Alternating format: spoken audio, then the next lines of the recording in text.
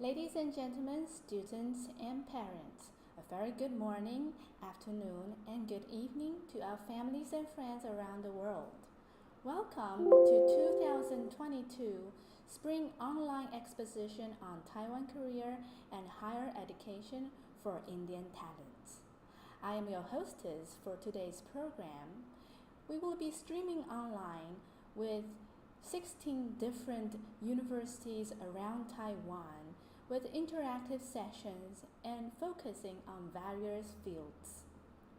Feel free to leave a message or any questions you have in our chat box. We'll be asking the hosts and the presenter the questions for you. We have also invited Indian professors working in Taiwan to lead and share with you how to apply for Taiwan programs and also how to write your personal statement and an effective research proposal. Without further ado, I would first like to invite our opening remarks from Ambassador Kaohsiung in Taiwan Economic and Cultural Center in India.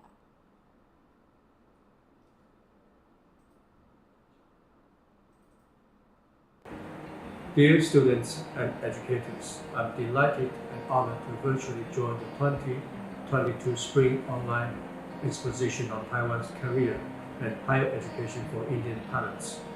On behalf of the Taipei Economic and Cultural Center in India, I express my sincere appreciation to the Ministry of Education and 15 universities for participating in this online education affair, which will significantly promote educational exchanges between Taiwan and India. The COVID-19 pandemic has created the largest disruption of education systems and international student mobility in history. However, the pandemic didn't stop the TECC from promoting the educational exchanges between India and Taiwan. The Education Division, TECC, has signed 15 MOUs to set up Taiwan education centers in campuses across India during the last 2 years, including IIT Rupa, I-Shou University, Chandigarh, and the English and Foreign Language Universities, to name a few. Along with 9 Taiwan education centers set up through National Chien University since 2011, we have now 24 TECs. Through the signing of the MOUs, a Mandarin teacher is dispatched from Taiwan to teach Mandarin and acts as a bridge between Indian students and Taiwan universities. More Indian students took the TOEFL test of Chinese as foreign language last year. We even conducted the test in Assam for the first time earlier this year.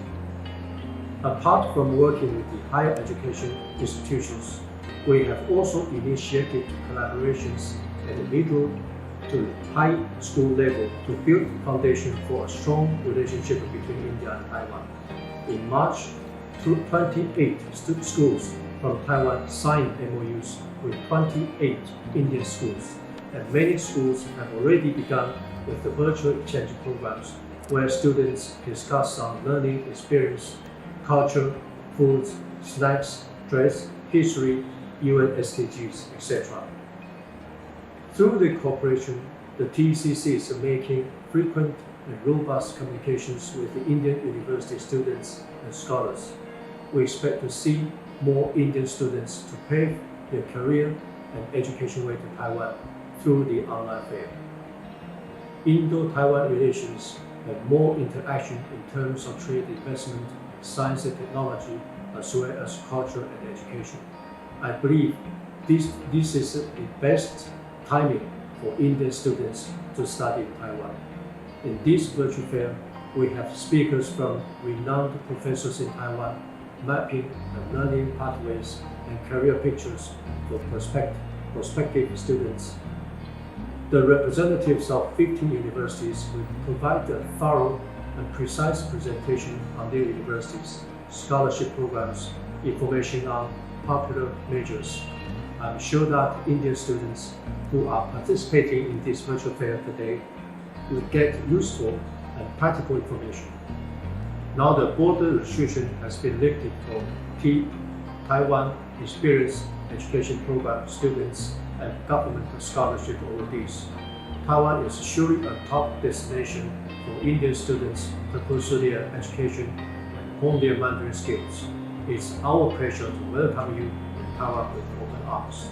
In closing, I wish this online fair a great success and all guests and participants have a most rewarding and enjoyable time. Thank you.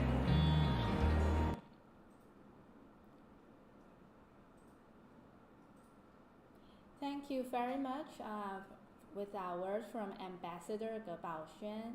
Next, I would like to invite Professor Wu Yongxian, the Vice President for Academic Affairs in National Tsinghua Universities, to give us some remarks. Welcome, ladies and gentlemen. Good afternoon from Taiwan. I am Professor Wu, the Vice President for Academic Affairs at National Tsinghua University, Taiwan. On behalf of National Tsinghua University, it's my great honor to present to you the 2022 Spring Online Exposition on Taiwan Career and Higher Education for Indian Talent, which is hosted by the Program Office for Taiwan Education Center in India at the National Tsinghua University, co-hosted by the Education Division, Taipei Economic and Cultural Center in India, and it would not be possible without the support from the Ministry of Education of the Republic of China, Taiwan. I am delighted to welcome all of the audience online to join today's event, with 16 prestigious universities in Taiwan presenting, arranged into 3 clusters, which are the Management and Business Cluster, the Electrical Engineering and Computer Science Cluster, and the Humanity, Language and Social Cluster. All the university representatives will be presenting in real time via YouTube. Make sure to leave questions in the chat box to get the information directly from them, so you can make informed decision regarding pursuing higher education.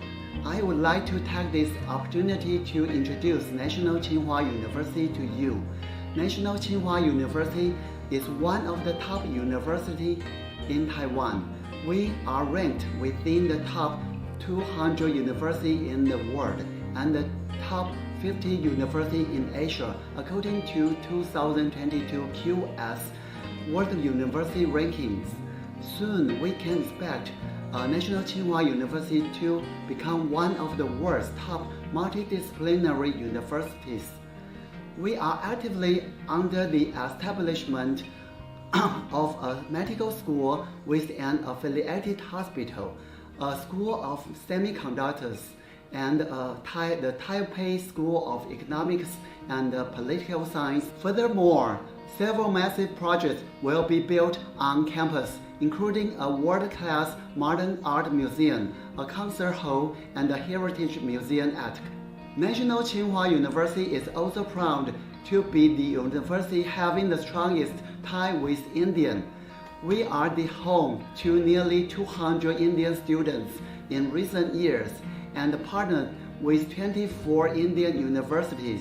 We embarked on the program of Taiwan Education Center in India for more than 10 years, helping thousands of Indian students to learn Mandarin and to expose Taiwan culture. We are the only university setting up a Center for Indian Studies and offering an Indian Study Master's program for international students. There are even restaurants offering Indian dishes inside and nearby our campus. Therefore, we expect you could receive high education, land decent jobs after graduation, but still feel at home in National Tsinghua University when you spend your informative years here. We hope after today's event, you could have a better understanding of studying in Taiwan and make Taiwan your top choice. Perhaps join the big Indian family at National Tsinghua University or other prestigious university in Taiwan. Wish you all have a good day and stay tuned for the following presentations. Thank you.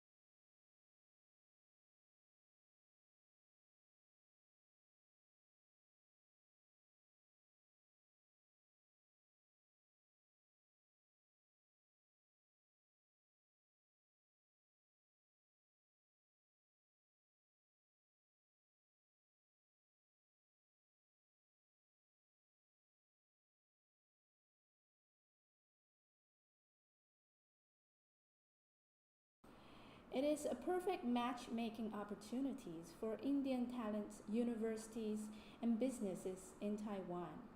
It is a challenge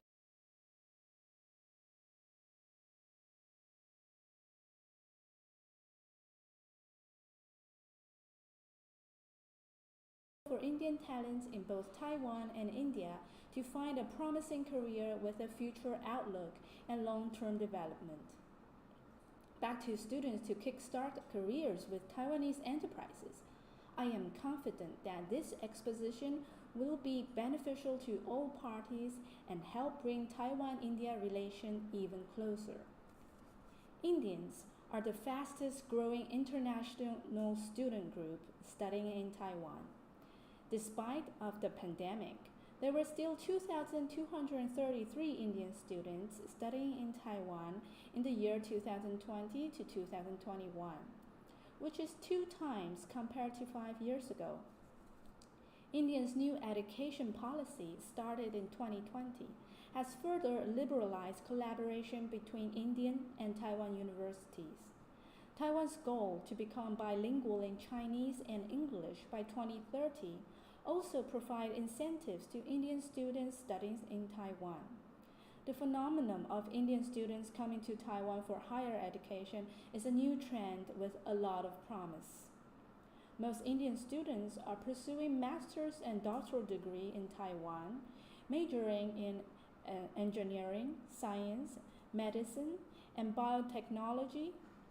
After graduation, many of them were recruited to Taiwan's top research institutes, such as Academia Sinica and high-tech companies in Hsinchu Science Park, where TSMC headquarters is located. As India is aiming to establish the country as a key partner in global semiconductor supply chain, the government approved the Indian Semiconductor Mission in 2021, which committed to building up a stronghold in the $533 billion semiconductor market. Under the mission, the industry and academia are expected to train a vast number of 85,000 semiconductor professionals that can meet the needs of the industry. Taiwan provides a perfect solution for this mission, as Taiwan President Tsai Ing-wen has ordered to launch the semiconductor policy, which includes setting up semiconductor academies at 5 universities to produce 100 masters and PhDs a year. This project aims to train talent from other countries, including India. who can start working in Taiwan chip companies first and begin building up India's chip industry after they return home. And Indian students can act as the best guide and a bridge for both sides. And this is exactly why I would like to encourage the Indian students to invest in learning some amount of Mandarin while studying in Taiwan. This will create enormous career opportunities for Indian students, not just here in Taiwan, not just in India, but globally. The respective strengths of Taiwan and India in medicine, economics, technology, and other fields are complementary. There is still so much underutilized potential in the relationship, and people are at the core of this. The CubeSat, launched into space recently, was designed by scientists from research organizations in Taiwan and India, a collaboration that fosters the interaction among startups, was signed by industrial specialized institutes in Taiwan and India. Not to mention the semiconductor manufacturing base plan by the joint venture of Taiwan Honghai and India's Vedanta, and much other successful collaboration between the two places. All these can be contributed to the efforts and professionals from India and Taiwan to explore the vast potential by working side by side with each other. Finally, I would like to thank National Tsinghua University for organizing this event. My best wishes to all participants today. I wish you all a very productive session today. Thank you very much. The words from Deputy Director General Prashant Tripathi from India Taipei Association.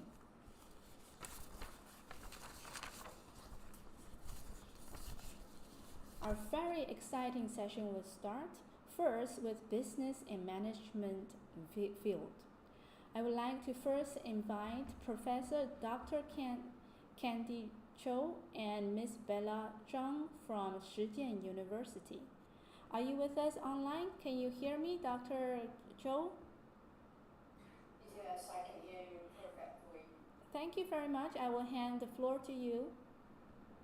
Okay, thank you so much. So, good afternoon, everyone, and it's our pleasure to actually present our school, Chien University, to you this afternoon. So, my name is Candy. I'm one of the faculty members on UTP programs, and also we have Ms. Bella. She's the coordinator for OIA. So, I will start first to let you have better understanding regarding our school.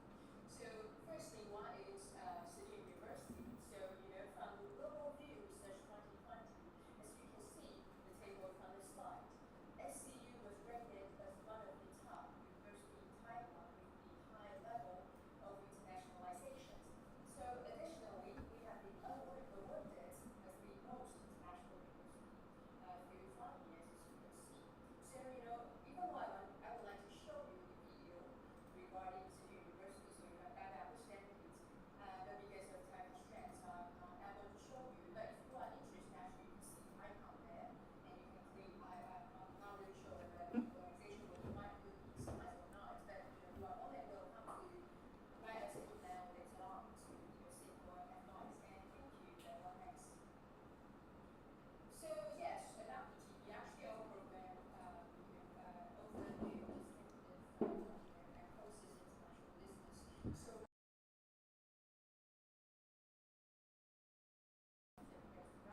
so far. So firstly, I want to present EMI, which stands for English as Medium Instructions. So as USC, SCU is one of the pioneers of offering EMI programs in Taiwan. As a result, actually, we are seasoned. We are very experienced. So the faculty members actually are the lines. We have professional stories from the Netherlands, and we also have professors from the United Kingdom, not to mention we also have professors from Taiwan like me. And all of the Taiwanese professors, have overseas experience. For example, like professors actually they have spent a couple of years overseas. So like it's the first distinctive characteristic of SCU. Next, we offer plenty of international exchange experience, and opportunities. So because as I mentioned previously, like we are one of the EMI programs pioneers in Taiwan, and therefore we understand like being international actually, and as also being global is crucial to students' careers in the future. So to provide opportunity for our students to immerse themselves, we have numerous sister schools worldwide. So actually what you can do is like if you decide to join us, what you can do is that you can choose to study abroad for 1 or 2 semesters. And also, dual degree is also available. If you want to experience another new experience, alien experience. So actually, you can utilize this opportunity as being exchange students abroad. And next, thank you, Bella. And we have another distinctive characteristic which is industry connections. So we understand like to equip our students with academic knowledge actually is not enough. It's not sufficient. As a result, actually each semester we host approximately 10 guest lectures to our students. So we build, the intention is like we want to build a connections, between the practical world and also our students. So I think that's what actually the students can absorb, practical knowledge instead of just sticking with the textbooks. And also, before COVID-19, actually, we brought students abroad. We brought them to South Korea, Japan, etc. But because of COVID-19, so these 2 years, we have changed the strategy to bring students around in Taiwan. And next characteristic is the it's all right. Multinational immersions. As you can see, like actually, we have a really diverse campus. So we have lots of students, international students. So Ela Lane comes from here. Sorry for the noise. They under instructions for exchange or degree. So we have lots of students. Actually, they come from, for example, Europe, and also we have students from Southeast Asia countries, for example, Indonesia, and also we have students from India as well. Thank you, Bella. Next. Yes, so this one actually is the map of our sister schools worldwide. So as you can see from the slides, actually we have 300 plus universities, and they are distributed in 40 plus countries. So if you want to have more information, you are more than welcome to actually to contact us or contact Bella later on. Bella, next, thank you. Yes, and also as you can see, we've offered actually a lot of activities for our students. We organize study tours, or we bring students to multinational corporations so they can learn the first-hand experience. And we also, sorry about the noise again. So again, if you want to, you also, you are more likely to take dual degrees. So what you can do is like you can spend 2 years in Taiwan, so you can spend another 2 years abroad. For example, you can spend 1 or 2 years in Taiwan and 2 years in Germany. So you can get like 2 degrees, which is cost efficient, which I believe. Thank you, Bella. Next. And the scholarship, actually, we offer a lot of the scholarship, as you can see. So actually, we encourage our students to step outside of their comfort zone. So if you would like to visit, foreign countries, yes, we encourage you to do that. So what we do is that we will provide you stipends. For example, if you choose Asian regions, we'll give you 10,000 Taiwanese dollars. But if you choose, for example, United States or Europe, actually, we give you 20,000 Taiwanese dollars to, you can use this money on your expense. And also, if you want to take an internship in the, for example, in Vietnam, we also give you stipends, so you can actually spend this money. We hope to sponsor you. And finally, yes, international conference competitions. We always encourage our students to participate in, regardless international competition or domestic competition. We believe, it's the time actually the students learn from their experience. So again, you are more than welcome to submit your applications. For example, if you want to participate in international conference, so you submit your papers to us, then after approval, actually related courses will be sponsored by us, which is really nice. And thank you, Bella. Next.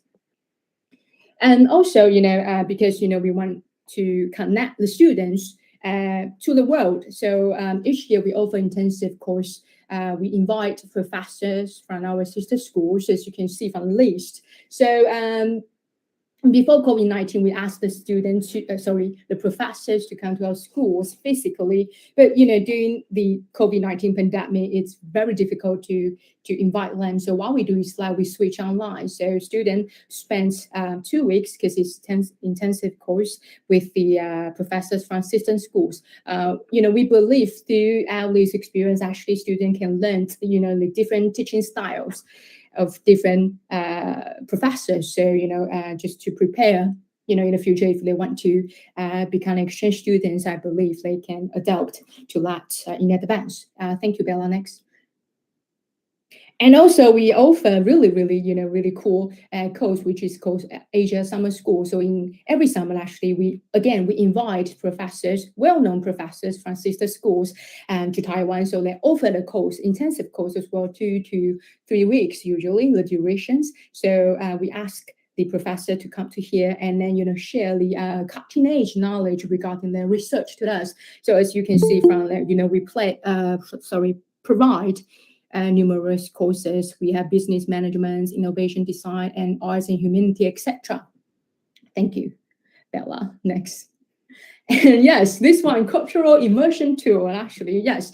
As you can see, we have cooperated with a lot of universities worldwide. So we have partnership with Dept, Juliana, etc. And this year, actually, pretty exciting. Just like to know the news. Actually, we planned a study tour in the United States as well as University of Duquesne universities. So if you would like to know more information about that, you are more than welcome to write to us later on about that. Just let you know, actually, this year we organize a trip to Duquesne University in Pittsburgh.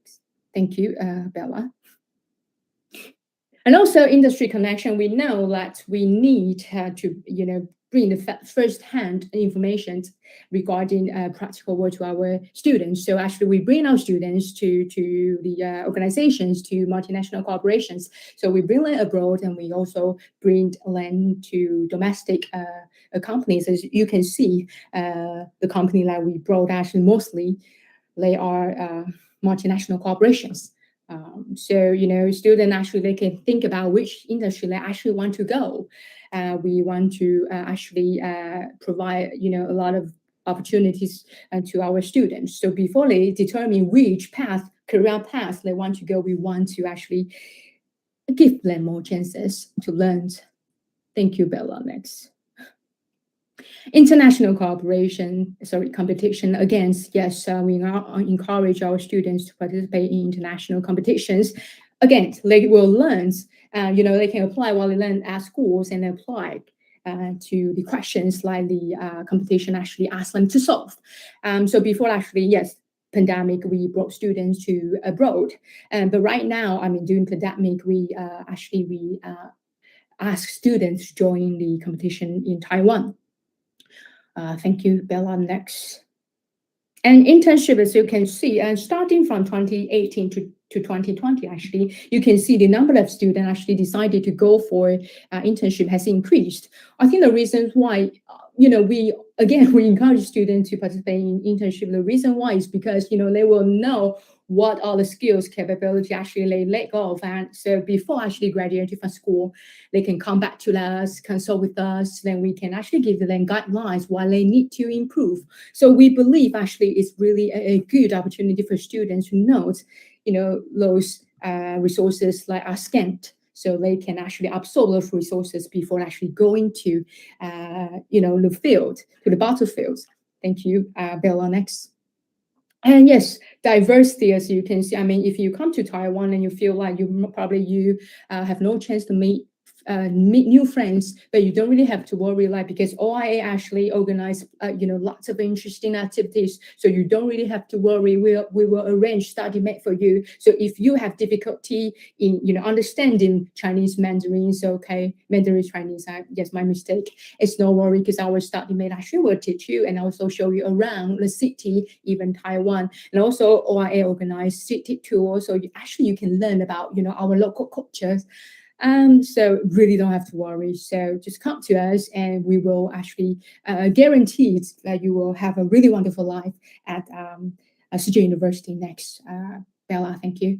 So again, the core of ETP, international business program, is global education plus global network, and we believe these two cores will bring our students, will create global opportunity to our students. So that's one of our intentions. Actually, we want to nurture global talents. They can move around the globe in this global village. And thank you so much. So next will be the QR code. So you are more than welcome to scan the QR code if you want to, ask us questions, or you can write us the email. Thank you so much. Give to you, Bella. Okay, thank you, Dr. Candy. And now it's my turn to show you the application period of Shih University in 2022 and 2023. And okay, so here is our online application for apply as a foreign student for India student. And the second is the list for our student need to prepare for the application materials.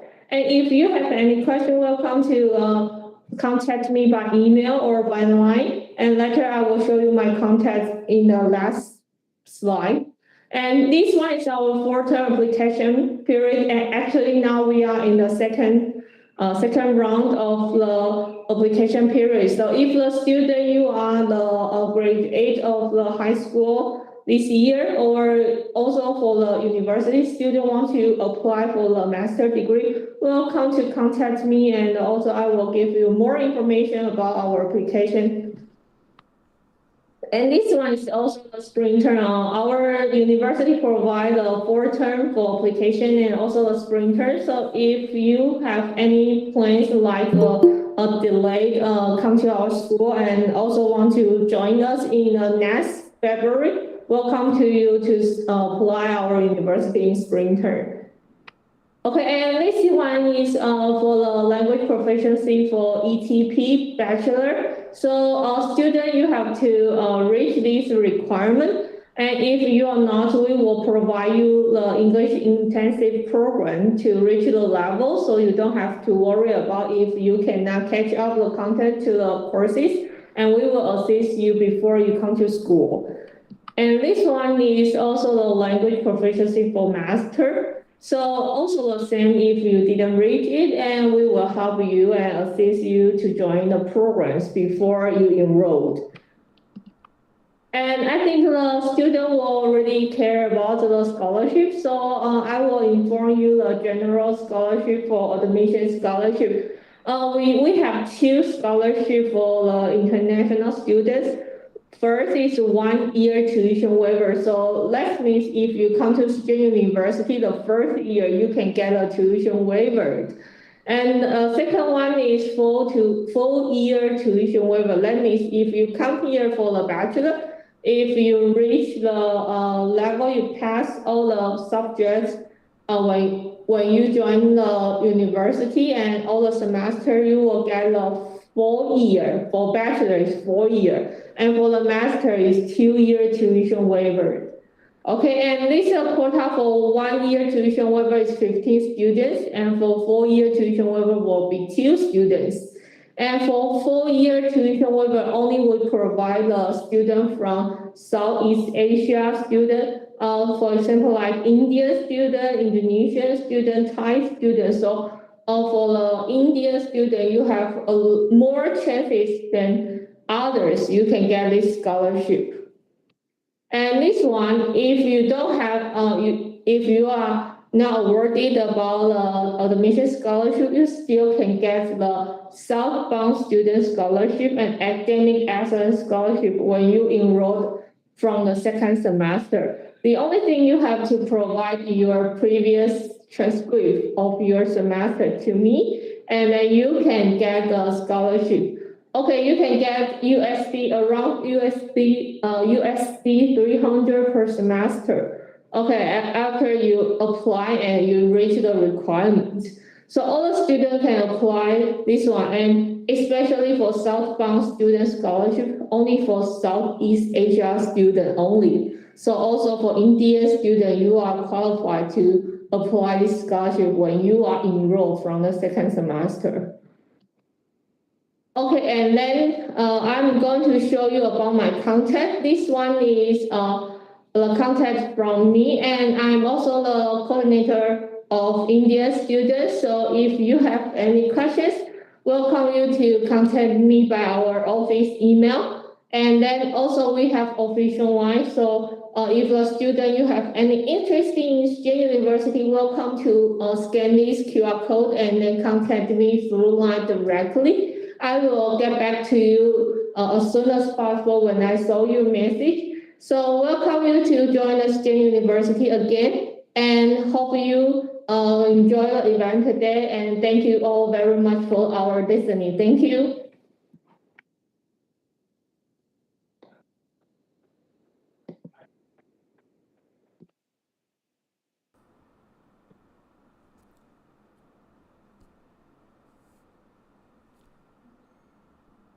Thank you very much, Shih University. We have a quick question from our audience. We have Aditya asking us if the MOE scholarship is offering for spring semester in February. Usually, MOE scholarship is for annually. You apply annually, and the news would come up around March. And if you are wishing to apply for that, watch out the website. And a quick tip for our Indian students and parents: Line is an app that we use for communication in Taiwan, similar to WhatsApp and FB Messenger or Instagram. Instead of that, we use Line. So if you're interested in coming to Taiwan, why not start downloading the app?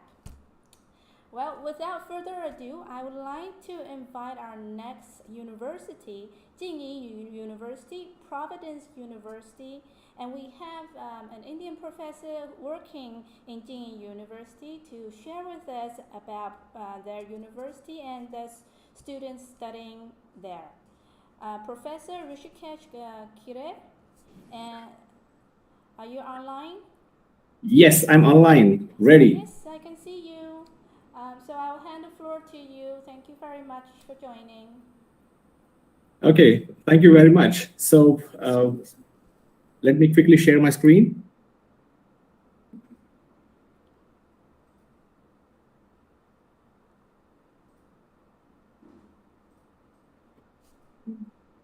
So here, and then here. Okay, can you see my screen? Yes, we can see your screen. Okay, thank you very much. Thank you very much. So let me quickly introduce Providence University. Okay, so I'm going to talk about higher education opportunities for Indian students and a call from Providence University, Taiwan. And let me introduce myself. My name is Hrishikesh Kire. I'm assistant professor at International College, and I also work as a senior manager at OIA. OIA in the sense Office of International Affairs. Okay, so I have a few contents, and I'll go over one by one. Okay, so let me also quickly introduce our dean, Dr. Philip Lin, and myself. And our contact numbers are in here. So this is also my WhatsApp number. If you want to contact me, you can contact me. Okay, so let me move on. I'm basically from Pune, and I'm working and living in Taiwan for the last many years. Okay, so let me quickly show you location of Taiwan and India. So we can see that this is our lovely India on the left side, and Taiwan is here on the right side. Because sometimes people confuse between Taiwan and Thailand, and yeah, so I just clarify. Okay, so we are we means Providence University is in the central Taiwan in Taichung City, and Taichung City is a big city. Like you can compare Taichung City like Pune, like population-wise and city-wise. The only thing is that we have coast in here. You can see in the screen. So yeah, it's a big city kind of, and we have many wonderful locations nearby the city. You can see a few pictures. And we are close to a beautiful Sun Moon Lake. So I think students go there, enjoy, have fun. And we are like 9 kilometers away from Taichung International Airport. Taichung City is very developed city. We have BRT systems, high-speed train, and metro rail. So let me also quickly introduce you Providence University in a map. Basically, I have a quick map for you. Yeah, so this is a Google map, and in Taiwan, in Google you can see street view. So this is the entrance of Providence University. You can see here, and yeah, Taichung City is like just like Pune. Basically, we have lots of motorcycles. So people use motorcycles. We have BRT buses. You can see the BRT stops, and so like feel free to use a Google map in Taiwan, and you can navigate. You can see the ambience and atmosphere around our school or any school. Like you can explore Taiwan through Google Street View. Okay, so you can do that by yourself later on. Let me move on quickly and address the key points. Okay, so we are a very old university. We are at least like 65 years working in Taiwan. So I think we are not a new school, we are an old school. And also recently we are focusing on internationalization. And we are trying to become international in this last few years. At the moment, we have over 12,000 students on campus. So it's like a medium level university, not very big, not very small. So we are like in medium size, but we are focusing on internationalization these days. And for doing that, we are making lots of efforts. For example, like we have like short-term programs such as exchange programs, summer programs, winter programs, and overseas internship programs. Also, we have like double degree and triple degree programs with partner universities. But for you, this is most important program, like full-time bachelor's or master's or PhD programs for Indian students, basically. So this is what you should be focusing on, and I'll tell you more about that. But first, let me quickly tell you about short-term and short-term programs. Okay, so each year about like 1,000 international students visit our campus, and you can see some pictures. You can also see some students from India. So these are from IIM Indore. They visit us for 1 semester. Also, like we have many students from Germany, French, and other countries. These are exchange students because we have lots of collaborations across the world. So many students come on campus each year. You can also see the students from IIM Indore in here and other students. We have MOUs in the sense we have collaboration with many Indian universities. For example, IIM Indore, Symbiosis, Amity, SRM, Chitkara, and others. Yeah, actually we have over 25 partners, but I'm just like listing a few active partners recently. We also run many international events, and you can see some Indian teachers, professors come to Providence to attend those events. And so this is student distribution. At the moment, we have about 6 students on campus, 6 Indian students. But you can see the students from, for example, like Malaysia, Vietnam, and Japan are many more. So actually, at the moment, we are focusing on Indian students because we need more numbers. So this could be one of your opportunities. And so let me take this opportunity and tell you more about the English taught programs at Providence University. So we have actually 3 fully taught English programs. First is International Program in Computer Science. Second is International Business Administration Program. And third is Global MBA. So let me quickly tell you what is that. So please look at this table, and you can see that this is like International Program in Computer Science. 100% taught in English. This is equivalent to BCS or BSc Computer Science in India. The next program is like Bachelor's of International Business program, Business Administration. We call it BIBA, which is equivalent to BBA in India. And we have Global MBA, which is like MBA in International Business. We have a fourth program. This is like Global Foreign Language Education program. This is partially taught in English. So yeah, this is equivalent to like BA in Foreign Language or Education. So we have like interdisciplinary program. So basically we have BSc or BCS Computer Science, BBA and MBA and BA. So these like first three programs are fully taught in English. This is partially taught in English. So this is the overview we have for Indian students. Also, we have like research programs, but these are like partially taught in English, not fully taught in English. But if you are interested in doing research for your master's or PhD, you can think about these departments like food science, cosmetic science, applied chemistry. So actually, yeah, like we have wonderful labs, and researchers get like very good facility to work in the labs. Okay, now the most important point, scholarships and fees, right? This is, I think, very important for you. So the good news is that we, like for students, there is like kind of no tuition fees, in the sense nil. So there is no absolute fees. But we have some conditions. So you should check with our Office of International Affairs for that. So, but mostly like there are like no fees. Students have to pay miscellaneous fees, insurance, dormitory, and facility fees. I think this is very necessary because like insurance is very important. Dormitory is also very important, and that costs you about 30,000 NT per semester. In the sense, about 80,000 rupees, including dormitory and insurance. So I think this is not that expensive. So like even like in India, when you live on a dormitory, you have to pay dormitory fees and insurance. So I think 80,000 for altogether, like miscellaneous fees, insurance, dormitory, and facility fees is sensible. And like most first-year international students get scholarship, so most of the students don't have to pay the tuition fees.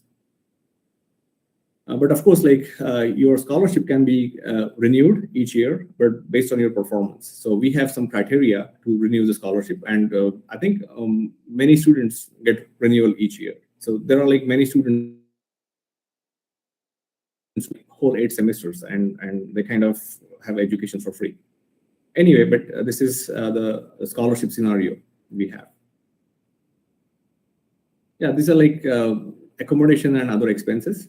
For example, like just an example, if 3 students stay together, because I think many people cannot live in a dorm, even though we have like wonderful dorms, but like sometimes people want to cook their own food. In that case, like 3 students can stay on the dorm, and in that case, they can pay about let's say like if they have like a very stingy life, then they can pay like 20,000 per month. Normal life, they have 25,000 per month, and if you have a little bit higher life, like party life, then that is like 35,000 per month. But I think most students are like spend about 25,000 per month, so that they can have their food and accommodation.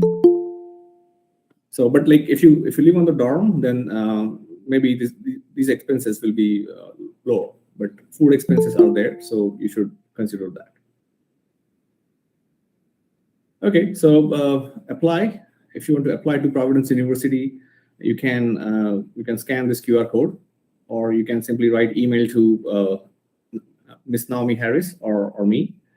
And the thing is that our deadline to apply is Monday, 30th of May. So you have like 3 more days to apply.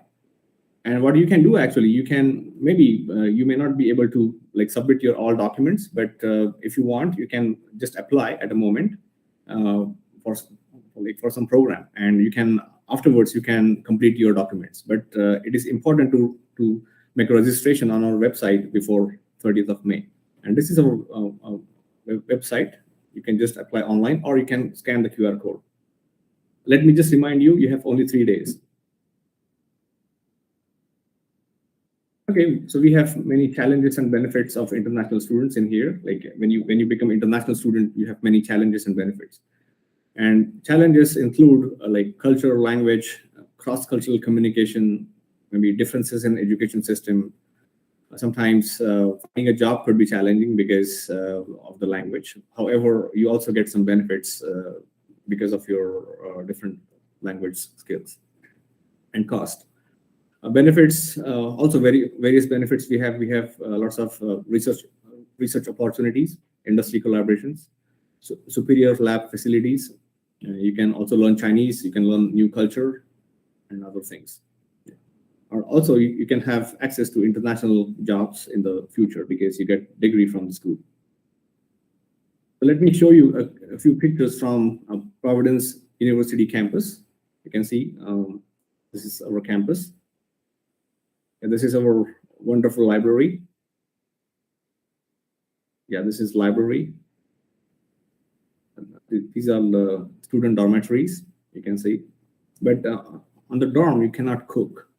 And if you want to cook, maybe 3 or 4 students can come together and rent an apartment outside. And that can reduce your expenses. Yeah, this is our gymnasium, and this is basketball court, badminton court, and table tennis and other activities. We have a 5-star hotel like swimming pool, and we like many students enjoy the facility at a very cheaper rate.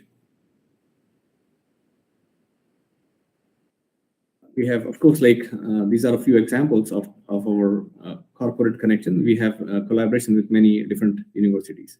And one more thing I wanted to mention, that I have an Indian student with me in here, and he is going to share his experience at Providence with you guys. So let me call him in here. Samir, please come here and speak with our audience. Go on. Hello, everyone. Come. Hello, everyone. My name is Samir Rahman Hanafi, and currently I'm a student at Providence University, and I'm pursuing computer science program, which is new here. So we're not many students, and especially not many Indians. But Yes.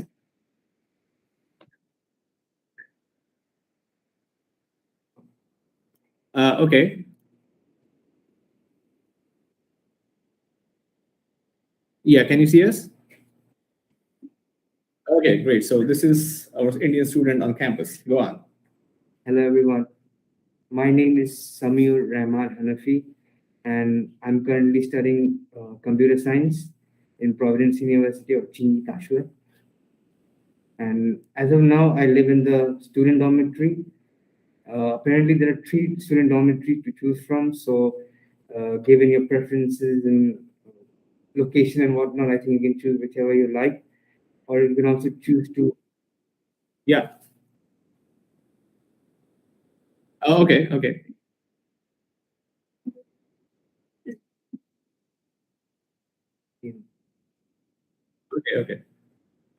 Okay, so I would like to continue from the dormitory. So you can either choose to live in the dormitory, which would be good as a student, as a new student.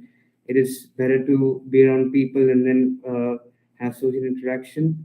But you can also choose to live outside and rent an apartment and then there. And as for living in the university, I think the university has 3 cafeterias which have like a wide range of cuisines that you can choose to eat from, like for lunch, dinner, or even as breakfast. So there's that. And as for teachers and faculty, the teachers are very supportive and nice.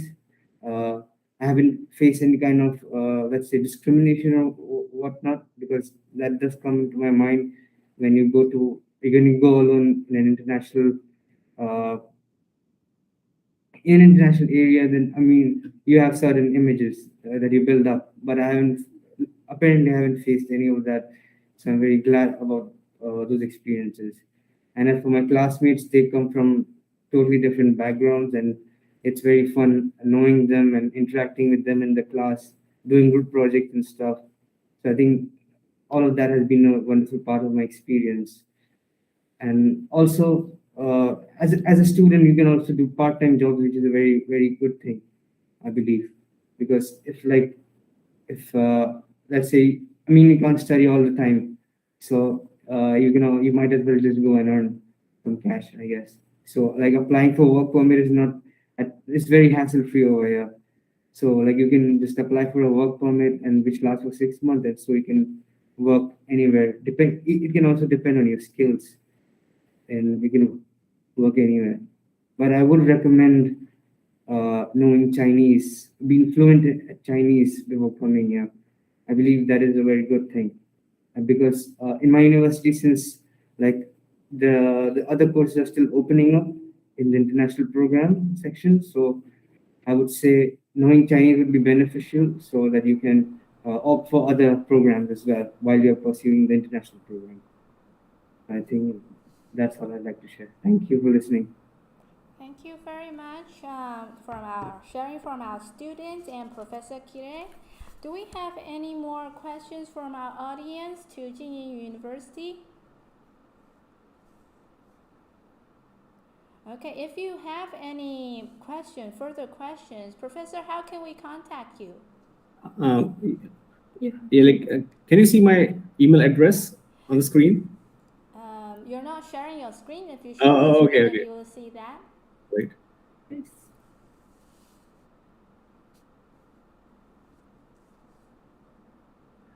Okay. So you can contact me on my email address, or you can contact Naomi. And like students should like scan this QR code and apply. You just have 3 more days. Even though your documentation is incomplete at the moment, it's fine, but you'll have chance to know more. Okay, we have 3 more days to apply if you want to join Chien University. So maybe a screenshot would be helpful. Okay, if you have any questions, please email Professor. And we thank you very much for coming joining us. Thanks a lot. Professor Kire. Thank you. Thank you very much. In our next part, we have National Taiwan Normal University with us. National Taiwan Normal University is known for its Chinese program for foreign students and many of its scientific and teaching programs. We have Mr. Chen Wu from International Affairs and Accreditation Manager, and Professor Yongchen Shen, the Dean of International Affairs, to share with us about National Taiwan Normal University. Hello, Professor. Hi, how are you doing? Hi, hello everyone. Hello, student from India. Greetings from Taipei. Hi, greetings. So Okay. I'll hand the floor to you. Thank you very much. Okay, so let me share my slide with you. Okay. Can you see my slide well? Okay. Okay. So we can see your hello. screen. Yeah. Can you see my screen? Yes, beautiful PowerPoint. Okay. Cool. Please go Okay. ahead. Great. Okay. Hello everyone. We are staff and our dean from the National Taiwan Normal University College of Management, and this is the presenter today. Let me give you an introduction of our dean, Yongchen Shen, and Professor Dean, Professor Shen. Please give us a welcome to our Indian student. Hi, everyone. My name is Yongchen, and it's really our honor to be able to come here to present to everyone our college. And this is a very young college. We have been just celebrating our 13th anniversary, but we've been able to establish the department as well as a graduate school, and also the EMBA programs. And I'm pretty sure we actually will have a lot of international liaisons and alliances and the sister schools. And I'm also having students from India. So I'm pretty sure you're going to have a pleasant experience here. Okay, and welcome. Thank you. Okay, thank you, the Dean. And this is Chen Wu. I'm the International Affairs and Accreditation Manager from the College of Management. All right, so before I started, let me show you a short video which was made by our MBA student. which was made because of a team project on our marketing class. Okay, so let me just switch my share screen.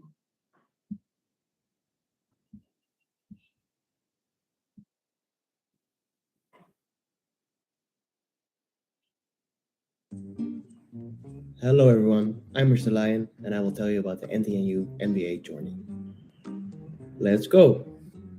In this video, we will talk about interculture, the campus, knowledge, benefits, and many more things. The College of Management is one of the few programs at NTNU which has an English taught program. This means you can meet a variety of people coming from different parts of the world with different cultural backgrounds. The College of Management gives an opportunity to both international and local students to develop a full range of talents in marketing and financial management by offering courses in both Mandarin and English. With this kind of diversity, the institution creates an environment for students to be able to be more creative, have multiple values, better leadership, and decision-making capacity. With an innovative approach to learning, the MBA program will encourage you to work together with your fellow Taiwanese and international students. No boring traditional classes, but fun case studies and group projects instead, guided by skilled and innovative teachers. Learn all about things like AI, business modeling, Asian business culture, international marketing, and much more. This course design will prepare you with the professional knowledge and cooperation skills needed in your professional life, and that, of course, is good news. Located in the heart of the city, students can have a very active social life. Banks, night markets, MRT stations, bus stops, etc. are all in close vicinity to the university. Because Taiwan is a small country, one can discover the entire island in a short duration through well-connected public transportation. Students on tight budgets have options to live in a dorm at a very reasonable price, and there are multiple food options at low prices. The university is very well equipped with a swimming pool, gym, libraries, research room for students, and students' buses free of charge. National Taiwan Normal University provides you with many additional benefits for students, because NTNU's MTC or Mandarin Training Center is the most popular language school in Taiwan. MBA students can receive free Mandarin tutoring and classes to improve their Chinese level, all while interacting with local students and teachers. To make sure your stay in Taipei will be as comfortable as possible, NTNU also offers financial support for international MBA students in the form of scholarships and other financial benefits. So, what are you waiting for? Come and join Mr. Lion and his fellow students. Okay, so that's a video which was made by our MBA student. That's nice, right? Okay, so let me go back to my slide.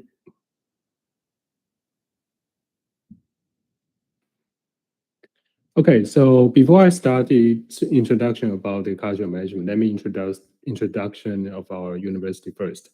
And as you can see, NTNU has established on 1922, and now we are celebrating our 100-year anniversary this year. And as you can see in our name, National Taiwan Normal University, we have a normal in our university name. It doesn't mean that our university is ordinary, but it means that because we used to be a institute for teacher education. And you can see in the QS ranking, in the latest QS ranking, in Asia, we are ranking 61. So, and in the world, we are ranking 334. It's not ordinary at all. So we are a top university in Taiwan, also in Taipei. And you can see our university was located in the Taipei city, and Taipei city was ranked 27. It's the best student city ranking with convenient public transportation. It means that when you study in NTNU, you don't need to bother buy a car or buy a motorcycle. You can just take the transportation, take the MRT. It can take you anywhere in any corner in Taipei. Okay. So let's go to the second part. It means that the NTNU is the most internationalized campus in Taiwan. This is what ranked based on the Times Higher Education 2022. And in the video, we also mentioned about the Mandarin Training Center. The Mandarin Training Center in NTNU was the largest Chinese language center in the world. And now they also offer online courses. So when you study at the NTNU, be sure you didn't miss this great opportunity to learn Chinese. And also, NTNU has about 380 plus partner university in the world. And the international student among the student was about 10% plus. Okay, so NTNU offers 9 colleges: the education, liberal arts, science, technology, and engineering, management. I will give you an in-depth introduction about management later. And music and College of Art, sport and recreation, international study, and social science. Yeah, you can see the from the college, you will know NTNU is a comprehensive university. And we are strong at humanities and arts, some discipline like that. So let's come to the College of Management. We are relatively young among the 7 colleges in NTNU, but we are full of energy, and we leverage the strong humanity and art discipline into our curriculum and also the research. So you can see in our mission, we are cultivating, creating managerial knowledge and cultivate humanistic business leaders. And our courses are interdisciplinary approach. So when you study in NTNU, you are not only just study business education, but also you will be able to take courses which was co-teach by the professor from College of Art, professor from College of Sport, something like that. So our courses is very interesting compared to traditional business education. So here's the ranking of the College of Management. We are ranked by the local media, the Taiwan's best College of Business, Humanity, and Law. And according to the QS ranking by subject in business, of course, in 2022, we are ranked 293 in the world. And as you know, business school, we are all eager to become the ASSB accredited school. And now we have been joining ASSB since 2015. So yeah, we are very active in the international organization now. So here are some quick facts about the NTNU College of Management. As I mentioned, our mission was that we create management knowledge and cultivate humanistic business leaders. And our students, we have about 600 students around, and about 200 undergraduate students, which was BBA, and 100 and about 100 MBA students, and 200 part-time MBA, EMBA students. And we have 25 full-time faculty. Their specialty are on finance and economics, in marketing, in general management. And our college offers 5 degree programs. The first one is the Department of Business Administration, which was the undergraduate program. And the second one, we have 2 MBA programs, the Graduate Institute of Management and also Graduate Institute of Global Business and Strategy. They are full-time MBA program. And in addition, we have 2 EMBA students, the EMBA and also EMBA in Global Fashion. They are part-time MBA program. And because we have been established for 10 more years, so far we have about almost 1,500 alumni right now. Okay, so if you are a high school student and you plan to study undergraduate degree in NTNU, and also you are interested in business, Department of Business Administration is your choice. And the Department of Business Administration is a 4-year track undergraduate program, and the total degree credit was 128, and including general education, business core, and business modules and electives. And this program have 4 modules. You can see it as the specialization in marketing, in finance, in management, and also business intelligence and decision science. So if you are interested in this program, you can scan the QR code and you will see more detail about this program. Okay, so now here comes the MBA program. If you are seeking an MBA in Taiwan and you want to stay in a modern city like Taipei, the Graduate Institute of Management will be your choice. And this program is a 100% taught English program. It's a 2-year track. It's a 2-year MBA, and the degree requirement is like 45 credits, including prerequisite courses like accounting, econ, statistics, and business core and elective. The total is 45 credits. And we have 2 specializations, the marketing and finance. And as the regulation of the government, all master degree are require a master thesis before graduation. So the master thesis is necessary. If you want to see more details about the MBA program, the GIM, you can scan the QR code, of course. And the next one is the Graduate Institute of Global Business and Strategy. And this program was taught in Mandarin, of course. But if you are fluent in Mandarin and you would like to have some challenge to study a Mandarin program, and this is the program that you might be looking for. This is also a 2-year track MBA program, 45 credits. It's very similar to the GIM, the Graduate Institute of Management. And the specialization is very different from the GIM, the previous program that I introduced. It's specialization including technology management, decision making, business environment, global business, strategy and management. And the last one is, of course, the master thesis. You can scan the QR code and looking for more detail. All right, so here is the global international partners that the College of Management now we are have offering student exchange and dual degree opportunities. In North America, we have 4 partners, and the famous one is the Northern Arizona University, and also University of South Carolina, University of Michigan Flint.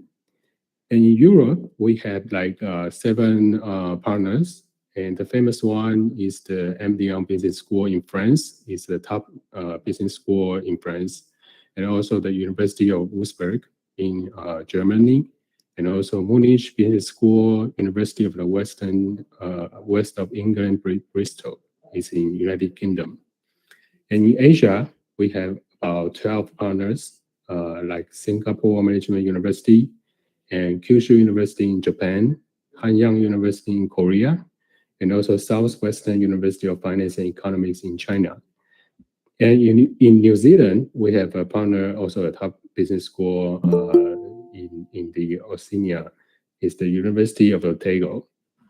Okay, so if you are studying Taiwan, Taiwan will be your second country, and if you are still want to study in the third country, you can choose NTNU to go to by study one program in NTNU, and while you are at the second year or like a third year, you can choose to pursue like a dual degree in other university around the world. Yeah. Okay, so here's the application schedule. The application for if you want to apply for NTNU, please apply online. I have a QR code here. You can see the detail. Now I just give you an important timeline for application. Yeah, we accept students in 2 terms, in spring term and also in 4 terms. For spring term next year, the application period will start very soon. It's June 1st to July 29th. And when your application was accepted, you will receive an admission notice on this October. And till next February, you will officially enroll into NTNU. If you are applying for the 4th term next year, the application period will start from October this year to mid-January next year. And if you are accepted, your admission notice will be, you will receive the admission notice on April next year. And you will officially enroll to NTNU at the fall season, which was September 2023. Okay? Now is the important part, is the scholarship. The scholarship, because the MOE scholarship was introduced before, so I just quickly let you know about how to apply and what's the amount of the scholarship. And I will spend more time on the NTNU scholarship. The first one is a Taiwan scholarship. It's offered by the Taiwan government, the Ministry of Education. The duration is about 2 years to 4 years, depending on the program you apply. If you are applying for master, you will receive a 2-year scholarship.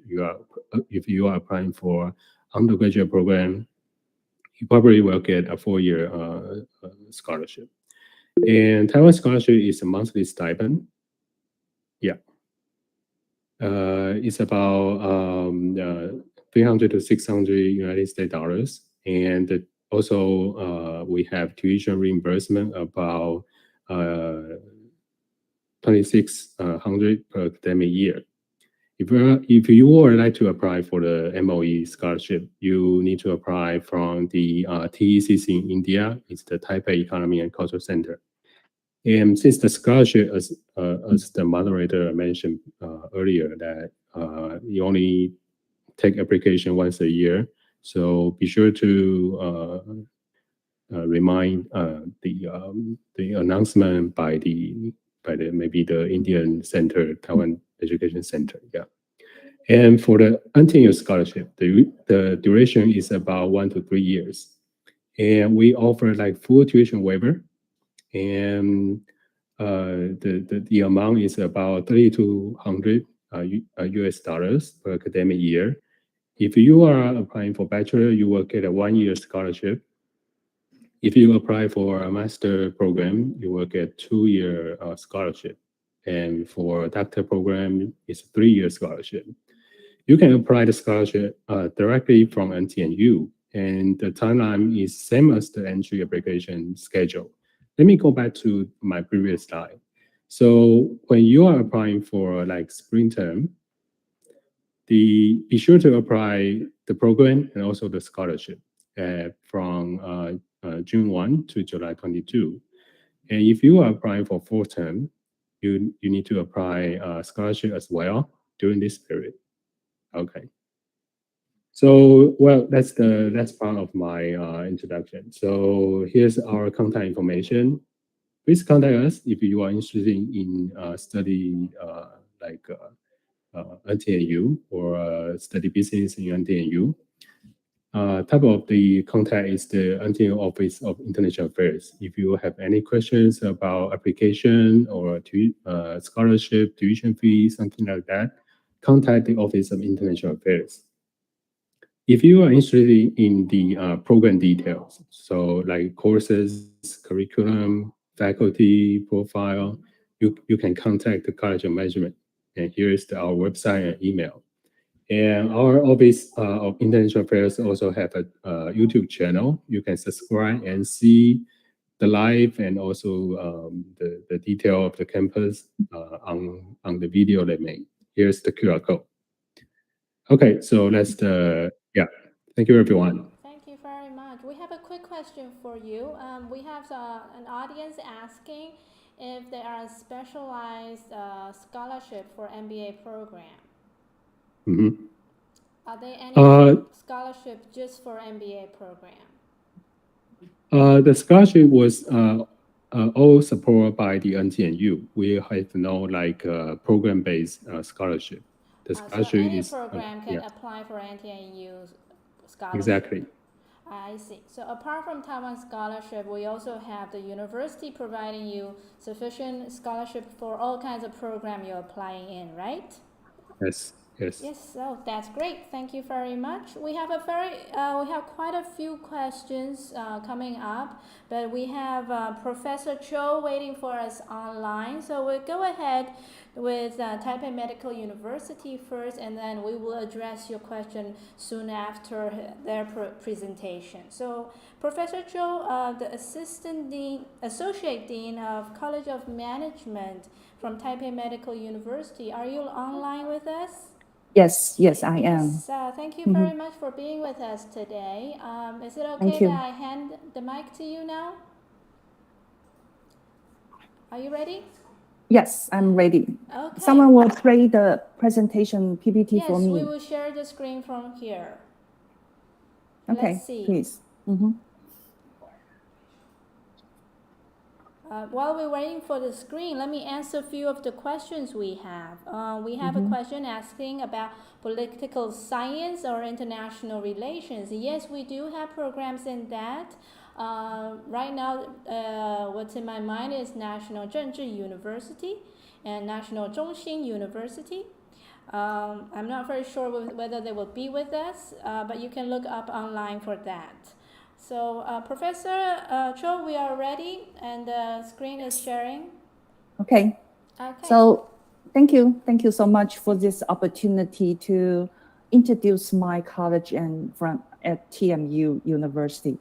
Okay. I introduce myself briefly. I am Chuan Chu. I am a professor and the deputy deans of College of Management, and it's my great honor to present everyone in my college to welcome our Indian friends, future students, to come here with us to study our very unique College of Management. Okay, I would say unique because we are very different from the other College of Management because we so focus on the healthcare administration. And based on our developments of healthcare management, so we also develop the application in the big data science. Okay, so here is the thing I would like to introduce our college. So next slide, please. Okay, so here is the composition of our college. Okay, first of all is the School of Healthcare Administration. We launched this school because we want to meet the requirement and the problem of the society because we launched national health insurance in the year of 1984. So we have to deal with what the things or the issue the hospital were faced with. But when the time comes and things become very differently, such as we have to deal with the population-based data, such as the national health claim data, and also we have to integrate with the national health insurance data with the medical record. So we launched the second great institute, which is the Graduate Institute of Big Data Technology and Management.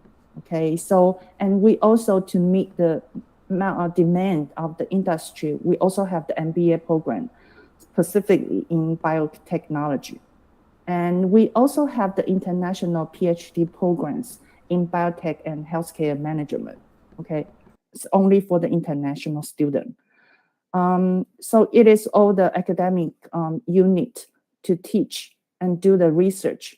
The last one is the Research Center of Data Science in Healthcare Industry.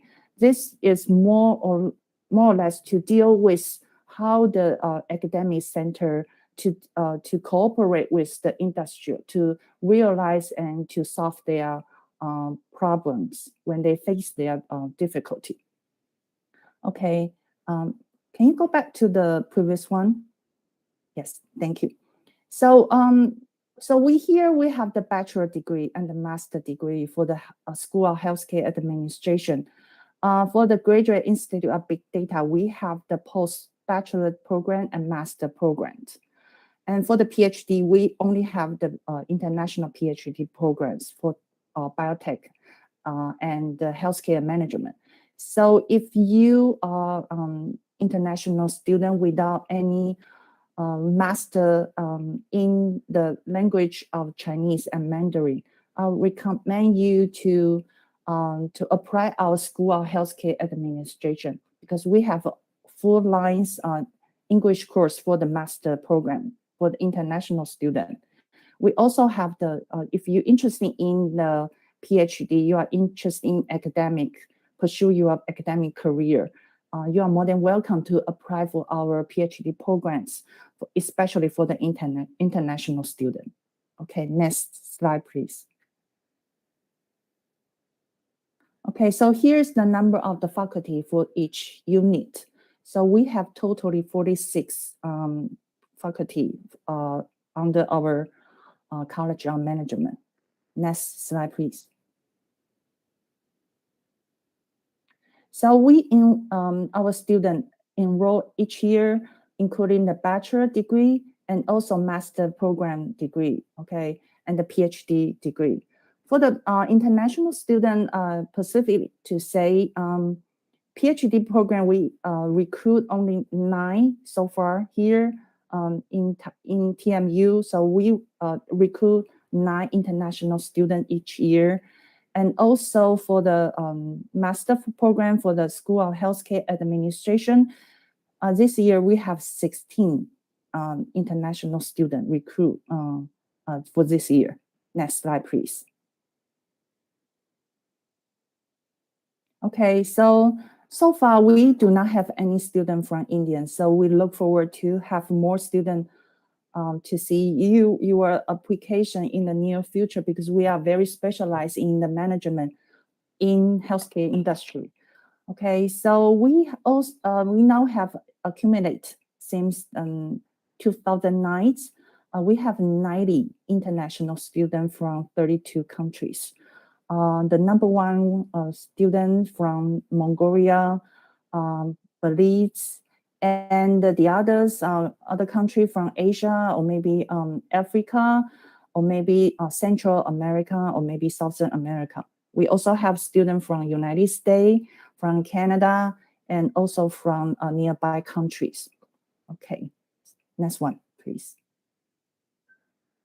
So here we want to attend our bachelor degree. We wish our student to equip with to be master in the marketing, financial management, human resource management, production and operation management, and information management. But more, I would ask them to more specifically to specialize in healthcare industrial. Okay. For the master degree, we also ask them to emphasize on the 5 disciplines of management. But we would like to ask them to master in the how to conduct research, and they are able to write a decent thesis. Okay, for the PhD degree, we wish our students to be equipped with interdisciplinary knowledge to improve research capability and practical experience, and also to improve organizational effectiveness and also international perspective. Okay, next slide, please. So here is our dean, Professor Guo Naiwen. Okay, he is very good at academic performance. He has his PhD degree from Johns Hopkins University. And also he has a very good at academic performance well, and also he has very good clinical practice in the hospital. So he used to be a vice superintendent in our affiliate hospital, TMU Hospital. Okay, so he has a lot of vision and also have the future to lead us to the next level of our College of Management. Okay, next slide, please. So here we would like to introduce our faculty more briefly. So if you're interested into want to know the detail of our faculty and their research interests and their publication, you are more than welcome to look up to our websites. So we have a very detailed publication list and what the grant they have for the past 10 years. So we have the research tracks such as healthcare quality, ethics, law, regulation, and policy.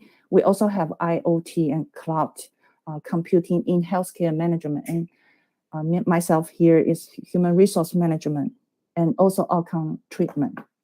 Okay, next slide, please.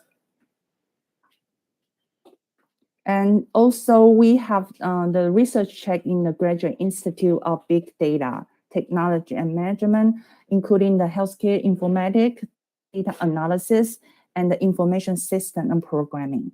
Next slide, please. Okay, so we also have the EMBA programs, which will cover the financial and the marketing, and also the practice in the biotechnology industry. Okay, next slide, please.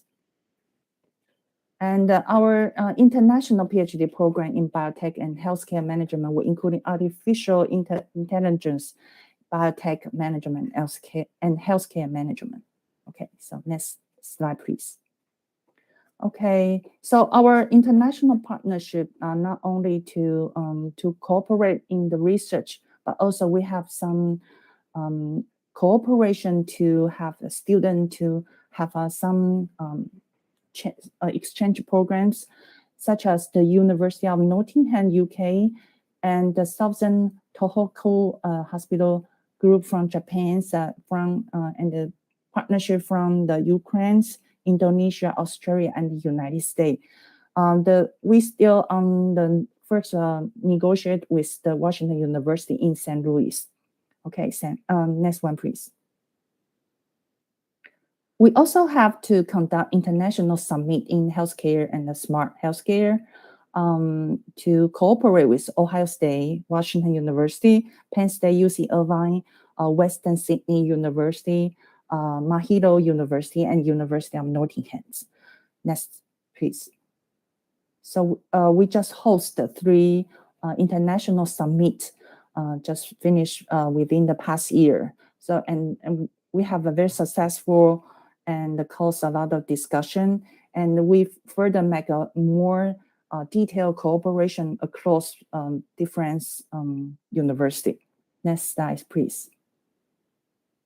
So we also have the online credit program in healthcare industrial management 2022. So we cover some of the basic line in management, also to cover the health policy in Taiwan, and also to cover the management information system.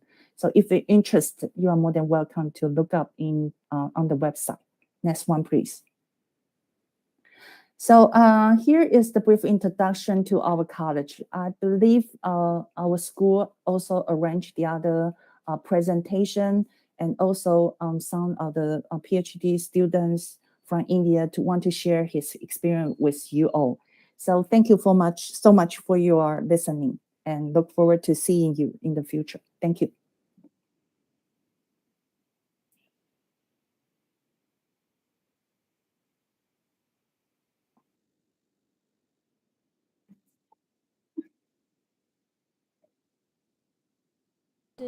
Quite a lot of Indian students on campus. Is our student with us online?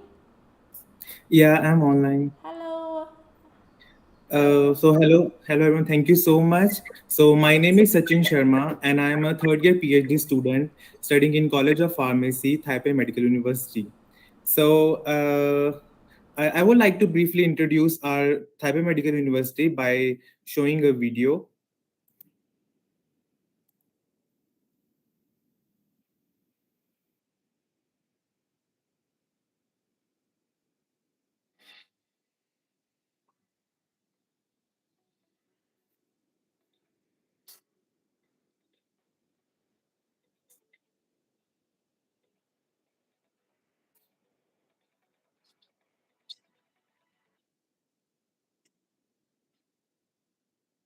Hear the sound. Video is voiceless. Speaker? Yes, speaker is on. Oh, like that, right? Let's try again. Done?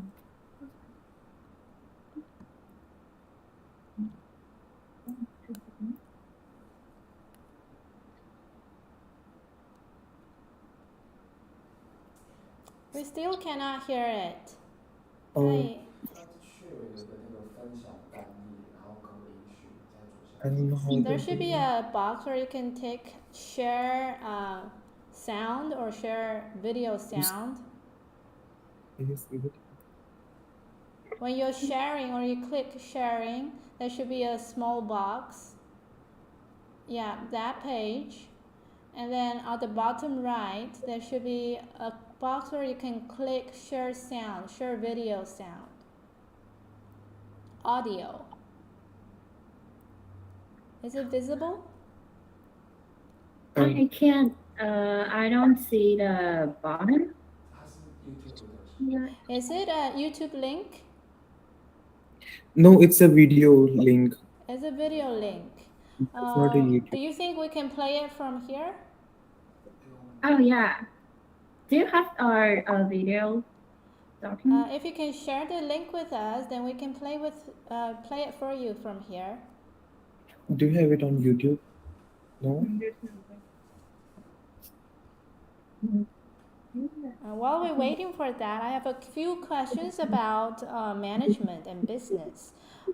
We have people asking whether there is a one-year program for management and business. The master program in Taiwan is usually 2 years or more. And for one-year program, you might not get a full degree. And then we have a few questions about the business and the career in the future if you study in the management field. For that, I would say there is a huge potential for that because Taiwan industry wanting to develop Indian market or Indian industries who want to explore the Chinese speaking market would require such talents. And of course, if you are willing to learn the language, that will be a huge plus in this field, in your career. So do we have the link ready? So if we don't have the link, is it okay for you to share with us your experience? Hello? Yeah, sure. Yeah, sure. I would like to share the experience as a student, as an international student studying in Taipei Medical University in Taiwan. So I would like to share my overall experience from the 3 years about the life in TMU and Taiwan. So in Taipei Medical University provides the world-class research facilities for the students, and also all the academicians are like highly qualified. They're postdocs from the foreign country. And if we talk about, apart from the academic facilities, if we talk about the recreational activities and other activities for the students, so TME also provides many recreational activities and facilities for the international students. They organize various camps, they organize various trips, and also they take us to the places so that we can experience the culture of Taiwan. And also the campus is located in a Shih district, which is like and the campus is surrounded by beautiful mountains, and also 101, which is the one of the world's tallest building. It's very nearby to 101. So life is very easy in Taipei Medical University and Taiwan. Yeah, so the overall experience is that in Taiwan, like all the recreational places they're like really close by, and also Taiwan is like really safe, and also Taiwanese are very helpful. Very Taiwanese students and all and in all, Taiwan is like really helpful for us. So we never find any problem in Taiwan if we go outside. There is someone for help. Yeah. Okay, your link seems to be ready from outside. Would you like to play it? Yeah, sure. Sure. We will play it from this side. Just hang on. Yeah.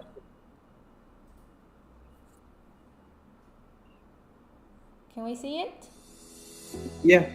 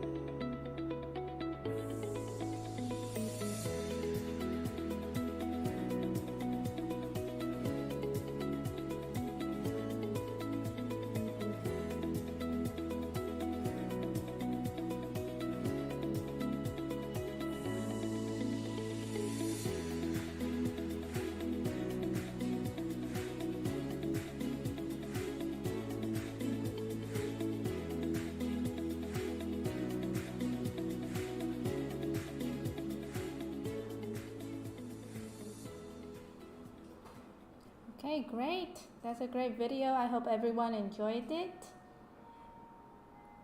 Thank you very much, Taipei Medical University, and thank you you so for much. sharing with us your experience.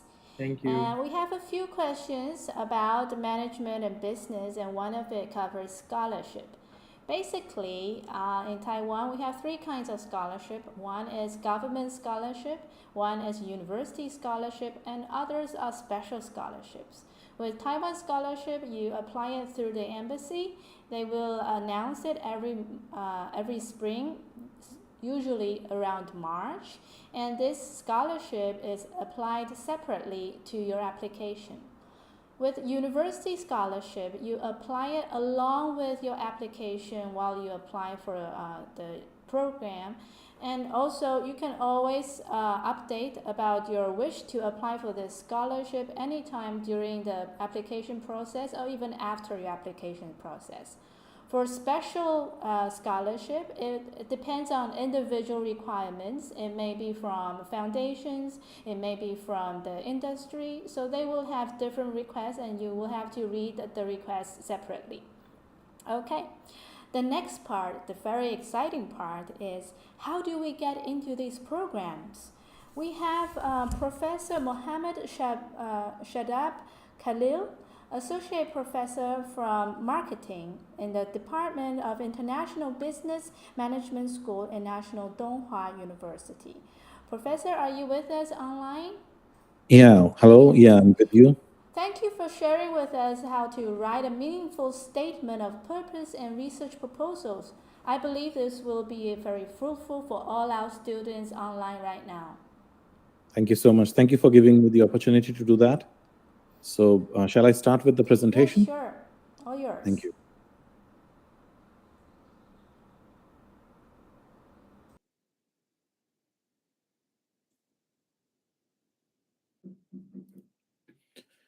Okay, good afternoon, everyone. Today I'll be talking about how to write meaningful statements of purpose for your research proposals. Is my voice clear? And the PPT? Okay, thank you very much. Thank you. So I will be talking about how to write research proposals, the problems that we face when we receive research proposals from students and their statements of purposes. And let's begin with that. Now, a bit of background from my side. I completed my bachelor's from the Jawaharlal University from the Chinese department and came to Taiwan for my master's. Quit, or you can say not quit, but I actually transferred to PhD during my master's, completed, and then started working as an assistant professor at National Donghua University, which you can see on the right side in the picture. It's a beautiful place to study. Now, if you talk about Taiwan, I mean, it's a small island nation, as you can see here, just to give you a perspective, if you're not already aware. And why I'm showing this map, I'll talk about it later. Now, what is a statement of purpose? What is its importance? Now, one thing that students miss is that why they're writing it. There is a lot of confusion, which apparently is there because we feel that when we receive your letters, when we receive your application material, we see that a lot of students do not understand why they are writing this statement of purpose. Now, we need to understand that it's a window into your motivations, aspirations, and objectives. Why do you want to come to Taiwan? Why do you want to study at a specific university? Why do you want to study or pursue a specific program? And it is the most important factor, deciding factor about your admission after your grades that we see. So there are certain mistakes that students make. Some are simple ones like formatting and length, and others are more serious like content. We'll talk about these one by one. Now, in terms of format, you have to be careful about how you present your statement of purpose. Now, what usually happens is that a lot of students do not pay attention to this. Okay.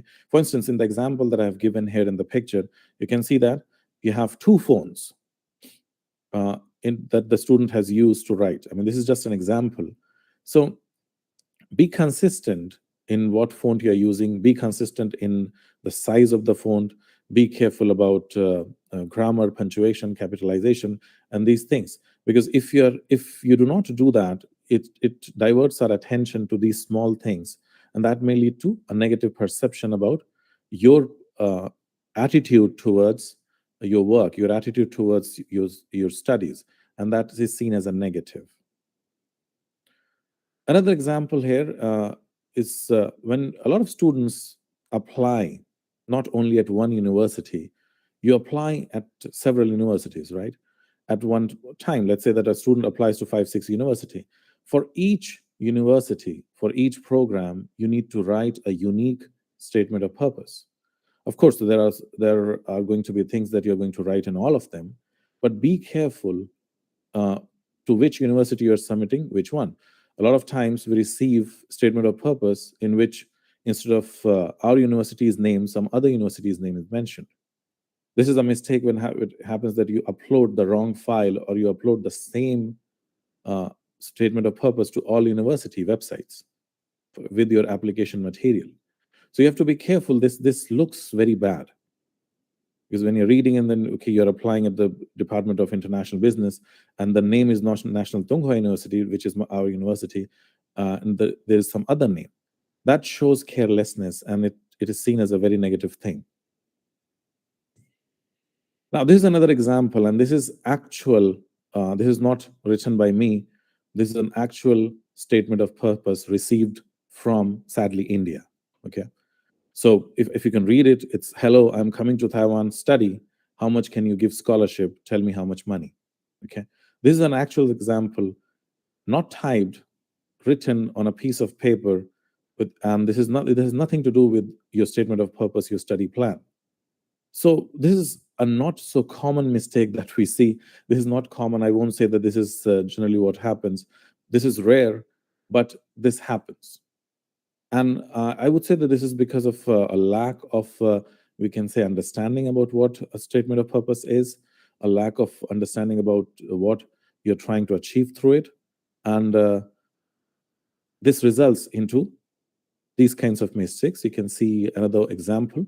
Now, this is just a replication of an application that was received. The original one was not available, so just, to hide the name and other things. It has been written by a student, but you can see similar kind of problem. In here, there are two things that you're going to notice. One is that it's handwritten. That's not acceptable at all. The other is that, why do you want to come here? If it's handwritten, it's not something that would be like make your admission or application material ineligible. That's not the case. But you see, the purpose of coming here, the purpose of applying here, it's not clear.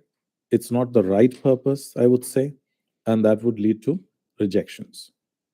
So what can we do? What can you do to make things better?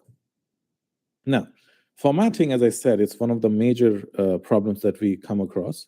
Not a deciding factor, but it makes it easier to read your proposals and also to grab attention. So be careful when you're writing.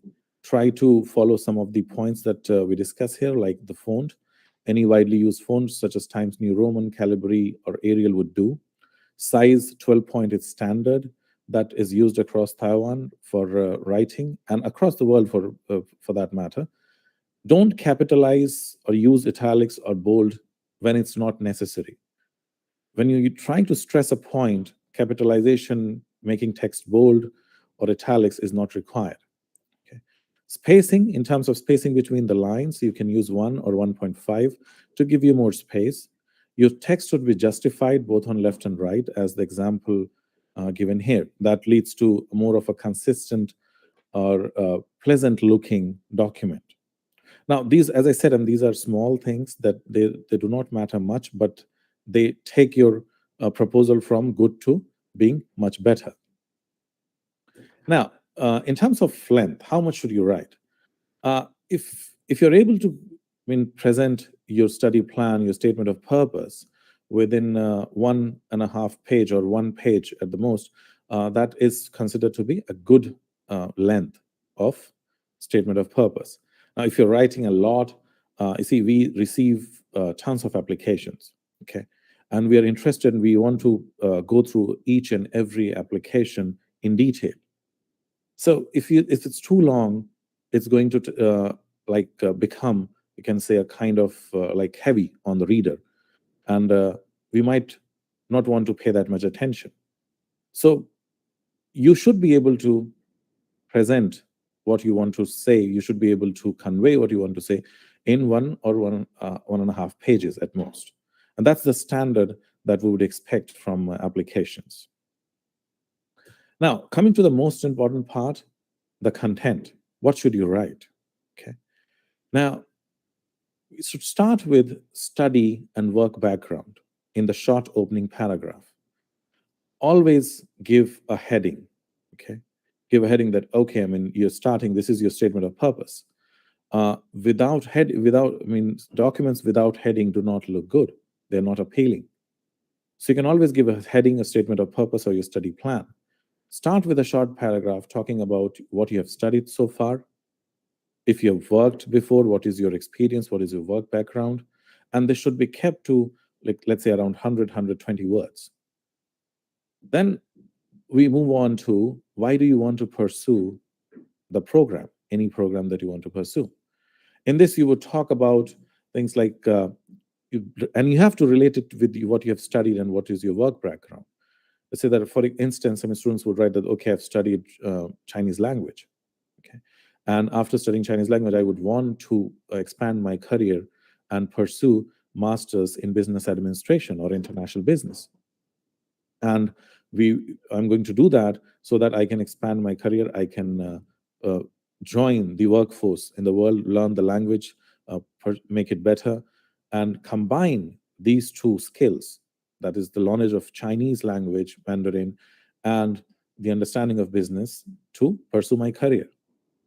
Now, saying that, okay, I mean, I just want to come to Taiwan because I want to expand my language horizon, or just want to learn Chinese, that's not going to cut very well with the committee, because then it means that you're coming not for the program itself, not for masters in, for instance, business. You're coming for your language improvement. So that is a kind of orientation that is not considered very well. So talk about how you study your work background would help you pursue the program. What would you achieve after you graduate from the program? So you have to connect what you have studied and what you have worked before to what you're going to do in the future. A lot of students, applicants talk about when they were born, if it was a rainy or sunny day, in which city. Now, these things look good in autobiography, okay? So you should keep your life stories, you should keep these things for your autobiography. In statement of purpose, it has to be very to the point and professional, okay? Now, not so important reasons to study in Taiwan. I mean, if you talk about these things, you may have like the committee rejecting your application. Like instead of focusing on the program that you're coming for, talking about that you want to learn Mandarin, you want to learn about the culture, you want to talk about, I mean, you want to visit new countries, that's your hobby, or you want to enjoy local food, or you have fascination with the culture like Kung Fu movies and all. Now, these are good reasons, okay? These are good reasons. Of course, you come to a country, you have to experience the entire culture, the entire package. But that's not your primary reason. Your primary reason is to come here and pursue your master's, for instance, in business. So you have to keep that in mind. Talk about these things, of course. Talk about culture, talk about your interest in Taiwan, interest in, the culture, the food, everything. But that should be a short paragraph, maybe in the end, so that that you can connect the overall structure. With your interests, and when we talk about interests, it should be about your study and work interests, not your hobbies. Okay, because these things do not let us judge your capability. These things do not let us understand your attitude. Now, after that, you need to talk about why Taiwan for pursuing the XYZ program. And you have to understand one very important thing. Taiwan is not China. Okay. We have received a lot of statement of purposes in which students talk about that China is a growing country. It's a very important country in the world, and then that's why we want to come to Taiwan. Now, you have to understand that China is a separate country. Okay, there may be ambiguity in terms of how things are seen, but even if you, whatever you feel, whatever you think, you have to keep in mind that Taiwan is different from China. So when you're talking about your interest in coming and seeing the Chinese culture, if you're talking about, like joining the workforce of Taiwan or the industrious country of Taiwan, you have to keep in mind that it's not China. Okay, and these things, it's we would say that it's a lack of understanding a bit about geopolitics, I would say, and also because it can be confusion as well, because Taiwan is officially known as Republic of China, but China is a different country, and talking about its economic development, it's not going to help you with getting into any Taiwanese university. So you have to talk about Taiwan's growth, how Taiwan is an Asian tiger, how it has developed into an industrial nation with such high capacity for production, okay, and how Taiwan is a place where you can study. So you have to narrow it down, talk about your work background, come to why you want to come to Taiwan, why would you want to study at a chosen university. You see, there are a lot of universities in Taiwan, but the choice of which university you are applying to, you have to justify that. Why should we take you? Why should we entertain your application? Now, and that goes for all universities, all the committees, all the professors that are in attendance in this wonderful online program today. You would know that we need to understand why we should take students. And we are eager to take Indian students. We want to take more and more Indian students. We want to take students and get them into the workforce of Taiwan for the development of both countries. But you have to justify why you want to take admission in a certain program, how you are suitable. And at the same time, you would also need to explain that how you are going to benefit us, okay? Because you as a student, we are providing education, but we cannot do anything without you. You are the students. So how are we going to benefit from you? And you have a lot to offer, right? In terms of creating diversity, creating a kind of skill set in every program that you come in. So you have to also talk about how would a university or a program benefit when they take you. And these are the things that we usually discuss in statements of purpose.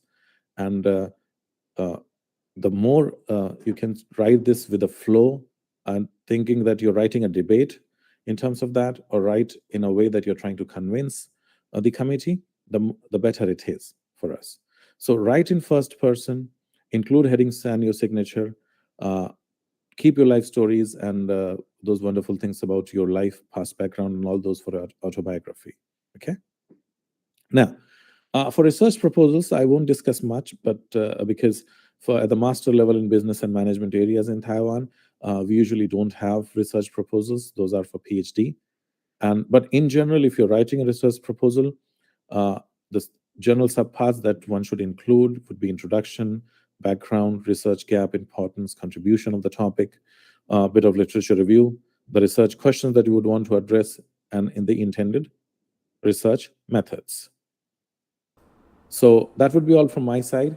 Thank you very much. Thank you very much, Professor. I hope this is a very useful session for all our students, especially ones who first apply abroad. And we have a quick question for you, Professor. Do you think, one of our audience is asking, do you think the fluency in Mandarin will affect their application? And if they hold a certification, HSK5 or the Taiwan TOCFL certificate in Mandarin language, would that be helpful during the application process? Not necessarily, because for instance, if you're applying at the National Tsinghua University International Business Department or any of the management departments here, we have fully English programs. Right. So all the courses are taught in English by all the professors. So of course, I mean, your language skills, your knowledge of Mandarin is going to help you a lot if you are interested in getting a job here.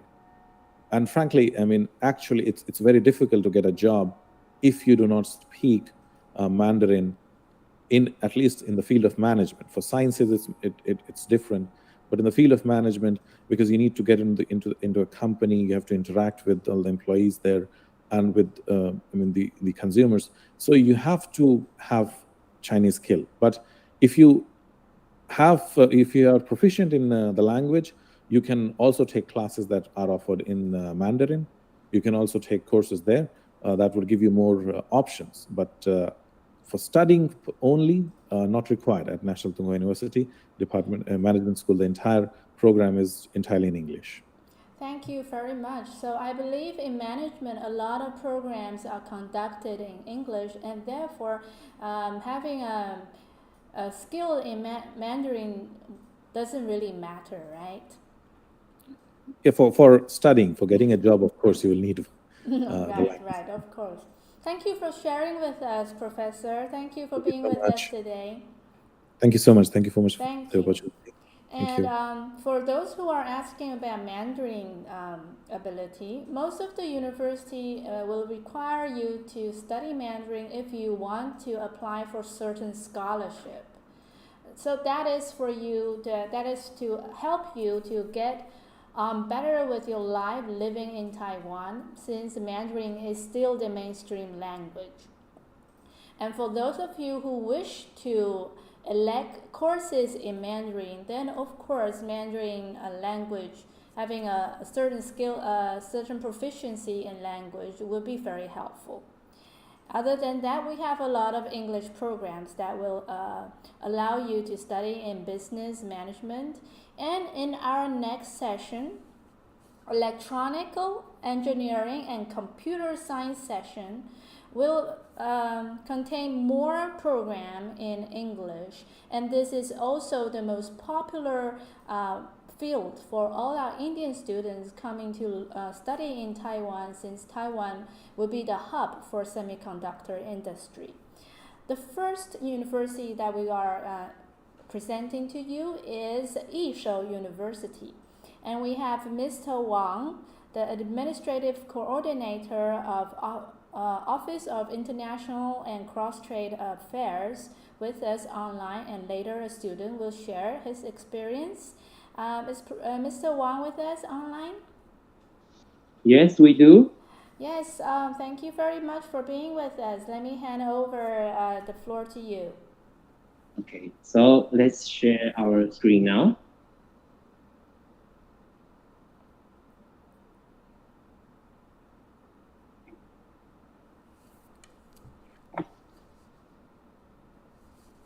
Is it clear for you? Yes, we can see the screen and we can hear you perfectly. Yes, we are from I-Shou University. My name is Chen Clement. And my name is Alan. Yes, Alan. Yes, Alan, you are studying master's degree at ISU. Yes. So today I'm going to briefly introduce you about I-Shou University. Okay.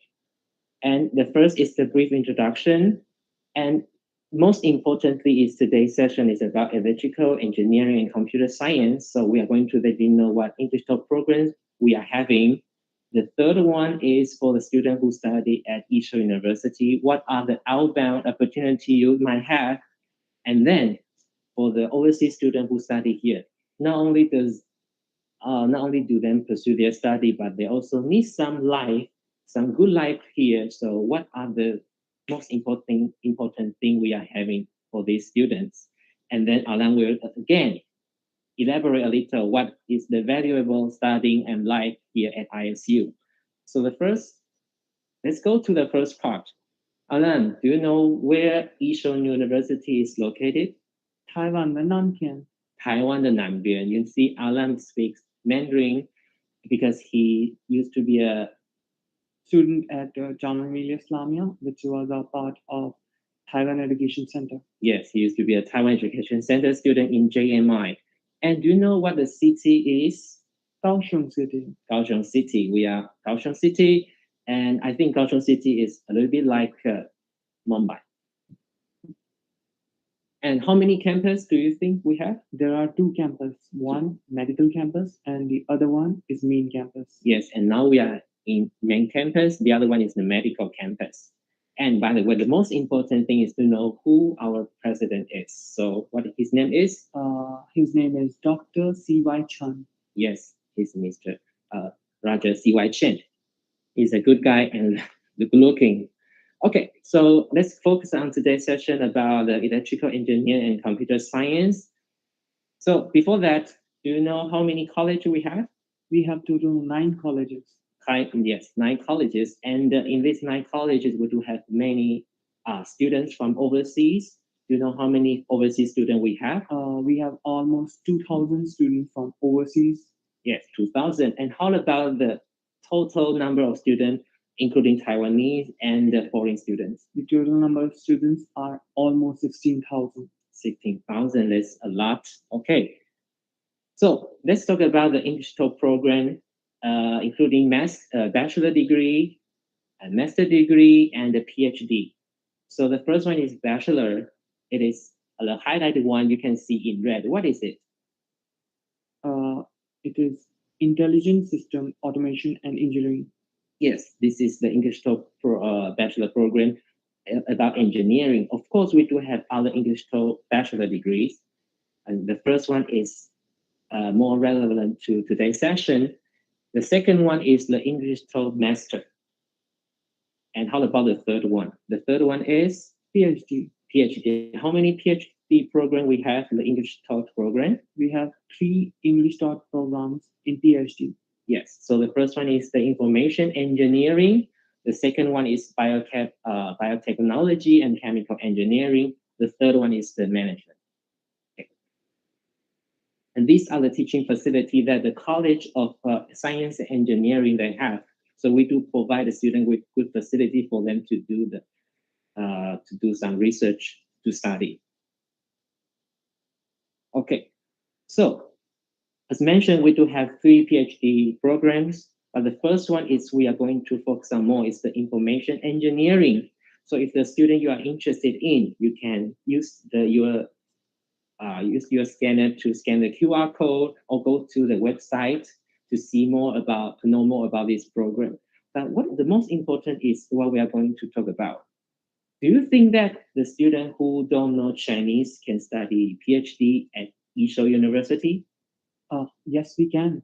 Yes, because the language of instruction is English mediated instruction.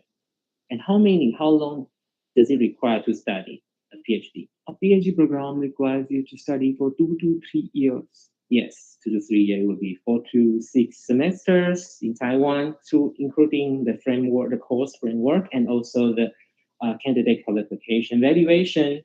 Exactly. By the way, Alam, when you are studying here, do you have scholarship? Yes, I have a scholarship. Good. And do you think that a PhD student can apply for scholarship? Yes, they can. Oh, so what is the bonus? The PhD students going to have 3 years paid tuition fees, plus they are going to have 3 years accommodation. So it's a big thing for you. Yeah, this is the maximum. If you are good enough, your academic performance is good enough, you will get the maximum tuition waiver and accommodation fee waiver. Exactly, but you might think how to apply it, right? Yeah, that's really confusing. Yeah, the student might find it difficult to apply for scholarship, don't know where is the access to it. Actually, if you are going to I-Shou online application platform, you can see on our slide is a screenshot. In the online application form, you just tick yes in the highlighted one. The first is I-Shou scholarship for international student. Yes. And then the second one, are you applying for I-Shou scholarship for international student? Yes. Just by doing so, the admission section will review and censor your eligibility for the scholarship. Then you don't have to worry until you get the admission letter. Isn't it good? Yes. What is the obligation for the PhD study if you get a scholarship? The PhD student have to teach courses in English per academic year, and the courses should be in South or Southeast Asia culture or language. Yes, so there will be 1 year, and the minimum would be 2 courses in English. So it's very good. You got a scholarship here, and you can give some feedback for the people who to know more about your country's language and culture. It's very good thing. Yes. Well, yeah. By the way, what day is today? Today is May 27th. Yeah, it's the May 27th. So our application deadline for 2024 is the 20th of July. So if you are find it interested in, then you can apply for I-Shou. Welcome you to apply by 20th of July. And when does the semester start? The semester starts in 12th September. 12th September. Yeah. So now, until now, ahead of the deadline, you still have 2 months. So you still have time to apply for I-Shou study. Okay. And if I have some question about PhD program, can I contact anyone here? You can contact Mark Lin. Yes. He is the Office of International and Cross-Strait Affairs. Email and everything is provided in the PPT. Yes. You can check it and contact him. Yes, he's the coordinator, especially for PhD program. And if you find you have some queries, you can write an email to him, or you can also, if you're in Taiwan, you can also call our extension number, and we will be more than happy to help you. Yes, for a student who study here, do you think that he has any outbound opportunity? Yeah, they have. Oh, great. So yes, exactly.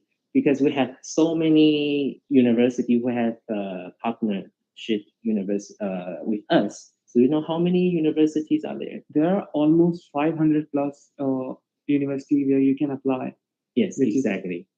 Yes, exactly. So you have a lot of opportunity. If you want to be an exchange student, do a degree, you're in a research project or research exchange.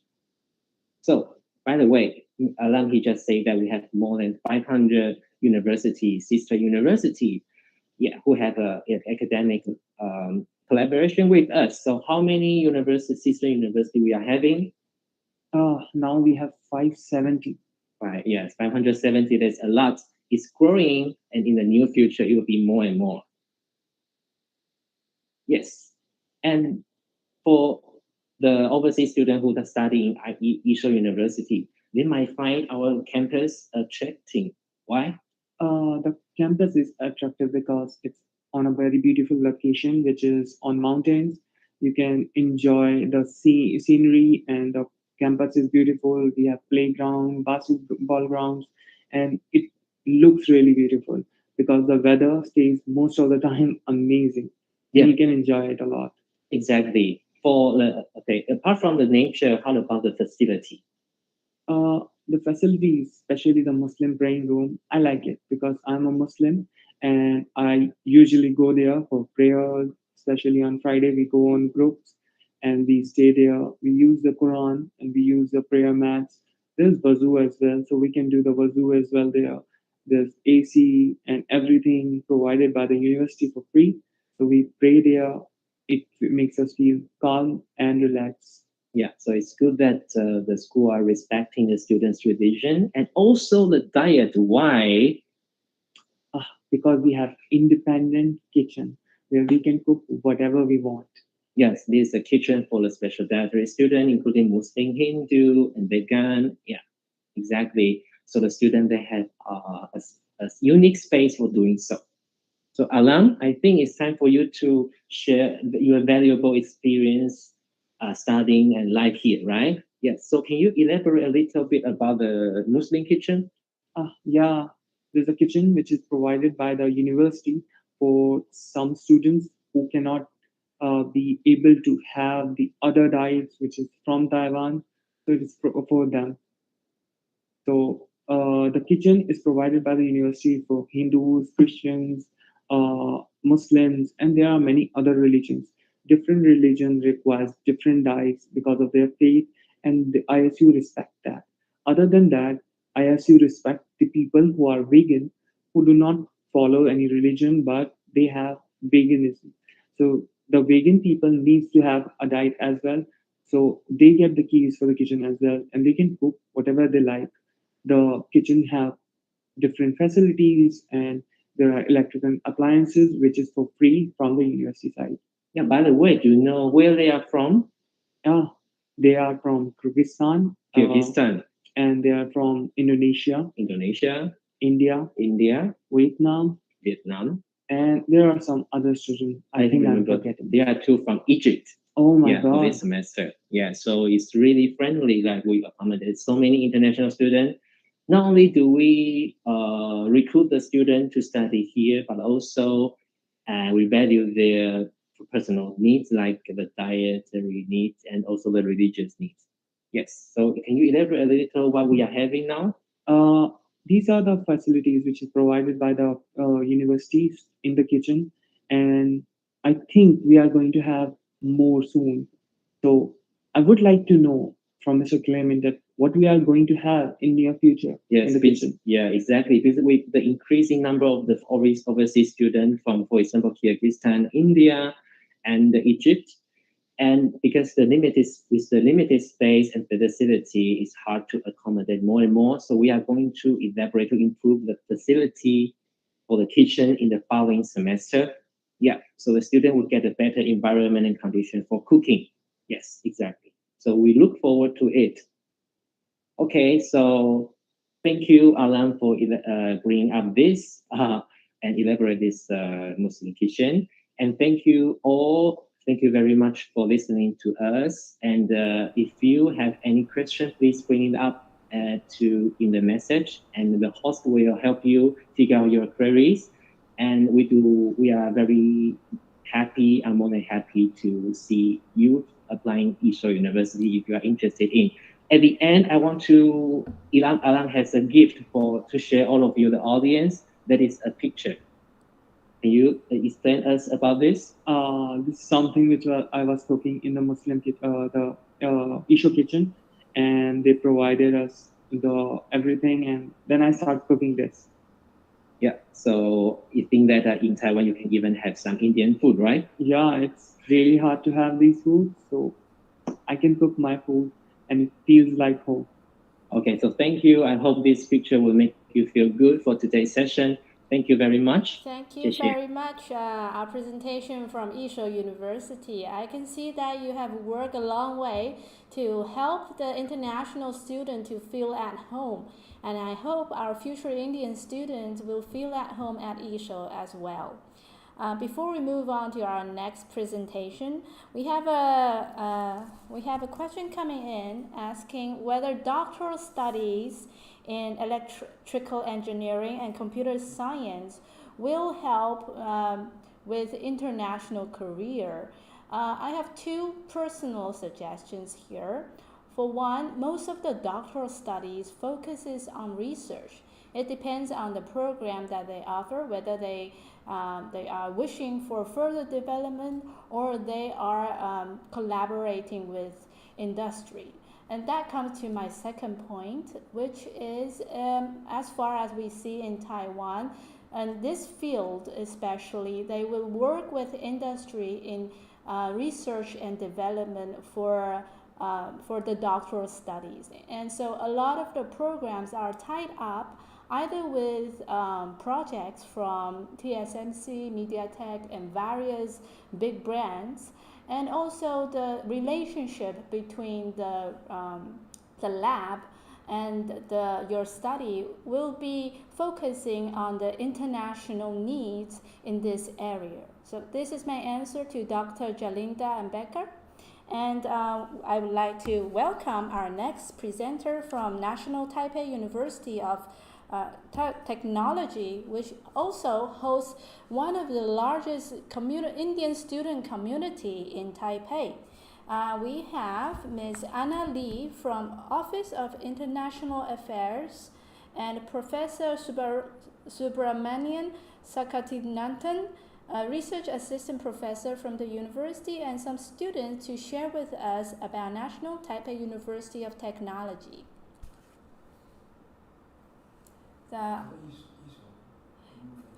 Thank you, I-Shou. Can we stop your sharing of the screen so we can hand the floor to National Taipei University of Technology? Yeah, thank you very much for your introductions. I am very happy to speak and connected with the Indian community. My name is Subramanian Shaktinathan. Currently, I'm working as a research assistant professor at the Department of Material Science and National Taipei Institute of Technology. And this is my 6th year in Taiwan. And after completed my master, I did master from India. I'm south part of India. After completed my master degree, and I don't know how to apply that PhD in abroad. So that time I know the information from my friend and my senior colleague, and I know that about the Taipei Tech. I choose the Taipei Tech for my PhD studies, and also get the received some admission letter from other universities like Australia, National University of Australia. But I did choose the Taipei. It's my best choice because we know very well the Taiwan is one of the for Asian tiger, one of the best country in Asia. It's well connected with India through the cultural and other friendship activities. So I choose the Taiwan for my higher studies, and here I got National Taipei Institute of Technology graduate student scholarship for my whole study. It's very helpful to me, and Taiwan also provide the national health insurance plans to me to stay here. So in past 5 years, I got the wonderful opportunities and very good memories, and got the lot of technological transformations from the Ministry of Technology and the Ministry of Education. And now I connected with the student Nitu and me also, just conversations about our studies and first life in Taiwan to here. We are very happy to share. Nitu, can you share your Taiwan experience to thank you. people? First of all, good Yeah. afternoon to everyone present here. My name is Niti. I'm a student at Taipei Tech. I'm a master's student and I come from India. I come from the city of Mumbai. And yeah, my name is Niti and not Nitu. Niti. So yeah, let's begin. I am south part of India, you middle part of. Yeah, I am from Mumbai. Yeah. So how do you know about the Taipei Tech? So I was just so I'd like to share my background first and how I got to know about Taiwan. Okay. I came here through a student exchange program in 2019 when I Okay. was an undergraduate student of engineering. So I did my undergraduation in electronics and telecommunications. Okay. And in this, it was a 1-month program for my exchange. And are the slides? Yeah. Yeah. Slides We are on. sharing our slides. Okay.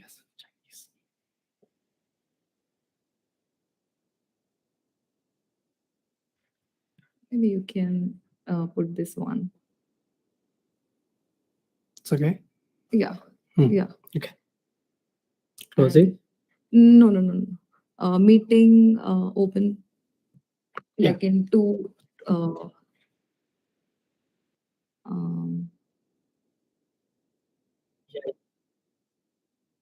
Okay. Oh, okay. I think it needs to go as a slideshow.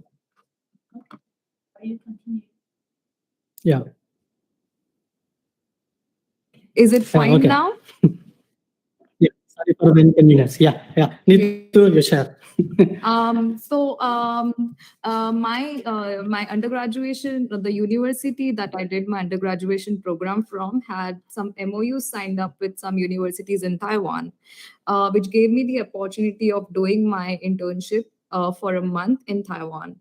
So that was basically the start for me to get to know about this country, and I was very impressed by their infrastructure, their education, their quality of life, everything. So after this was before the pandemic, and after the pandemic, after I finished my degree, I applied for a master program Oh, in okay. one of the universities. So your question was how I basically got to know about Yeah, Taipei yes. Tech. It was a very late decision for me, to be honest. I Okay. was Already, just your friend, anyone already be here? yeah. So Oh. some of my seniors and some of my acquaintances, they were planning also to apply in Taipei Tech because this is one of the oldest university in Taiwan. Basically, this university is as old as the Taiwan government. So Yes. you It's a know, public university. it's a public university. It is as old as the Taiwan government, and it has excellent faculty. It has excellent Infrastructure. laboratories. Infrastructure is really good, and the one main point is it is located in a very prime location of Taipei.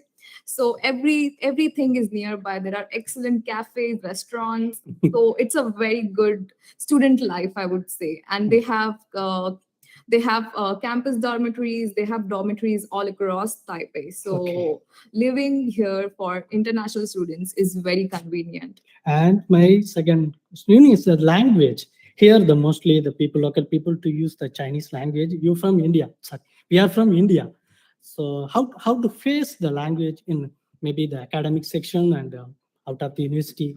Can you share? That's a very good question. Because when I was doing my student exchange, even during my internship, it was really difficult. There was a language barrier, of course. But if you are fluent in English, we have all the faculty who can speak in English. So my graduate, master program is an international degree program. So there are all international students. Yeah, and international student here learn and teach and write the thesis, everything in English. Yeah, everything in English. So no problem. So No problem. for the international students to study the Taipei Tech. Yeah. Okay. So you have a full class of 30 to 40 students who can speak English very fluently, and they come from all parts of the world. So yes. it's not just Taiwanese students that we have to deal with, or the Now the Taiwanese big basket public. things in Taipei Tech. Yeah. And my second, it's education here. It's useful, the practical, maybe we can apply for the practical. Suppose after you finish the graduation, go to directly the industry and there is R&D section, something. So can you share the education experience, like the practical or theoretical? Research and development, basically. Yeah. So as an engineering student, our work is mostly practical. So we need a very good laboratory for that. And the laboratory that I work into is high computational speed processing, where we have NVIDIA with GPU equipped laboratory with a lot of computers. And every student who gets recruited in these laboratories have their own desktop, their own desk, their own GPU equipped laboratory. So once the student graduated from the master, they entered into PhD or company, they know very well about the research and write the thesis and write the research articles. First 5 years in Taipei Tech published the well-reputed Chien papers. So the impact also very high. So the ranking also 488 something to 469 this year for the QS World ranking. So this is one of the greatest achievement in Taipei Tech. So it's the main reason for the research and development, and then international student especially contributed more for the research. So yeah, thank you for sharing the practical experience. And the next aspect, the infrastructure, how you feel the Wi-Fi and the campus and the campus life, the peacefulness. Yes. You just to give some. So you have campus Wi-Fi at every point of the campus. So you don't need to worry about Wi-Fi. This is excellent. We are talking about like excellent 5G speeded Wi-Fi in the entire campus, apart from your own phone mobile data. Okay. But so if you are living in the dormitories, you have your own you have your own bedroom, and you have your own desk. So every desk comes equipped with one Wi-Fi cable, where you can just plug in the cable, plug it in your Wi-Fi. You can like speed it throughout all the devices. These work on all 5G. So yeah, they provide the unlimited, very high speed Wi-Fi to the student. I never come across any problem with the Wi-Fi. Okay. I have 4 devices. All of them are working with Yeah. Yeah. Excellent. You can do your streaming, you can do your movie downloads, you can play games. Yeah. So Yes. And the next, how the professor approach to the international student, because here not only the Taiwan student, many international students do the studies here. The professor how approach you like that, the friendly approach, because So I will just give how I got along with the academic field here. So we have this international program where it's all international foreign students. We are all facing this language barrier, but our professor, who is our class teacher, he was very open with us. He was very friendly with us. He would involve us in the classroom. He was so we would ask all our queries, all our doubts to him, and then we had a course called as graduate seminar, where we would have to present our PPTs about our undergraduate, Yes. any project, and what we want to do our masters in or PhD in, Yeah. and all sorts of all these things. Yeah, So- Taiwan professor also very friendly to Yeah, teach us, so- because so India and our- Taiwan more the cultural more closely. Because we were under that class so they teacher. That approach class friendly. teacher shared us some profiles of different teachers, different laboratories where we can approach and do our theses or research into. Yeah. So it was very easy for me. So Okay. from there, we need to apply for different laboratories. We need Okay. to go on the website of our school. We need to research about all these Yeah. professors. Professor what here their- in Taipei Tech easily approach. So anytime we can send the mail and get the appointment. Professor also like the international student to hear. Exactly, So, exactly. The international- professors are all very friendly and Friendly here. warm welcoming towards all the That is the most international- important thing for the student. for Friendly all approach. the international students. Now, Yeah. I'm not just talking about myself, but a lot of my friends were very shy to approach the teachers and all the do all these curricular activities. But our class teacher was very friendly and very like welcoming, Okay. and would involve us. Okay. Because in the end we need to also do our masters and finish our degree on time. So Okay. yeah, it's And- very important to have And good faculty. did you get that scholarship? Any scholarship from the Taiwan? Yes. Taiwan. So when you in Taipei apply Tech? for the degree program, when you Okay. apply for masters or when you apply for PhD in our school, when you click on when you're filling up the form, when you're filling up the application form, you can see that there is one of the boxes where you can just sign up or like just tick that boxes for the application of scholarships. So Yeah, that's that is exactly international graduate student scholarship. That is that is one. Yeah. a Yes. international graduate student scholarship. Okay. So if you want to apply for this this particular scholarship, which is given by the school, you need to just apply it on the application form. Okay. Okay. Yeah. And also the another one scholarship, Taiwan government scholarship. From Taiwan provides some friendly relations country that India also included. That scholarship provided Yeah. maybe around So- 45 to 50 every year. I think last year, but this year I don't know. Expected. So that is more useful to the Indian student to Yeah. coming to study here. So I Taiwan think. provides a lot of public government to government relationships. Yeah, where yes, they yes, where yes. they Bilateral very- agreements. bilateral agreements Yes. where they provide scholarships to the students where you can apply for them. So to apply for these scholarships, there is in the Delhi office, you just need to Google it down.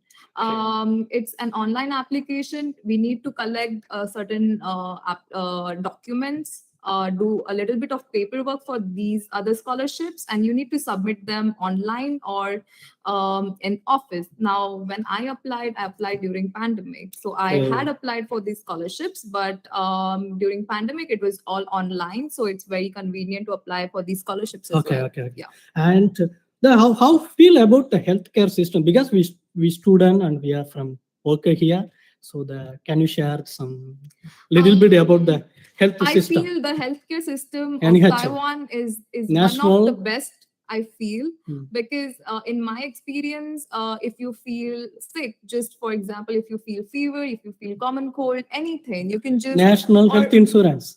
When you are a student, you are given a national health insurance card. So this card will cover all. This insurance covers all of your basic Taiwan one of the like topmost anything. health system and very cheap and very quality Very health cheap, system. very cheap. Like very you cheap. wouldn't wait for yourself to get recovered. You would just consult a doctor and get your medicines on time, because all of your ailments are covered under this insurance. So there is no need to worry. And for example, my roommate faced major issues. She had some arthritis problems. Now we are talking about really serious ones too. And before she got the card, she had to urgently visit the doctor, and she marked all her expenses without the insurance, with the insurance. With the insurance, it was super cheap, like super, not even a lot, like I think $280. 99% in Taiwan also covered the NHS system, 99.9%. Yes. So the mandatory Everything. to all citizen and Yes. student and heirs all got them. Yes, the dental problems, the normal problems, any bodily disorders can be fixed under with this insurance. So that's And not a Neetu, I ask the final question: the safety. How is the safety condition in Taiwan? Even if you get late to go home, even if you can travel, Because it's more important thing for the student, because we from India to here abroad. So some people feel, how is this? Maybe the safety. But here you share your experience. Actually, this was one of my mom's first question when I told her that I want to go to Taiwan. My mom first asked me, "Is that a safe country?" And I made her very safe. And for this, I made her talk with one of the teachers. Both boys or girls, anyone without help, go anywhere, anytime, midnight, 12, 3. No one ask you. This is one of the safest countries. Even if you don't reach home on time, or it's like really late at night, 12, 1, 2, 3 a.m. You have all the convenience stores that are open. These are very, the people here are very friendly. And the people here would never try to even steal, would never try to even like harass or my personal experience, I am here the activities. sixth year. But any single small incident I am not faced here. Every people approached me. Hi, you're from India. Very good relations, very good nations. You're going in good job, good institute. Sometimes people ask me, where are you working? I just mentioned Taipei Kochita. They said, it's a good institute. I am studied here. I am alumni here. Many people, MRT, buses, and many things said. I'm proud of that time. I feel like that. So safety is more important thing. Safety, it is super safe for girls and boys, everyone. It is super safe at daytime, nighttime. You will never face, like, professor has already stayed here for 5 to 6 years, and she's saying that after 6 years. But even in my time of living here, I have never faced any problems. So it is quite safe. And and the job opportunities. What is your career plan and the job opportunities, and what you expected here? You just give some small. There are many job opportunities. Like I will not like to talk about it from a marketing point of view, but just my personal point of view, that the job opportunities, definitely they have a better pay in Taiwan compared to India. There are more jobs. It is very so to get, even like to increase your chances of getting a job, if you learn Chinese, if you learn Taiwanese language, it is even more helpful. So you have the qualification. If you know how to speak, if you are good, there is no problem with the jobs. And even during student life, you can even apply for jobs here for part-time purposes. Many Taipei Tech World alumni have the CEO of the many top reputed company, Foxconn, finance yourself ASUS, during the student life. To finance yourself during the student life, you can easily apply for part-time jobs. You can take commissions from your teachers. And finally, I said the student from India to looking for the opportunities in engineering, and especially in material science sections. I surely said it's one of the best place, Taipei Tech, because the Taiwan, the topmost leader of the semiconductor industry throughout the world. So people looking for the electronics, material science, chemistry, and engineering, I am very encouraged to apply Taipei Tech and Taiwan to joining for your master and PhD career. And personally, I said many people after go to other country, US, UK, Europe, after finish graduation and after going to job, they really said after call me, I miss Taiwan. I miss Taiwan. So Taiwan gave that wonderful memories and wonderful opportunities and wonderful technology platform to the rural people from India and other students from the local community. So I strongly encourage as a professor here to join Taipei Tech and also Taiwan. And Neetu, you give some small suggestion to final. Taiwan is very famous for their company called TSMC, which recruits students from, if you come from India, TSMC comes to hire students, comes for placements, comes in IITs. So you understand how big of a company this is, and they have excellent pay of 1 million. Now, this is not only for material students, this is also for electrical students, mechanical students, all the engineering, because TSMC, it's top notch, all around the world. Right now, top two, all around the world. So first Apple, I think. So being a master student and then applying for this company, if you have done your undergraduate program from a very normal to basic university, if you do it from, it improves your chances to get in this company. So I think this is an excellent opportunity. Thank you very much for giving the wonderful opportunity, Taipei Tech. Okay. Yeah. With us, it looks like our student going to your university will be in very good hands, and there's a very supportive system behind. Okay, thank you, ma'am. Thank you very much. Thank you very much for sharing with us. If you're a city girl, you're a city boy, and you wish to explore the convenience of Taipei City, and this is your choice. Our next up is National Tsinghua University, and we have a student, Sikda Roy Barman, to share with us his experience in studying in National Tsinghua University. Barman, are you with us? Yeah. Hi. You're welcome. Are you ready? Yes. Just a second. Do you have some PowerPoints or any image to show? Yeah. Can you see the slides? We're still waiting. Okay, we can see it. We can see it on the screen now. Okay, thank you. Thank you. Okay. Hi everyone. I'm Snigdha from National Tsinghua University, and let me present first some valuable information about this university. I hope you will love this as much as I do after this presentation. So first, I will provide you some general information about NTHU. Then I'll walk you through the life in the university, and you may find how beautiful the campus is. And the third part, I will briefly explain our application process, including various available programs and the application timeline, and also the information related to several scholarships. And at the last, I'll share my study experience in NTHU with you. Now, let's begin with the introduction to NTHU. So here you can see the global map, and Taiwan is a small country in Asia. And Tsinghua University is actually located in the city of Hsinchu. It's in the northern part of Taiwan, which also have quite convenient transportations. And we have the access to the public transportation just in front of our campus, and the capital of Taiwan, Taipei, is just 1 hour away from our campus. And then the Hsinchu, as you know, is also known as the high-tech city of Taiwan. It is adjacent to the Hsinchu Science Park, which is actually known as the Silicon Valley of Taiwan. And we are also surrounded by other national laboratories, such as the National Nano Devices Laboratories (NDL), and also the Industrial Technology Research Center (ITRI). And these are quite famous research institutes in Taiwan. Before moving to the place currently, NTHU has a long history.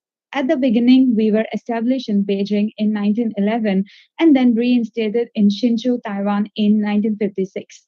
Nowadays, NTHU has developed into a leading comprehensive research university which offers a full range of diverse programs. Now, moving to the next slide. So currently we are striving to globalize our campus. Around 9% of the student body comprise of the foreign student, as you can see in the right-hand side. The scale of the foreign student is actually growing every year, and around 21% of the international degree students are from India, which is actually the number one source of our international students here in NTHU. And coming to the university rankings, based on the excellent student quality and a good academic environment, we have a remarkable performance around the world. NTHU consistently ranks as one of the premier institutes in East Asia. In QS ranking for 2022, NTHU ranked 180th, which is like the 34th in Asia and second in Taiwan. Also, there are 6 subjects listed, as you can see in the slide, in the top 100 according to the subject rankings of QS. In the THE, the Times Higher Education ranking, NTHU only stands in number 426. However, we are the only university in Taiwan without a medical college, but is still ranked in the top 450 in the world. In addition to ranking excellence, NTHU strives to interact and cooperate with industry, with universities and research institutes in different countries and across the continents. With more than 300 sister universities across 5 continents and 52 countries, our students have opportunities to embark on an exchange program, pursue it for the double degree program, or simply take on the research experience throughout the world. With such prime strategic location and high reputation, our students are usually offered several job offerings upon graduation or even own the opportunity to extend their horizons abroad. So now let me walk you through to the amazing colleges that our university owns. NTHU currently houses 14 colleges, and we are leading research-oriented university in Taiwan, housing College of Education and College of Arts. We strongly encourage the students to gain second specialty, taking classes in different departments. We offer more than 36 cross-disciplinary programs for students to choose from so that you can not only gain knowledge from the major department, but also broaden your horizon in different fields. If you are interested in the discipline cluster, which we are talking of today, you can consider studying into 2 circle colleges, the College of Electrical Engineering and Computer Science, and also the College of Engineering, which is highlighted in the red. And our Electrical Engineering and Computer Science College contains 1 interdisciplinary program, 2 departments, and 5 institutes. Also with 1 University System of Taiwan, the UST, and 1 ICDF program. You may check the details from the forms below. They offer different degrees for intended international students from bachelor to master's and even the doctorate degrees. Additionally, in engineering college, there are diverse programs for people who is interested in engineering to choose from, with 1 interdisciplinary program, 4 departments, and 2 institutes. In these colleges, most of the available programs have enough English courses for the students, which means that for the English speakers, the language barrier won't be a problem in the studies. As for available programs from other colleges, there are more than 100 programs for students to choose from in total. We offer diverse fields from engineering to humanities, and also about 60% of them are offered in English for graduation. After learning about the colorful college, let me introduce you through the school life that we have in Tsinghua. We would like to make sure that you are welcomed, and there are lots of events you could join. The NTHU International Student Association, the FSA, aims to foster the interest of the foreign students and ensure the well-being of the foreign students throughout their studies in NTHU, like international festival, welcome party, Christmas party. You may even experience traditional dragon boat festival and the racing competition here. Except for FSA, there are diverse clubs you may join according to your interests. You may experience new things and new friends and make new friends from different countries. Also, there are numerous public resources for you to find out, such as the Center for the Career Development and the Chinese Language Center. About the fees it might cost in Tsinghua, please see the listed information. Every semester, you need to pay like different kinds of fees. The first one is the student and the tuition and the credit fee, and the textbooks and the dormitory fee. The cost will differ from each department, and here is the cost just for your reference. Except for the fees above, the estimated cost of living is around 8,000 to 15,000 NT dollar per month. Finally, let me tell you about the application information. Here are the application methods for the foreign students. According to their own identity, students may apply through the correct method. Today, we will focus on the part for the international degree. We open spring and fall admissions for international students from bachelor's, master's, or PhD program. Here is the timeline for the application. The exact dates might shift every year. The fall admission the in charge for the fall admission is the Office of the Global Affairs, which starts from November or December, and the results come in May or June. You may also see the blue line on the screen where there are two independent programs which have their own deadlines. Therefore, they will have a different timelines for application and announcement. To start your application, we suggest you to first review the guidelines of the program-specific requirements. Think about which program you want to study in. Second, prepare the documents, and finally apply through our online application system as earlier as possible. We have listed out all the information you will need on the website. Website links will be shown at the last page of this report. Third, after submitting the application, documents will be reviewed carefully, and all you have to do is to wait for the final announcement. We offer numerous scholarships, and here is the list of our scholarships for you. Students usually apply for the NTHU International Scholarship Program. It has two types. If you are rewarded as Type B, you will be offered the tuition fee, miscellaneous fee, and credit fee waiver.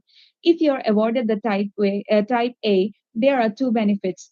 First is the tuition fee, miscellaneous fee, and the credit fee waiver. The second is the monthly stipend. The monthly stipend for doctoral students is up to $40,000 per month. The application method is very simple. You only need to click apply in the online application system when you apply for the program. For more regulation and other scholarship, just visit our website. And should you have any questions about the application, please feel free to scan this QR code to visit our website or email the following contact. Join in the National Tsinghua University if you're considering studying in Taiwan. You definitely will be able to begin your new and excellent adventure here in Tsinghua. And let me share my study experience in NTHU with you. And NTHU, I'm a fourth-year PhD student in the International Intercollegiate PhD program, and I am pursuing my PhD at the Institute of Biomedical Engineering in Taiwan, in NTHU in Taiwan. I have been in NTHU for almost 4 years now, and since I am a PhD student, I have been extensively involved in the research. So I can tell you that the research facilities which are offered by NTHU in terms of the various instruments that we can handle, it's quite world-class. The instrument for us, the PhD students, if we can have the access to operate the instruments on our own. So if we can do so, it is actually quite important, and it will foster our research. And since most of you will come here for your master's or PhD, the course selection is also important. And NTHU offers a very flexible course selection system. If you are enrolled in a particular department, you can choose some courses from there. And also at the same time, you can choose from the courses whatever you like from any department you want. In this way, you can also develop your expertise in different areas. And NTHU's campus life is also quite good. And NTHU has a very green campus, and it's quite big. But we have convenient transportations inside, like different public buses, or even the electric scooters or bicycle, which helps you to access like different locations of the campus. And we have different cafeterias with number of choices for the food from different countries. And one of the things which I like most about NTHU is its library. NTHU's library is like the one of the biggest in Asia, and and if you just Google it, you can see how big the library is, and you can gain a lot of resources, like lot of scientific papers, or even books from by having the access to the library. And finally, if you are planning to come to Taiwan, my small advice will be, since you are coming to Taiwan, like outside of India, I think at the beginning, of course, it will be a little difficult, but people here are very welcoming. So it will be, so as you come here, you will get a chance to meet people from different countries, and so make friends. Another important thing which I would like to suggest is learning the language. Is inside the NTHU for different courses, you don't need the language, or most of the courses are offered in English. But if you want to mingle with people, or even have a good life outside the campus, maybe learning the language would be beneficial for you in the long run. So that's all for my presentation today. Thank you very much, Snika. Personally have some questions for you.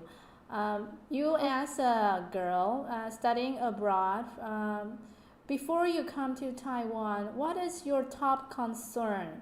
What were you worried about, and what did you find out after reaching here, and any suggestions for anyone sharing similar concern with you before you came? Okay, my first worry, actually not mine, maybe my family's. The first worry was definitely the safety. It's always a concern among the family members, but the day I arrived in Taiwan, I found it to be quite different from that in India. So it's quite safe. I have been in Taiwan since a long time now, almost like more than 4 years. So I can definitely say that Taiwan is quite safe, and it's just like you can travel, or I have traveled within Taiwan for my work at different times in the night too, and I did not face any problem of such kind to be according from the safety point of view. So definitely this was one of my concerns, but after coming here, I found out that it's not a problem here. Thank you very much for sharing with us. That's a very valid point, and I believe a lot of students and parents can take that home and believe that Taiwan really is a very safe place for a girl, especially to be out in the night is not a problem, and we actually feel very free and casual, and we don't feel any sense of danger. We can feel free to travel even in the night. Okay, yeah. Thank you very much. Thank you. And next up, we have National Taiwan University of Science and Technology with us. Is our student Mohammad Asad Ahmad and Rashid Ahmad Khan with us. Hello, can you hear us? Yes. Yes, we can see your screen already, but your voice might need to be a little louder. Okay. Good evening, everyone. I think it's good afternoon in India. Hello. Okay, sure. My name is Rashid Ahmed Khan. I am pursuing Masters from NTUST, Taiwan Tech, and he is my colleague. He is also pursuing Masters in Civil Engineering from NTUST. Today we will discuss about Taiwan Tech, and admission information and work in the Taiwan. So about Taiwan Tech, first we will cover the portion of the Taiwan Tech. That in Taiwan is the #1 university in technology because it mainly offers the course of engineering and MBA also, and the most internalized university. And there are many scholarships available, like university scholarship and from MOFA and MOE and embassy scholarship, from which you can get a financial support. And this is the ranking of our university, like it has been placed at the 267 QS ranking in 2021, and it is the 25 in the Asia. It is 48 in QS ranking in Asia, and in the THE ranking that it has 80 in THE, and the employability ranking is 82. Almost every graduate gets job in Taiwan from our university. If anyone is graduating, it's sure that he can get a job very easily if he knows if he has some profile or something else, then he can easily get. And it is the first university in Taiwan which get a business accreditation, which is under the board of EQUIS and AACCB. And this is the number of international students in NTUST is the most. It is, you can see that year by year the number of international students is increasing. Like now we have more than 1,500 international students in the campus, and in which 1,500 is Indian. Like we have 1,500 Indians in our campus. And this is the stats data of our university, that how many students from which country. And it is among the 18% of the Taiwan students. In the number of international students in Taiwan is 18% is from the NTUST. And our university lies in the capital city of the Taiwan, that is Taipei. And there are many nearby things like Taipei 101. It is only 15-minute walk, which is the 6th highest building in the world. Before Burj Khalifa was constructed in 2006, Taipei 101 was the longest building in the world. Now it has become 6th. And there are a lot of night market nearby, like Gongwon night market, Shida night market, and Tonghua. Means you can get things throughout the night in that night market. It is a traditional night market. If anyone visits Taiwan, he should visit a night market. And in nearby our campus, there are 4 to 5 night market. And these are some places where we can visit, like Dan Park and many new places you can visit. There are many tourist places near our campus. And this is the courses which our college offers. Our university, like of engineering, we have the branches like mechanical, material science, civil, electrical. In College of Design means architecture and IB, we have design and architecture branch. In the branch of computer and electrical engineering college, we have electronics, computer, optoelectronics. And the liberal arts and social science also, we have many courses like applied foreign language, humanities, and social science. In the College of Management, we have industrial management, business administration, MBA, and Graduate Institute of Finance. And College of Applied Science, also we have many different courses like biomedical engineering and applied science technology, and many other courses applied science also offers. And our university provides the dormitory also for people who want to stay in the campus, because having dormitory in the campus has many advantages. Like you can easily reach the department or lab. If you reside outside, then it will be a little bit difficult to reaching the campus. And there are also expenses also. Living outside is more, but living in the dormitory is very easy. Our university offers 3 dormitory, 1 male dormitory and 1 female dormitory and 1 twins dormitory, which is a co-ed dormitory. Basically, they have divided the floors, like on the even floor, girls will reside, and on the odd floor, boys will reside. It's like that. The lift will always stop on the even floor, and one lift is always stop at the odd floor. So there is no mingle among the dormitory. And there's also sports facility. Our university offers like a gym and indoor swimming pool. We have a tennis court also, and many others game, indoor and outdoor game, our university provides. And there's also Muslim prayer room in our campus, because there are more than 300 Muslims in our campus. So our university provides 2 prayer rooms, one in the department and one in the dormitory. And there is also the availability of halal food in our campus, because Muslim can only consume the halal food. So our campus also provide that food also. And there are also many cuisine in our cafeteria, like Japanese and Korean and different. There's also a vegetarian cafeteria in which the people from India find their food over there also. So there are a lot of restaurants, lot of options in eating in the campus. And nearby campus also, there are many restaurants. There are 2 to 3 Indian restaurants nearby our campus, which we can reach there by cycling. We can reach within 3 to 4 minutes, or by walk, we can reach within 10 minutes. There are 3 to 4 Indian restaurants also. And you can also learn language like Mandarin in our campus. There are different level of languages, level 1, level 2, level 3, level 4. And now I am also taking level 1 of Mandarin language, because after living over here, I think that this language, we should learn this Mandarin, this Chinese language. So that's why I decided to take this course. And there are many different activities our universities offers, like Taipei walking tours. And last year I was present in the festival. University has provided a space to celebrate Festival of India, that is Diwali. And here there is a Taiwan Tech running show, and in the picture you can see 5 people in the running show. And among the 4 are Indians, we can see in that. And there is a football tournament also. Every country make a team and play football. It is among the inter-university and outer university also. Means among the different university also our football team plays.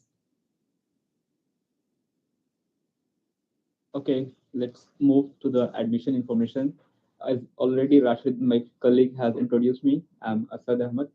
So I will discuss mostly the part of admission, scholarship, and how to apply. So the first and foremost important point is tuition fee, because when you come, if you apply here, if you don't get any scholarship, then you have to pay to the tuition fee. And the tuition fee of Taiwan Tech is not that expensive. It is only 1800 USD per semester. And if you get a scholarship, then it will be waived. And yeah, while living in Taipei, it's most expensive city in Taiwan. So while living in dormitory, it's so cheap, like 260 to 560 USD per semester. It is around, I think in INR 50,000 per semester. So it's not that expensive if you are living in the dormitory. On-campus dining is also cheap. Like if you eat in the campus cafeteria, the food is cheaper than the outside market. If you go in the restaurant outside the campus, then obviously it will be expensive. So the expense for living and housing, living and eating dining is cheaper if you're living in the campus. And off-campus housing is a little bit expensive. You can see the money you pay for 1 month outside is equal to the money you pay for 1 semester in the dormitory. And off-campus dining is also expensive, but if you cook, obviously it will be cheaper. Yeah, what kind of programs Taiwan Tech offers? Basically, it offers a master program and PhD program. For bachelor, only IATP program they offer. And what kind of scholarships? For a scholarship, they have 3 categories. The first scholarship is full scholarship, then partial, and then tuition fee waiver, in which they only waive the tuition fees. So yes, the most important point is like people confused while say, oh, it's full and it's partial. Partial means almost equal to full. You can see the amount difference. The difference being only 100 USD, 7,000 INR. So almost same as for master. I'm just talking about master. So it's only difference by 7,000 INR. So I think it's not that big difference. And for PhD, I never heard like anyone get partial scholarship. I never heard any person. Everyone gets either full or no. Yeah. So for tuition and fees, yeah, some of the master students also get tuition fees. But when they came here, their professor sometimes support from the lab, or they can do some jobs like part-time jobs like TA, or any jobs in the OIE office, or there are many jobs in the campus or outside the campus as well. Yeah, now we are talking about online application. So Taiwan Tech has 2 intake. The first intake in fall, which is everywhere in the world, and the second intake is spring, which is special for some countries in the world. So Taiwan Tech also offer a spring semester. The fall semester application starts from February to March. Mostly the deadline is 30th of March, and for spring semester 31st of October. Yeah, as I remember. 30 of October. So 31st of October. So basically, the deadline is the last. I think in Taiwan, the deadline is for other universities. It is like 28th of February or 15th of March. But for Taiwan Tech, it's the I mean, you get the maximum opportunity to apply here.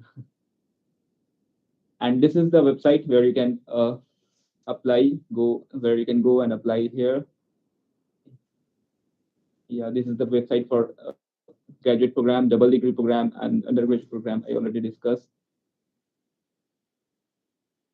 Yeah, there are guidelines mentioned in which what are the requirements to get admission. Like for electrical engineering, if you have IELTS score, there are some requirements, like you should have research paper. For masters, I'm talking about masters. So for example, for electrical engineering, they require like IELTS. No, research paper is not mandatory, yes. Right? Yeah, so for electrical engineering, research paper is not mandatory. For some other departments like mechanical engineering, they have some, like if you have research paper, it's a kind of mandatory. So yeah, so it depends upon the department. So you can check the guidelines, what is your program and what is the requirement, then apply. If you don't have English score, then you can give some exams. They have also guidelines for that. You can check that. And this is the QR code. You can scan here and apply. Yeah, working. Now I will talk mostly about work in Taiwan.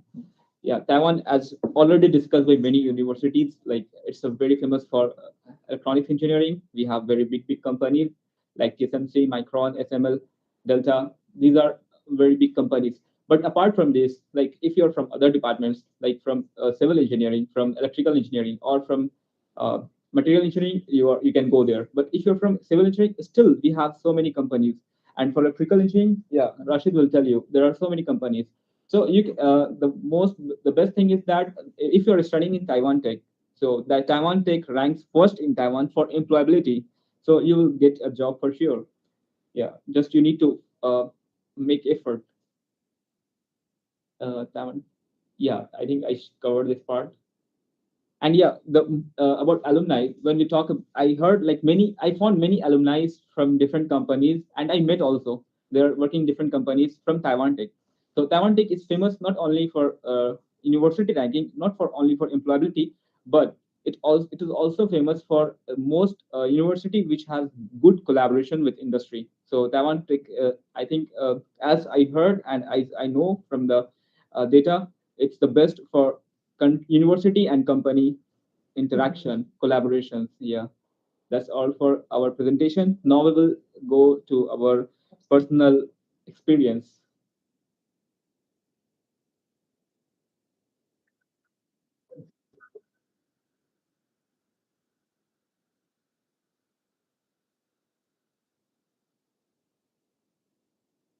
Yeah, for sure, we will share. In here, like here, we have 100 to 150 Indian students. So we Indian usually prefer to have some gatherings and the food like vegetarian food. Some like if you're Muslim from India, then they want halal food. So it's easy for us to get here. And the other problem, we think that here we will face the challenge of language. But when we came here, we find Taiwan Tech, it's very difficult. It's very easy for us to talk in English. Everyone knows English. Even the job manager also knows the English. Yeah, even the people, staff over here also, not only the professor, but also the staff. They can talk, they can communicate with us, they can talk with us.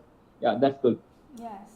So Taiwan Tech is known for its high connection with industry. Can you share some of the companies that your seniors, your Indian seniors, may have joined after they graduate from the program?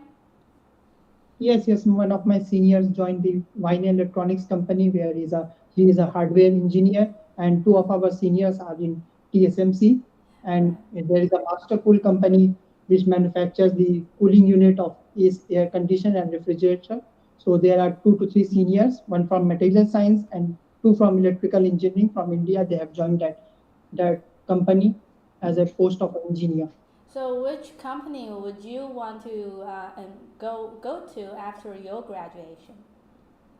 TSMC. TSMC, top I would choice. like to join CTCI. It's a company for okay. civil engineering. Okay. Best of luck for that, and I wish you all the best for your studies. Thank you very much for sharing with us today. And next we have National Kaohsiung University of Science and Technology from the southern part of Taiwan to share with us about their university. Is Susan Wu online? Hi, Susan. Hi, I'm here. Hi, Susan. Can you raise your voice a little bit? Okay, sure. Is it loud enough? Yes, we can hear you now. I'll hand the floor to you.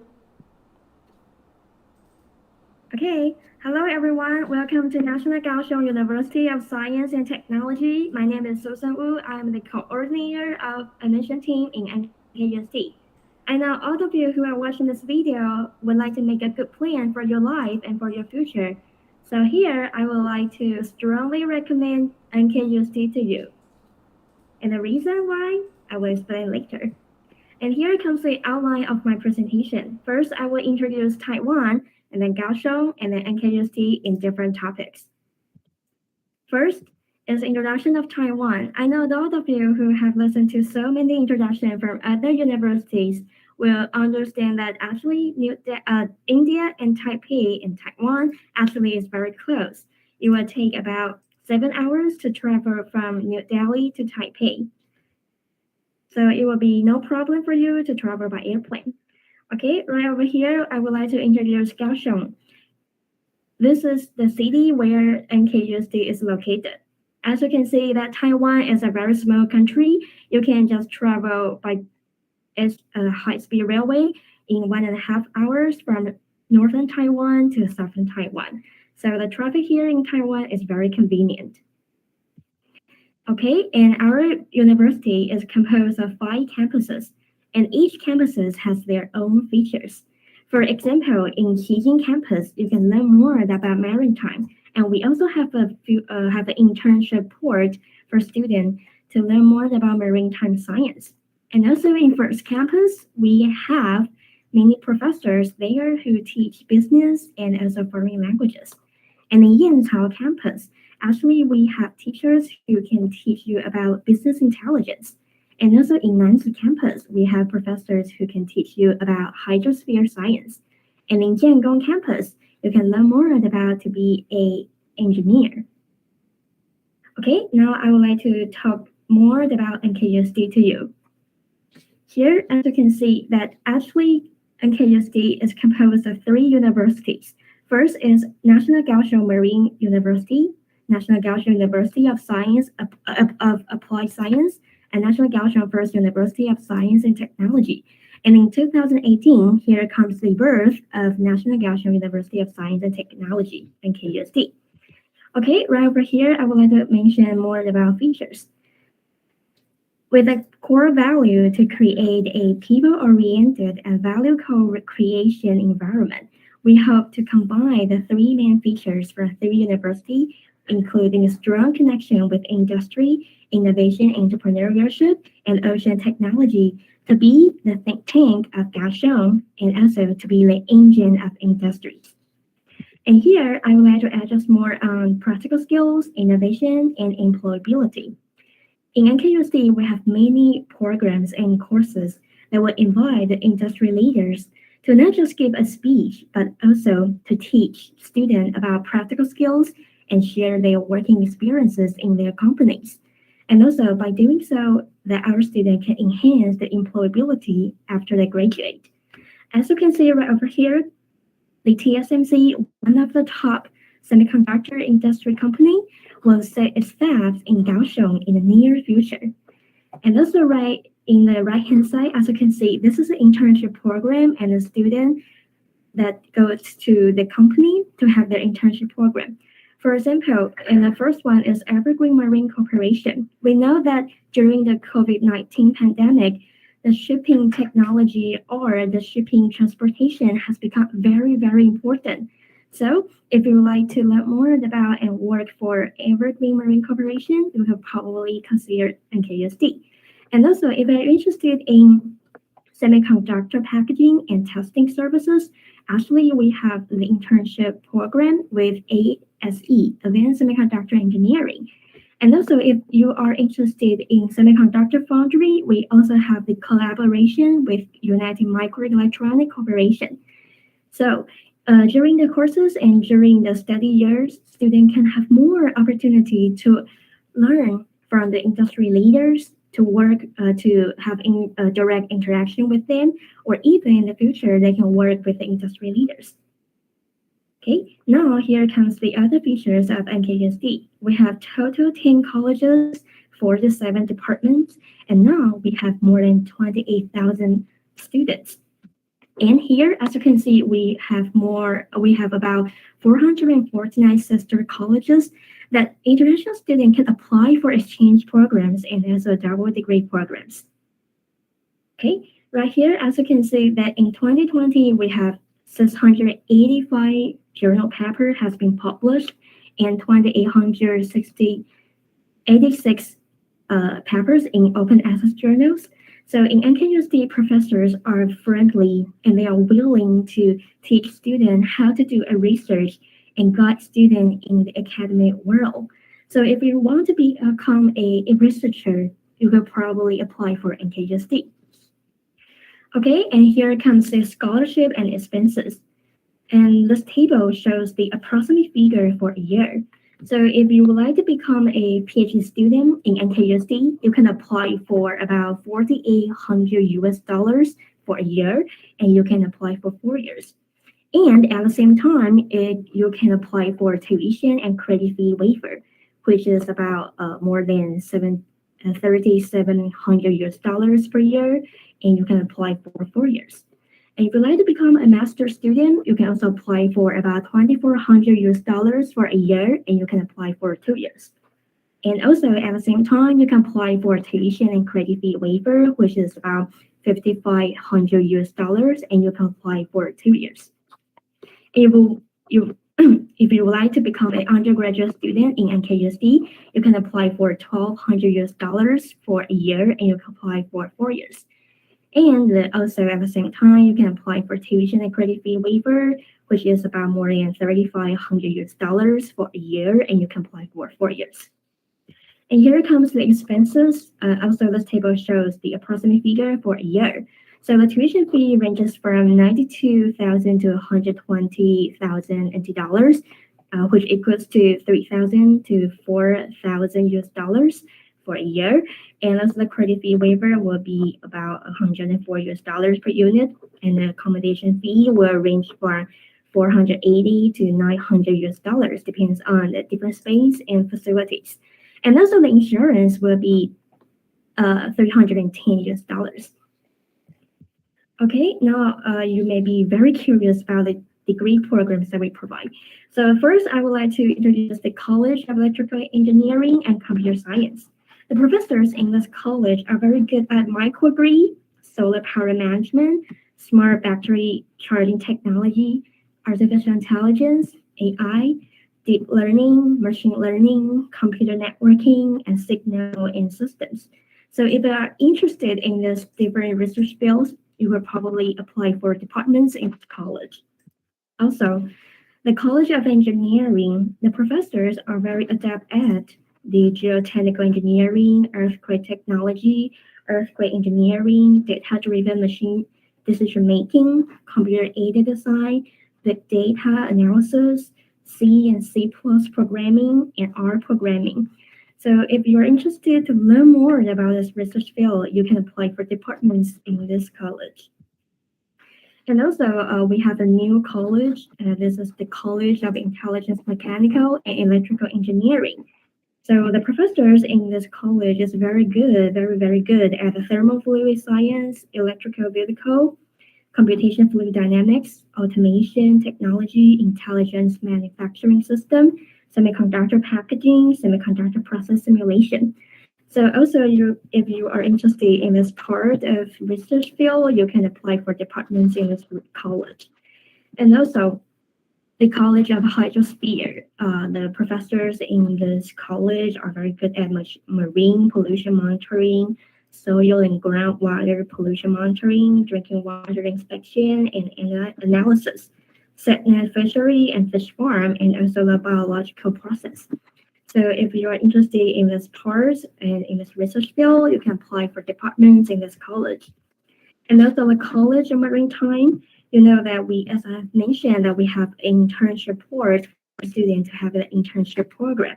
So actually professors in this college are very good at marine engineering, robust control, vessel control, smart maritime traffic management, smart port management, and automation, offshore wind energy engineering. So if you're interested in this research field, you can apply for departments in this college. And also the College of Marine Commerce. In this college, the professors are very good at the fishery policy management, marine education, climate change and adaptation in coastal areas, supply chain management, marine leisure management, and so on. So if you're interested in this research fields, then you can apply for departments in this college.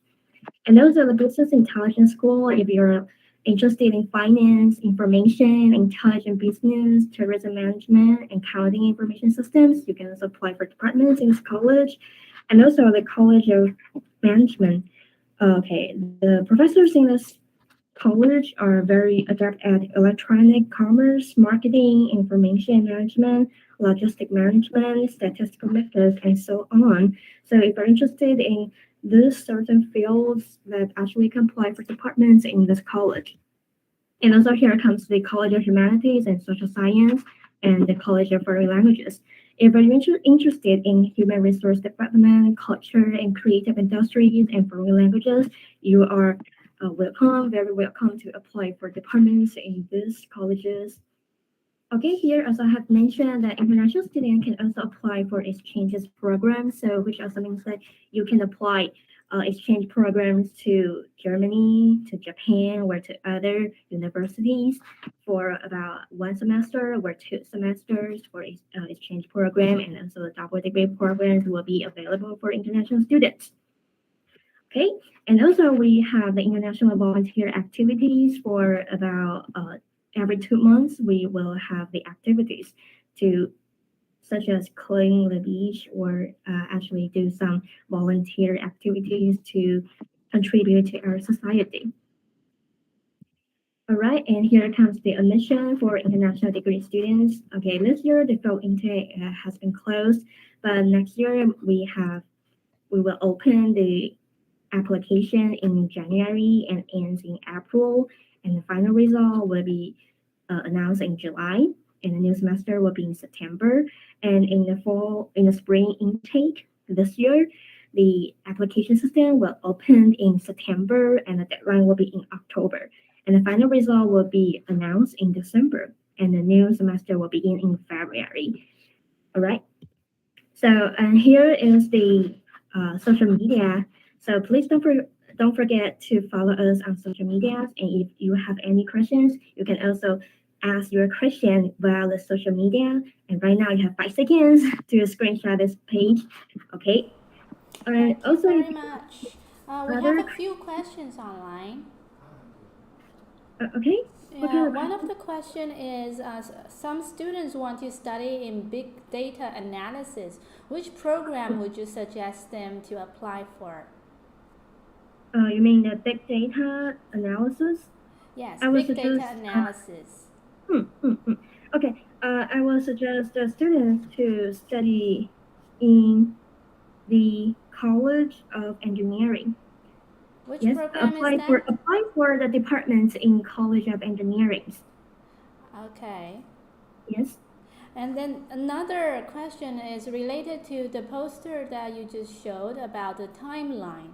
So most of the students considering of a postgraduate degree in Taiwan, mainly master degree, they are still in their undergraduate, which means they may be in their 3rd year or their 4th year of study in BTech, in bachelor. What is the timeline for them to apply for your program? When it would be a good time to initiate it? Actually, if a student who apply for master and PhD students programs, then actually we can suggest that both fall intake and spring intake will be okay for them because we all provide master and PhD programs for those 2 applications. And in fall intake, we actually the bachelor students can only apply for fall intake. So for master and PhD students, then actually can apply for 2 intakes. Will be okay. Right. So for undergraduate students who want to apply for the further study in Taiwan, they should apply for the fall semester. Yes, and if they would like to apply for spring semester, it is okay. Okay. Do they require their graduation certificate when they apply for a master program? Sure. Yes. Yes, they need to provide enough diploma, or actually, if they are enrolled in a bachelor degree program, then probably need to provide the certificate of enrollment and also their transcript to show us that. Because from what I understand, the graduation certificate in India is often given much later after they graduate, so they may not be able to provide the certificate upon application. Would that be a problem? Yes. One once we didn't get the diploma or the certificate of graduation, then we will ask students to make a replenishment for their documents. If they still didn't, yes. So they can apply first, and then with certain documents, they can provide it later, right? Yes, we will announce to, we will send email to students to replenish their documents. I see. Thank you very much for answering our questions from the audience. But that was very helpful. Any Okay, thank questions you. from our audience, or is there anything you'd like to elaborate? No. Please don't forget to follow us on social media. Absolutely. Thank you very much for sharing with us today. Thank you. Thank you. Bye-bye. Bye-bye. Next, we have Dr. Aaron Raymond C., Associate Professor of Department of Electrical Engineering and Director of Student Affairs Division from Office of the International Affairs. Dr. Aaron Raymond C., are you online? Yes, I am online. Yes, we can see you. And we can see your PowerPoint as well if you can share it full screen. Thank you very Okay, much. so is this clear? Yes, it's all clear. Okay, so thank you so much for that introduction and a pleasant good afternoon to all of you. My name is Dr. Aaron Raymond C. As I mentioned a while ago, I'm currently with the Department of Electrical Engineering, and I'm also working on projects related to biomedical engineering. Concurrently, I'm also working for the Office of International Affairs, dealing with student affairs. So specifically, if you're going to come to Taiwan, then it is our group that will be dealing with your application. So again, welcome to Southern Taiwan University of Science and Technology. And before I start the presentation, this was my last trip to India, and it was in 2019. So it was quite a memorable trip. It's like from Taiwan, we transferred via Malaysia and going to Chennai. And we really do met a lot of great people back then. And we're hoping that maybe in the near future, we could see some of you here in Taiwan. And also hoping to get back to the flights and visiting India again in the near future. So today I'll be going to first the history of the university. I'm going to talk about the international accreditation, our international programs, the scholarships available, industry partners, campus corners, and how to apply to the university. So the university started as a College of Engineering in 1969, and we progressed to include different colleges. And in 2012, we already have 4 colleges that includes business, digital design, and also the humanities. So we are now Southern Taiwan University of Science and Technology. So for international accreditation, so our engineering programs are accredited with the IEET, which is counterpart of ABET back in the US. And we also have the AACSB for our College of Business. So I believe for many of you, you would be interested in what are the English taught programs in the university. So first would be from the College of Engineering. We have a PhD program for the Graduate Institute of Mechatronics Science and Technology. We also have the Masters for Mechanical Engineering, PhD in Electrical Engineering, Masters in Electrical Engineering, and we now have both Masters and PhD for Electronic Engineering. In addition, for those who are interested in computer science, we also have the Masters in Computer Science and Information Engineering already available since this coming fall semester. Aside from that, for the College of Business, we have these programs, and also for the College of Digital Design, we have a master's program available also. So for today's talk, I'll be talking about just simply going through 2 of the departments. Of course, one would be the Department of Electrical Engineering, where I'm from. And here in our department, so the College of Department of Electrical Engineering, we currently have several groups, and these are some of the research groups that I would like to share with you. So we currently have intelligent robots and assistive devices. So some of us are making are using robotic arms for industrial purposes. Like for me, I'm doing assistive devices, and we could do from prosthetic arms. How do you make use of AI with prosthetic arms? How do you make use of advanced technology in providing a more intelligent wheelchair and so on? Aside from that, we also have the artificial intelligence and Internet of Things. So here we have a lot of professors doing with applications on AI. And then when you talk about IoTs, like smart homes, and we also have like drones and so on. And we also have, since we were in the electrical engineering department, we also have renewable energy and smart grid. So for some of you who are interested in renewable energy, let's say like for example, the solar powered energy. So we actually not only offer the program, but we also have this industry grade laboratory where you can learn how to prepare the inverters of the PV cells, of the solar power cells. So we have this grant from the Ministry of Education so that we have this starting from the design, from the manufacturing of the PCB, and then also from the testing of the voltage testing and so on. So we also have innovative medical device designs, and some of this would be like, for example, the eye walker. And we also like, for example, I'm doing like assistive devices for the visually impaired and blind. We also did a lot of research into the cardiovascular diseases. How do you deal with sleep research, brain-computer interface, and so on. So within the department, we have a lot of international students, and we also emphasize hands-on experience and collaborations with the industry. So aside from that, we also encourage our students to actively participate in government-funded and industry-funded projects. And with this, we also have received or garnered a lot of achievements, both locally and internationally.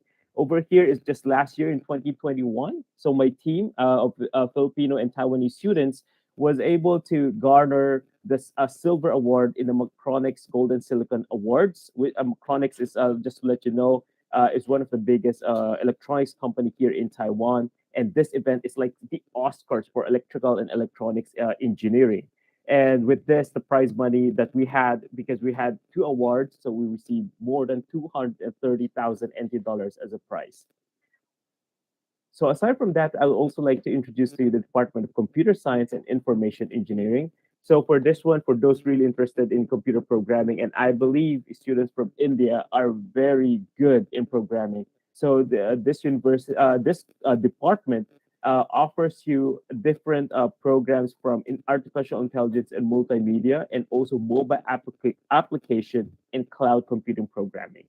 So they are actually also venturing into new research. And in terms of new research, they're not only focusing on AI, machine learning, they're also looking into newer technologies such as 5G development. So for them, they're also very active in participating in a lot of different competitions, as you can see here. And aside from that, I believe for most students, you would be more interested in what are the opportunities for internship. So for us as a university, we actually are very close. So since we are a University of Science and Technology, we're closely working with different industries, and we offer our students opportunities to join different companies such as Inalux. Someone went to Sega in Japan, and we also had an Indian student who graduated from electrical engineering who went to ASML, and some would go to TSMC and so on. So you may be wondering, okay, let's talk about the scholarships. For PhD program, all tuition fees waived. And aside from that, we offer free dormitory and also provide 10,000 NT dollars of stipend every month. So aside from that, for the master's program, our offer is all tuition fee waived. So you don't need to pay for your tuition and fees. You just need to pay for your dormitory allowances and so on. And then afterwards, for the undergraduate program, we can offer all tuition fee waived, or we could offer 50% off on the tuition fee. So one of the programs that we have that we're looking into, if you're a senior high school student right now, we have the STUSD Focus Industry Program. So it would be a 5-year program, wherein first year would be to study Mandarin, and then 4 years of bachelor program. So we're looking into students to get into our mechanical engineering, our semiconductor and electro-optical engineering, and the other one would be senior welfare and services. So scholarship for this program is over here. It's like regular course fee, as you can see on this first column.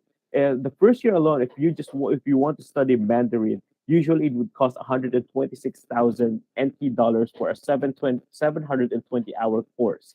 But for this program, we're offering it for only 35,000 NT dollars.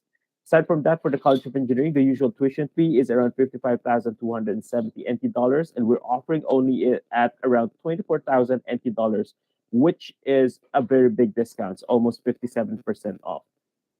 So insurance is over here, and dormitory is here for your reference. So if you notice, it is very affordable in terms of studying here in Taiwan. So as we talk about the different industry partners, we are very closely working, like for example, Taiwan Semiconductor Company, ST Microelectronics, UMC, and so on. So Uni President is a conglomerate here in Taiwan, is also one of the part owners of the university. So I believe that many of you would be interested, okay, if I go to Taiwan, what are my opportunities to do part-time jobs? So as a student, you could do 20 hours of part-time job, and then the pay right now is 168 NT dollars per hour. So this is during the semester, so you need to apply for our work permit, and then afterwards, like during the summer or winter break, you could work for a full 8 hours. And after you graduate, definitely you'd be very interested in what are the offers for engineers here in Taiwan. So aside from that, I'd like to show you now the different corners of the campus. So this is like the current covered court. This is a view of the half of the university. Over here is the dormitory. It's a 30-story high building. Also together with the library in the middle here, it's also 30 stories high. And I'll talk about it in a short while. So we have a sports complex here. In the first floor is a table tennis room, and then second floor is dancing area, and then the third floor is a gym. Fourth floor would be the badminton courts. So the library itself, you have not only we have an international conference room on the 13th floor. On the 12th floor, we have a movie viewing room, and we also have gaming room in there, aside from studying in the library.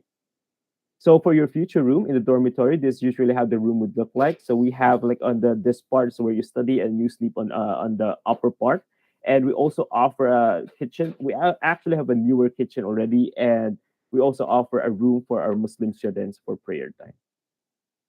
So traveling around Tainan, Tainan is the old capital of Taiwan, and we have a lot of scenic places. And we also have this Chien Museum, one of the best museums that you could find here in Taiwan, and around it is the Metropolitan Park, wherein you could like enjoy your time with your friends or just relax during the weekend, do some picnic and so on.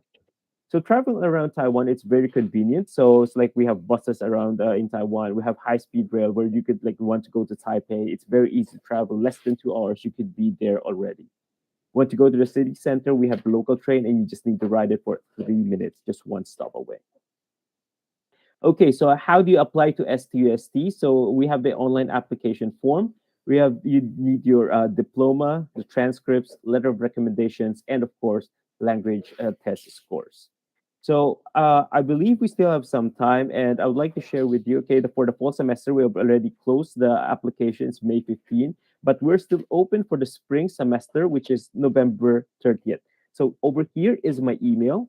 So you could send me a message of questions. And as you're thinking about questions right now, let me share with you a video about the university. So let me switch to the video.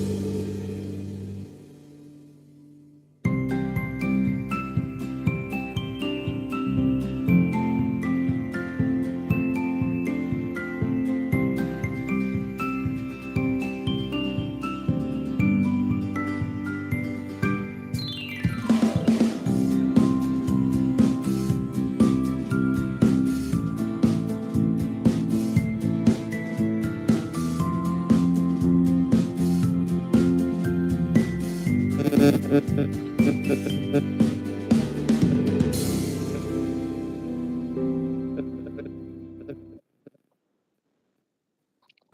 and for the last minute of my presentation, let me share with you just one last part. Sorry, let me share the whole screen. Okay, just to guide you. So if you come to the university's website, it would be stust.edu.tw. Over here is the English. So just click on it and then click admission. So over here is apply to STUST, and then over here you have the guidelines for international student application and for the transfer guidelines. This is where you apply. So you just need to register online and fill up the forms that we have online. And with that, I would like to end my presentation here. And thank you so much. Thank you very much, Professor. Thank you. I received a couple of questions related to the same issue. I wonder if you can help me answer them. Sure, no problem. Yeah, the questions are some students, they may not be from technology background in their undergraduate study. And if they want to pursue higher study, a master program in this field, do you have any suggestion for them? Okay, thank you so much for that question. Regarding that matter, it would actually depend on which college they are in or what is their background. Because like they may be from physics or they may be from chemistry, then there would be a chance for them to easily adapt to the environment for engineering. However, if they're actually from the College of Business, they may have a little bit of challenge, but I would say that it's not impossible because there were some situations like that. But we don't encourage, if you're really from from humanities and jumping to engineering, I think that would be a bit challenging. But if you're from the sciences, then I think we would encourage you to join our different programs in the College of Engineering. I see. Yes. So if this student is from a scientific background, however, not specializing in electronic and engineering, when you receive their application, what are the things you are looking for? Okay, thank you so much for that question. In terms of like what we would be looking for in terms of the qualifications, like for example, they're from the scientific background. One thing we'd be looking into is like what are their grades? Okay, do they have the language proficiency? And they would also like to see what are the recommendations of the different professors or colleagues that they had in the past. Because for some students, I think there are some situations wherein, yes, you may not have exactly an engineering background, but they may have been working in an engineering or electronic related industry. Then they already have this knowledge and they want to, they feel that, okay, I want to pursue this to understand more about this. Then I think that's something that you want to write in your resume, that you have this experience in an electronics company and you want to enhance your knowledge and also how you write your study plan. I think that would affect how the professors would look into your application. Thank you so much. So this leads to our next question. Some students wonder if they have been working already in this professional field. However, they do not have a degree related to this field and want to apply for further studies with your university. Is there any special program or scholarship or scheme that allow them to do so? Okay, so thank you for that question. In terms of like, okay, they have this background already, like working experience background, and they want to apply for this program. I think it would be two things. Okay, the scholarship would be one, but then the application would be another one. So they could apply first, and then, as I mentioned a while ago, is like they need to specifically show, like, okay, they may have done certain projects. They may provide this extra information that they would like to include. Okay, I've done this project, or I was able to work on certain topics related to the course that I'm applying for. And then usually it's the department who will be evaluating, okay, are we going to give this person full scholarship? Are we going to give this person no scholarship? So they would be deciding based on what you provide the department. Thank you so much for explaining this. And this answer, I believe, will help a lot of students who are willing to join your program. Thank you very much for being with us today. Thank you, Professor. Thank you so much. Thank you so much. My pleasure. So, thank you very much for our professor's introduction to Southern Taiwan University of Science and Technology, and also solving some of our issues that our students have applying for the programs here. Next up, we have National Formosa University with us, and we would like to invite Peron Zhang and our student Parta to share with us their insights about National Formosa University. Hello, Peron, are you online? Hi, hi. Hi, I can see your So, screen. Yes, okay. So I can start right now. of course, all yours.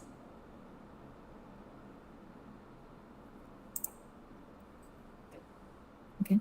Good evening, everyone. This is Peggy from National Formosa University. I'm now giving you our university's introduction. The introduction today will cover 6 topics, including first, where is National Formosa University? Second, NFU history and achievement. Third, NFU degree programs. Fourth, NFU international internship program. Before the end, there will be Before the end, there will be the information of NFU scholarship, and the final one is the study experience shared by NFU Indian students. Now let's start the first topic, where is National Formosa University? National Formosa University runs by government of Taiwan, where is a country in East Asia. National Formosa University is located in Yunlin County. From the Taiwan map, you can find that Yunlin County is in central of Taiwan. By taking high-speed rail, it takes around 1 hour from Taoyuan International Airport to Yunlin County. And it takes around only 10 minutes by taxi to from Yunlin Station to NFU. From the map of Huwei Township, you can find there are 3 main campuses and 1 student dormitory campus in downtown, and 1 more brand new campus just near Yunlin high-speed rail station. In Huwei Township, there are many Japanese styles construction, including Yunlin Golf Puppy Museum, Yunlin Memory Pool, Yunlin Story House, and Huwei Starbucks Coffee Shop. The reason why Huwei Township is probably because of the sugar factory. Huwei is known as the sugar town before because of the success of the business. This factory is already over 100 years old, but it's still running. And there is an old rail station. It's also built for the sugar factory of Huwei to transfer the sugar cane. From Huwei Township environment, the most iconic spot is the Huwei Iron Bridge. It was route from the sugarcane field directly to Huwei Sugar Factory. Local residents had to share the bridge with the Chiens, which was a dangerous thing. In order to solve that, the government built another 2 bridges, and this one became a landmark of Huwei ever since. There are more famous spots in Huwei, and I hope one day you can have an opportunity to visit. Now I'm moving to the introduction of NFU history and achievement. National Formosa University, established in 1980, it was an institute of technology, but in 2004, the institute was promoted to a University of Science and Technology. After that, we officially changed the university name to National Formosa University since 2005. There are around 350 professors and 450 staff, and around 12,000 local students and 150 students, international students. The most famous academic and research field is engineering and technology. National Formosa University has been developing the partnership with international universities around the world, such as the University of Manchester in UK, and the British Columbia Institute of Technology in Canada, and the King Mongkut University of Technology in Thailand, and Thammasat University in Thailand also. Besides, there are more than 15 partnership universities in India, including SRN University and Presidency Universities, IIT Madras, IIT Delhi, and ISC. Apart from the partner universities, National Formosa University cooperates with many industries to promote the research and the industrial internship for our students. National Formosa University's goal is to train our students more practical skills. For instance, NFU students from Aeronautical Engineering Department got an opportunity to go to the China Airlines or EVA Airlines company to have the internship. NFU is continuously pursuing more industrial academia cooperation in order to carry out the goal of enrollment is employment for our students. If you have got the ambitions to study at our university, don't miss the following introduction of National Formosa University's degree program. National Formosa University has 4 colleges and 20 departments, and there are 18 master degree program and 2 PhD degree program. Let's see the first College of Engineering. There are departments of mechanical and computer aid engineering, automation engineering, power mechanical engineering, vehicle engineering, material science and engineering, aeronautical engineering, and mechanical design engineering. The College of Engineering focuses on areas of machinery, green energy, smart manufacturing, precision mechanical engineering, advanced vehicle technology, and aeronautical engineering and maintenance. The college's vision is to enhance students' professional skills and encourage innovative research and academic industrial cooperation. College of Electrical and Computer Engineering. There are 4 departments from this college. Electrical Optics Engineering, Electrical Engineering, Computer Science and Information Engineering, Electronical Engineering. This college focuses on the research of system control, system chip, communication and network, bioinformations, and microwave communication. The college's vision is to train high-tech talents of electronical and computer engineering towards the environment and the development of technical research. College of Management. There are also 4 departments from this college: Industrial Management, Information Management, Finance, and Business Administration. From this college, they focus on the education on Industrial 4.0 technology, big data, Internet of Things, digital manufacturing, financial technology, quality management, intelligence system, and information application and technology learning. The college aims to train professional management talents with an international perspective and innovative thinking.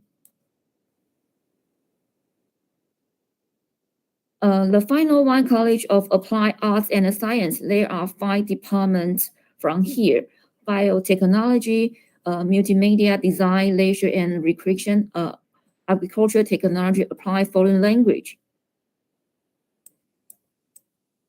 The education from this college could enhance students' imagination and creativity and expand and internationalize human resource.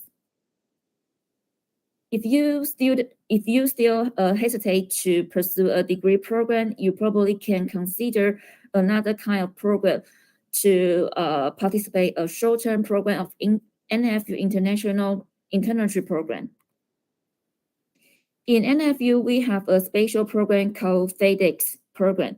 FEDEX program encourages foreign students from our partner university to participate in short-term professional internship project at NFU laboratories. Except for internship learning, the program also helps foreign students communicate with Chinese speakers around the world, while Taiwan is an ideal place for international students who want to learn Chinese.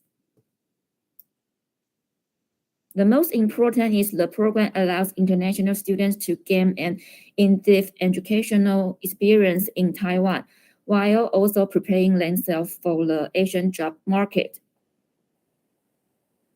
We recruit the international students who are in the final year to participate in the program for 1 semester. The tuition fee is around $2,000 for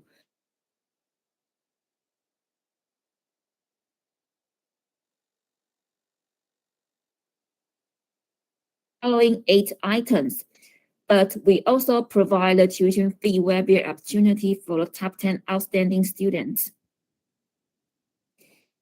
If the students are interested in pursuing a degree program, we also provide the NFU tuition waiver opportunity and a monthly stipend for outstanding students. The monthly stipend is up to $8,000 NT dollars for master degree student and up to 15,000 NT dollars for PhD students. If the students are the lecturer from South and Southeast Asian country, there will be higher price of the scholarship. Before the end, I would like to invite our Indian student, Mr. Patra, to share his studying experience at NFU.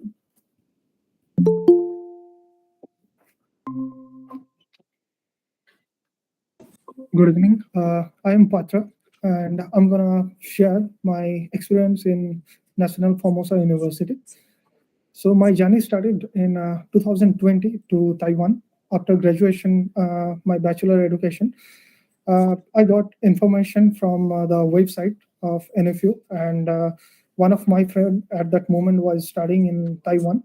So I contacted him, and I got to learn about the scholarship offered by the Taiwan universities.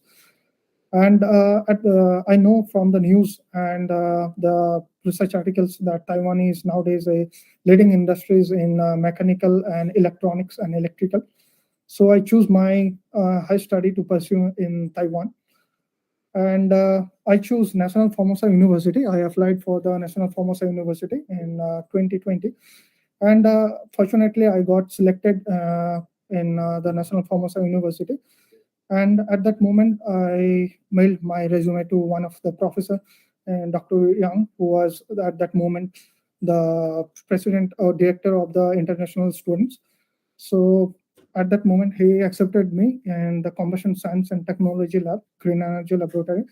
So in the span of 2 years, I spent most of the time in the laboratory. So my work was related to the combustion science and technology. And rather than this laboratory, there was some academic activities. In the span of 2 years, I have participated in 4 of the national conferences that hold by National Combustion Institute of Taiwan. And in 2020, I got awarded at one of the prize from this combustion conference. And in my most of the leisure time after the lab hour or the university hour, I participated in some of the sport activities, such as playing basketball, volleyball, or playing badminton. And as an Indian student, I have fond sport activities is cricket. So sometimes we gathered some Indian students and we used to play cricket in Saturday, Sundays mostly. And there are several events that hosted by the National Formosa University, such as the Diwali Eid event, and we used to cook in our college anniversary, NFU anniversary. So there are several events throughout the year. We participated and we organized the events with the help of the NFU International Office. And because of the Taiwan foreign-friendly cities and easy access to Taiwan breathtaking spots, so one of my hobby was to traveling. Whenever I got time, my leisure time, I travel around the Taiwan,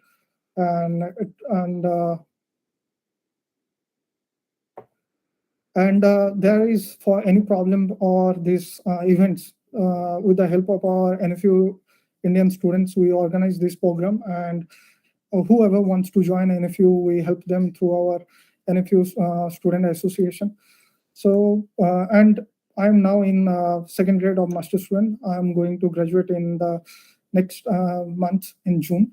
And right now, I got a job offer from the ITRI, Industrial Technology and Research Institute of Taiwan. Thank you. This is my experience of the span of 2 years. I hope it will be useful to the newcomer. Thank you.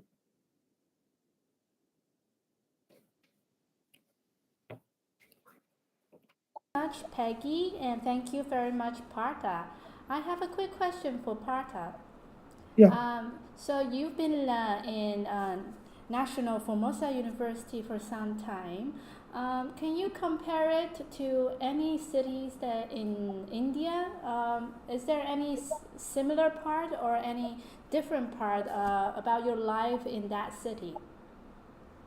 In this city, I got many opportunities. Like previously, in my bachelor, I didn't got that much opportunities like participating in conference. Only few students used to participate in conference. And in this university, I got that opportunity and to explore with my career what to do next. And because of my last performance in the conference, I got this job offer in ITRA. I see. So I would say you have a very happy life traveling around Taiwan and also working in the academics with a happy vibe. Yes. Yes, that sounds wonderful. And I hope that our future students coming to National Formosa University will enjoy the same vibe and join your association. Yes. Thank you very much. I hope that you have heard so much about our programs in electrical engineering and computer science programs from different universities. In case you want to know more about these programs, you can always go online to Study in Taiwan website or request from Taiwan Education Center or directly contact any of these universities. Now, the next session we have is a very informative one. We have Professor Atimurti Prasannan, an assistant professor working in Taiwan, National Taiwan University of Science and Technology in the Department of Material Science and Engineering. Exactly the target that a lot of our students are wishing to go to. So he will introduce to us an effective way to write a winning research proposal, a very important part of being a postgraduate student. Let's welcome Professor Atimurti Prasannan. Are you online? Yes, namaskaram. We can see you. Wanna come? We cannot hear your voice. Maybe your audio is not on yet. There is a mic that you need to click on over your screen. We can see your screen, but we still cannot hear from you. Oh, sorry. Yes, we got you. But then your screen is lost. Can we? Yes. Yeah. Yes. I got it now. Perfect. Okay. Yes. All yours. So hope you can hear right now, right? Yes, we can hear you, and your PowerPoint is perfect. Okay, great. Okay. Good evening, everyone. Shall I directly go to the? I think that due to time limitation, I shall go to the our main topic. The main topic is how to write the best proposal to be the winning aspect. To be winning aspect, because everybody can be write the proposal. It's not a big issue. But every times we are doing some kind of mistake every times. That kind of mistakes always make us some kind of troubling into the success.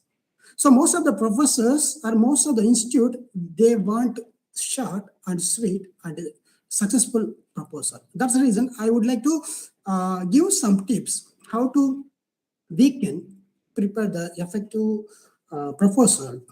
That's why I am, as I mentioned before, this is Adimurthy Prasannan from Department of Material Science of Engineering from National Taiwan University of Science and Technology. We can call like Taiwan Tech. I would like to introduce about my institute, but some of my students, our students already explained much about that. There are some time I can got it to explain more. That's why I should skip this kind of about my Taiwan Tech explanations, even though we have the two branches we have, but we are the one of the top university in the Taiwan. Even we are the center of city. That means we have many exposure to continuous. So I got my PhD here and I started work in the same institute as a professor. So my lifetime journey is started from the Taiwan Tech only and being in Taiwan Tech. So I am being proud to be the Taiwan Tech students. Okay, by the way, I shall go our presentation. First of all, we have to answer some question. The question is, what is the proposal, first of all? The proposal supposed to be, have to be mentioned like so the proposal should be simple and the formal document should be explained what you plan for your research topic and worth for the researching. Yeah, you have to justify your research will be worth or not. And how you are planning this aspect, whatever you are giving, that is called like we can keep like a research proposal. So the minimum guarantee for the research proposal is should be the easy to read. You should not forget this one. This is the most important, because whenever you are read properly, then only the easy for the evaluate. So that means you have to make sure your proposal is the easy to read first of all. Then should be the skimmable. And we have to keep some organization with a complete way, and you have to ask many questions by complying many researchers, and you have to give the some of your things will be better like this way. So that means many people are thinking if I use a high-fi English, that means harder English means the people's thinking that will be good, but unfortunately many people don't want to read much time to be in the research proposal. That's why try to avoid some kind of too much technical words. If it means this should be like a effective research proposal should be that. So that means what are the requirement in your institute or your professor needed, that kind of requirement you can just fill and write as an easy way to evaluate. That's good enough. So before you are adding the proposal, you have to check your target. Who is the target? What is you are going to be do, and what are the problems should be exhibit in your research?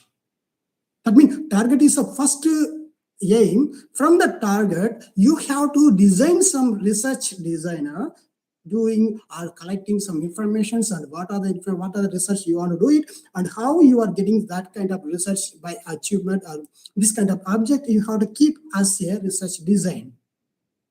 So once you have finished the design, you have to make sure what are the benefit you have in your materials or in your proposal. That means your every proposal must be keep some target, design, and the benefit. The benefit must be significant and should be more important. Before you are getting a significant benefit, then you have to understand what really happening in your proposal. So that means that small things we have to consider before we start our proposal. So that means you have to pick up your topic. Then from the topic, you have to concentrate. Okay, this is you have to pick up your message. Then you have to identify what are the problem going on particular topic. You just recognize. Whenever you are right, and you can get a more idea and what are the problem will be there. That means identification of research problem is other more issue. So whenever you are understand and identify the problem, you can get some idea what we can do and what I can do. Like this, you can get some kind of questions, and you have to develop your own some kind of questions. why I have to do, what I have to do, for what I need to do, what are the things I can do. Like this, you can create many research questions with you, then automatically it can be have some idea. Then once you are finished, get the idea, the question you have to answer by your designing a proposal. So that means this is a more important. You have to give the already raised the questions. From the question, you have to give some answer. That answer this kind of problem I could achieve by this method. Like this, you have to develop some kind of design. That design going to be giving you answer for you. So once you are answering, then you can start the proposal. This is a general way we are doing the proposal writing. So whenever you are thinking this one, again we have to consider how should be your proposal. I mean, what are the needness to fulfill your proposal means you have to consider few things. One supposed to be unique. It cannot be normal proposal. It cannot be generally, okay, I'm going there, I'm coming there, I go there. Like this, you should not be, because many times I am receiving the proposal from Indian students. That proposals they're generally making like a study plan means they're thinking like a study plan means, okay, I come to Taiwan, I'm just finished my undergraduate students, I want to study master degree. That's only general statement only they written. They never written or never write anything about their research, about their proposals. That is a so kind of lagging we are finding. First of all, that means your proposal should be unique. Then okay, fine. You are going to be select the unique one, then automatically you have to consider about your originality. The originality means what you have your proposal, the new one, should not be copy or should not be replicated or should not be just to follow or rehearse someone research. That is not really good going to be work out for us. That means you have to keep the originality. Then for the originality, you have to make variety of steps by keeping proper outline. Okay, the proper outline make you the different steps. The different steps that can be giving you different scenario or attraction to read your materials. No. Then whenever you are started to read, then you have to keep some of the problem. What problem you could understand? You get the proposal from the problem, how you can give the solution. These are the information. If you keep your like a proposal, that will be more effective way. That means these kind of things, how you are constructed by contest. That means you have to give some intellectual contest into your materials means that will be more attractive towards the reader. Whenever some professor or institute management people are reading your proposal, this within this kind of things, they feel is a good proposal. That means we have to consider a few things. Okay, then again, I can ask you to like a proposal could be this complete and should be have some problem. That means complaint somebody and fulfill requirement of your institute. That means where you are going to be apply or which professor you are going to be apply. You have to make sure what are the criteria they have, what are the topic they have, what are the format they have, everything you could ask first of all. That means you have to get the fulfillment from the institute. Then after that you have to start to write. And whenever you are start to write, as I mentioned, it should not be generic. It should be like some kind of interest must be there. If interest, not only interest is enough, of course, as I mentioned, the readable and the simple statement is more important. Because once they can easy to read, a simple statement means everyone can be understand your proposal and it's easy to evaluate. Once it can be the evaluate easily means, of course, we are the winner in the proposal aspect.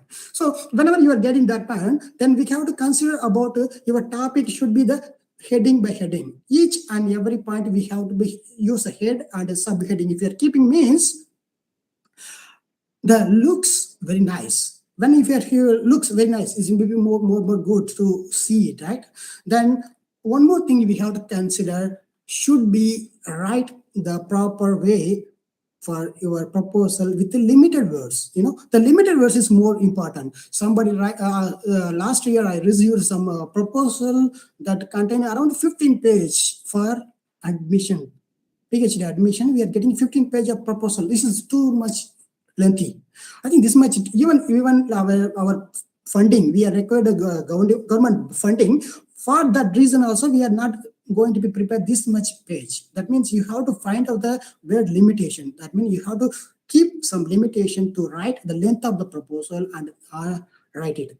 Finally, if you make kind of question and answer like this pattern, it will be more easy to evaluate.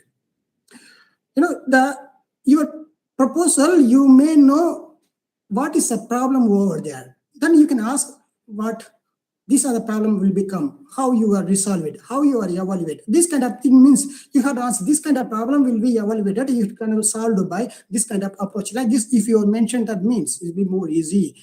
That means I suggest you keep like an answer booklet pattern. If you write the proposal, that will be more unique way to use it. Okay. If I write the proposal, what are the steps we need to follow?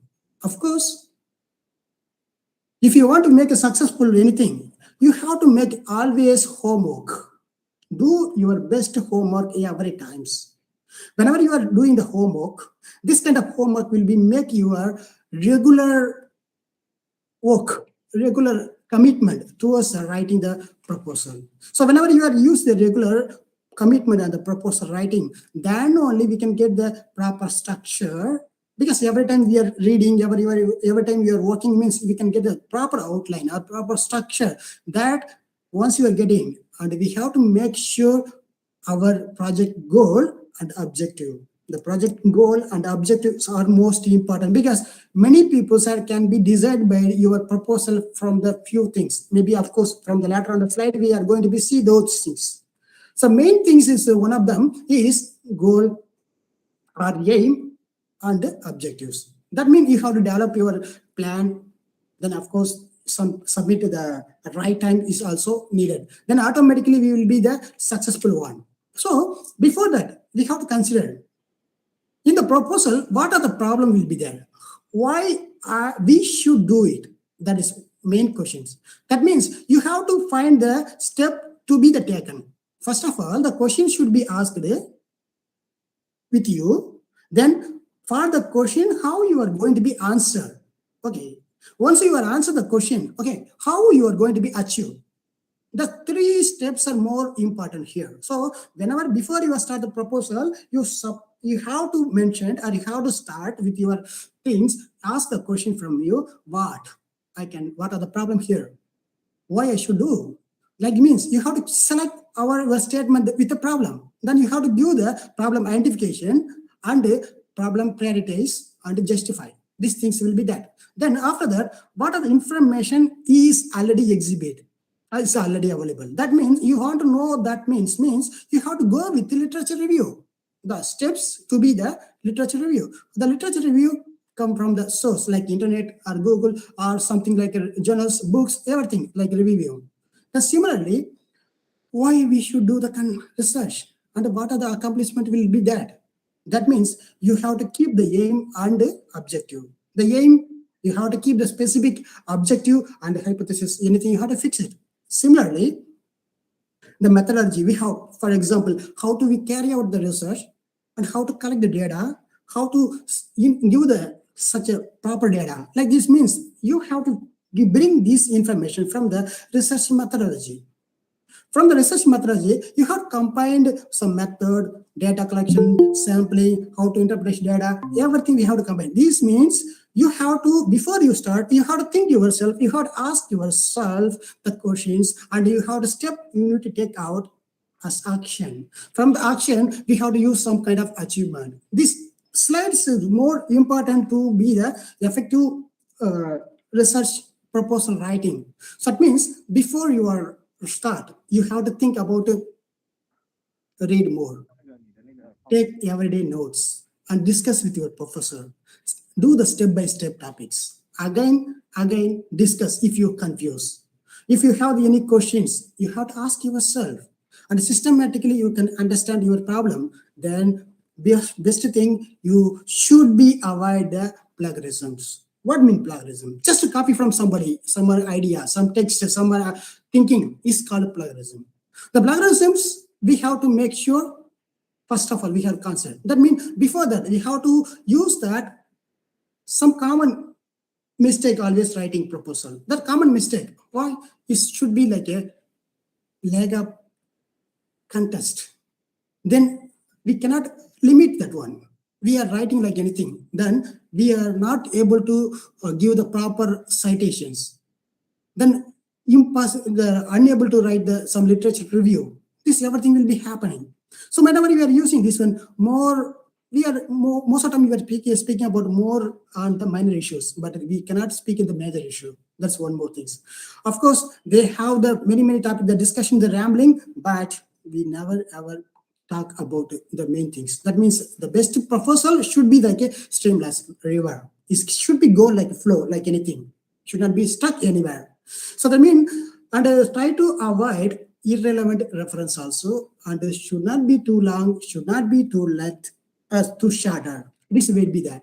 That means most of the times we are confusing object and method.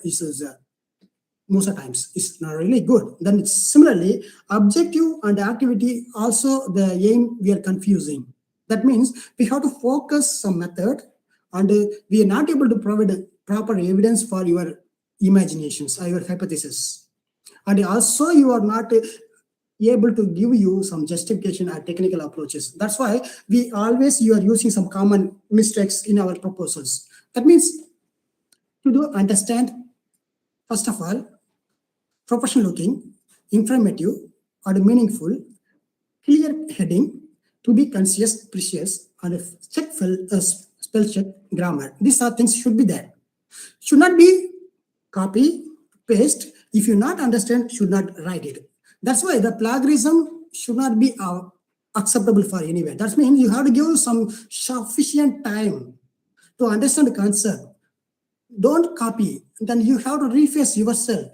And like this, cite properly where you are copy from the next one. Then if you are copy, or you have to make sure where you have refaced or not. Then if you want to confirm how much you have the plagiarism there, you have to check some cross check, authenticate, and this kind of software we can use for the check your plagiarism. So these are the way we can avoid the plagiarism, like start from earlier, cite properly, proofread, quote, and paraphrase, reference page, and discuss with your expert. This everything will be make your less plagiarism. Of course, there are some outline for the proposal. There should be key title, abstract, or outline, some literature review, current drawbacks, methodology, anticipated outcome, and your time schedule, and resource reference. This must be kept, and some people will be prefer like this. There are two ways we are using. The keyword is the most important for us. Why means whoever want to check now is an internet world. That means the internet era, everywhere we want to find from the internet means we have to use from the keyword or title only. That means your title should be clear and concise, and it should be the relevant for your proposal. So that means your title and keyword is the most attractive things.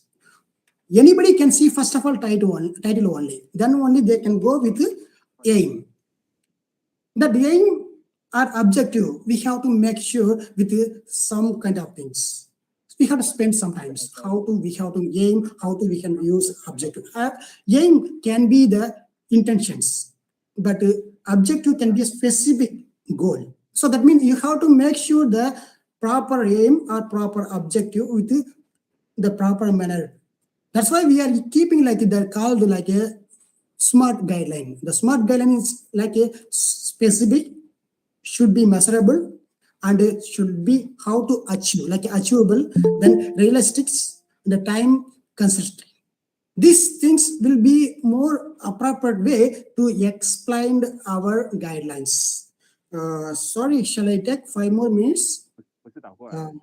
Because I feel I am exceeding time, right? Can I take 5 more minutes, right? Okay, I shall continue 5 more minutes. If you have any issue, let me know. Yeah, sure, sorry. Because I want to continue little more, that's it. By the way, the aim and objective is the most important. You have to distinguish your aim from the objective. Aim can be a broader, but the objective should be specific and a concentrated one.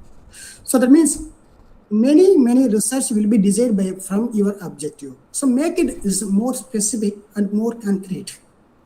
And step by step, how you are going to be achieve that objective. This is the most important for us in the research proposal. Then apart from that, we have to consider about abstract or outline. Abstract, you have to make sure your research proposal or research problem should be in the objective. Second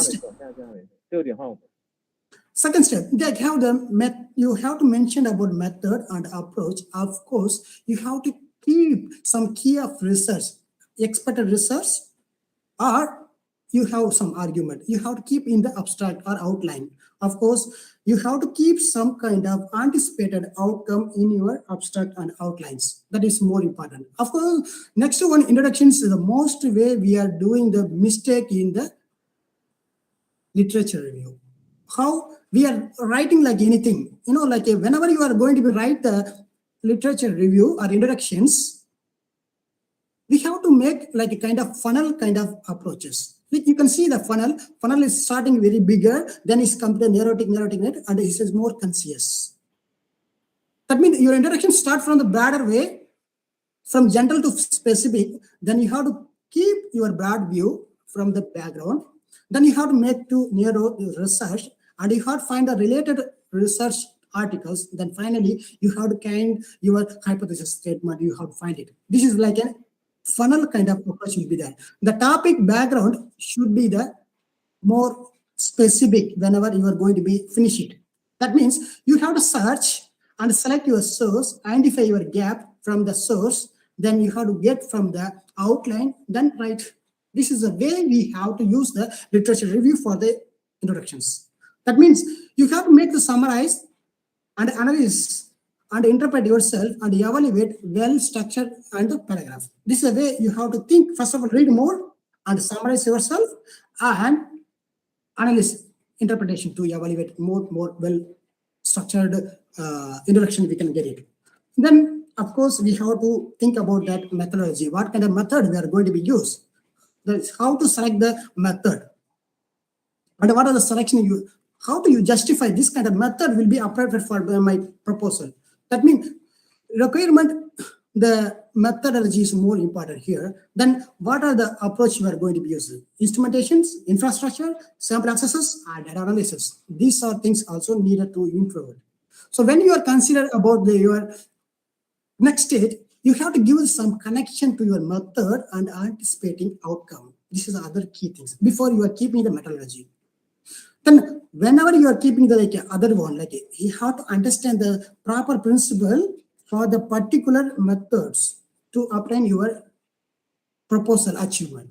So this is where we have to connect the all are from the methodology. That means in the unique way, the summary, you have to think about your own way, a unique research proposal and the originality. Then whatever you think, you start to be like an outline, proper outline, step by step. Then you have to code with some anticipated problem and their corresponding solutions. Then you have to keep proper intra-contest. Then if you start to design like this means, it will be good proposal. I think the proposal method, if you, whatever I mentioned here, you just follow the small tips, what I think can do, what I cannot be do if you follow this means.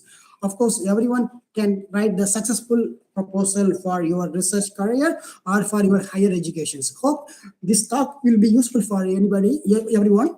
And thank you for your, thank you for your time. And if you have any concern or questions, write me. Thank you very much, Professor Atmurti Prasannan. I really love your PowerPoint. It's very simple and very detailed to the facts. And also, I love the visualization that you have provided. From a Taiwanese point of view, reading these proposals sometimes can be quite complicated for us non-native speakers especially when the sentences become too complicated. And the way that you have portrayed your content is exactly the way that a non-native speaker would love to read and understand the content. Thank you. Thank you so much, ma'am, Thank for you your very much. concern. And I hope that this session will help a lot of students who are writing their research proposal. Thank you very much for being with us and preparing such a wonderful presentation. Thank you so very much for your great opportunity. Thank you, and see you next time. See you next time. Bye-bye. I hope that has solved a lot of people's problem. And please keep in mind when you write your personal statement and your research proposal, your target audience is the program who are wishing to take you and the university that you are applying to. Their native language may not be English, so keep it simple and to the point, just like what Professor has just said. And follow the steps and you will have a wonderful writing to present.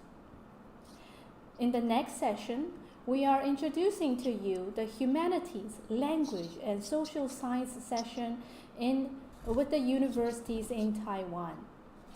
The first university that will present is National Taipei University of Nursing and Health Science, which is most important in this time of pandemic. Is National Taipei University and Nursing with us online? Yes. Thank you very much. Would you like to share your screen? Yeah, sure.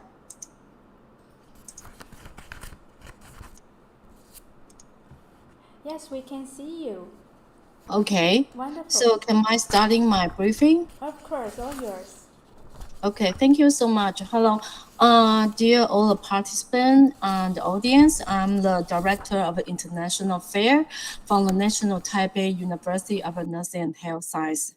And this university is the oldest one, the nursing school at Taiwan. So we have around 74 years old already.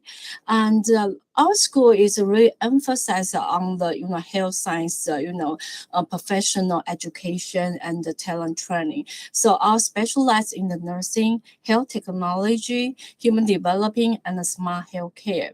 So we have a collaborated with the more than 160 university and the hospital in Taiwan, and collaborate with the more than 200 universities in the global. So always all our nursing courses and our education quality is being recognized by worldwide. So actually also because about the aging issue, about the nursing the issue, so actually we are also responsible for the government and for all the committee of the national in the education, in the aging care, and in the nursing.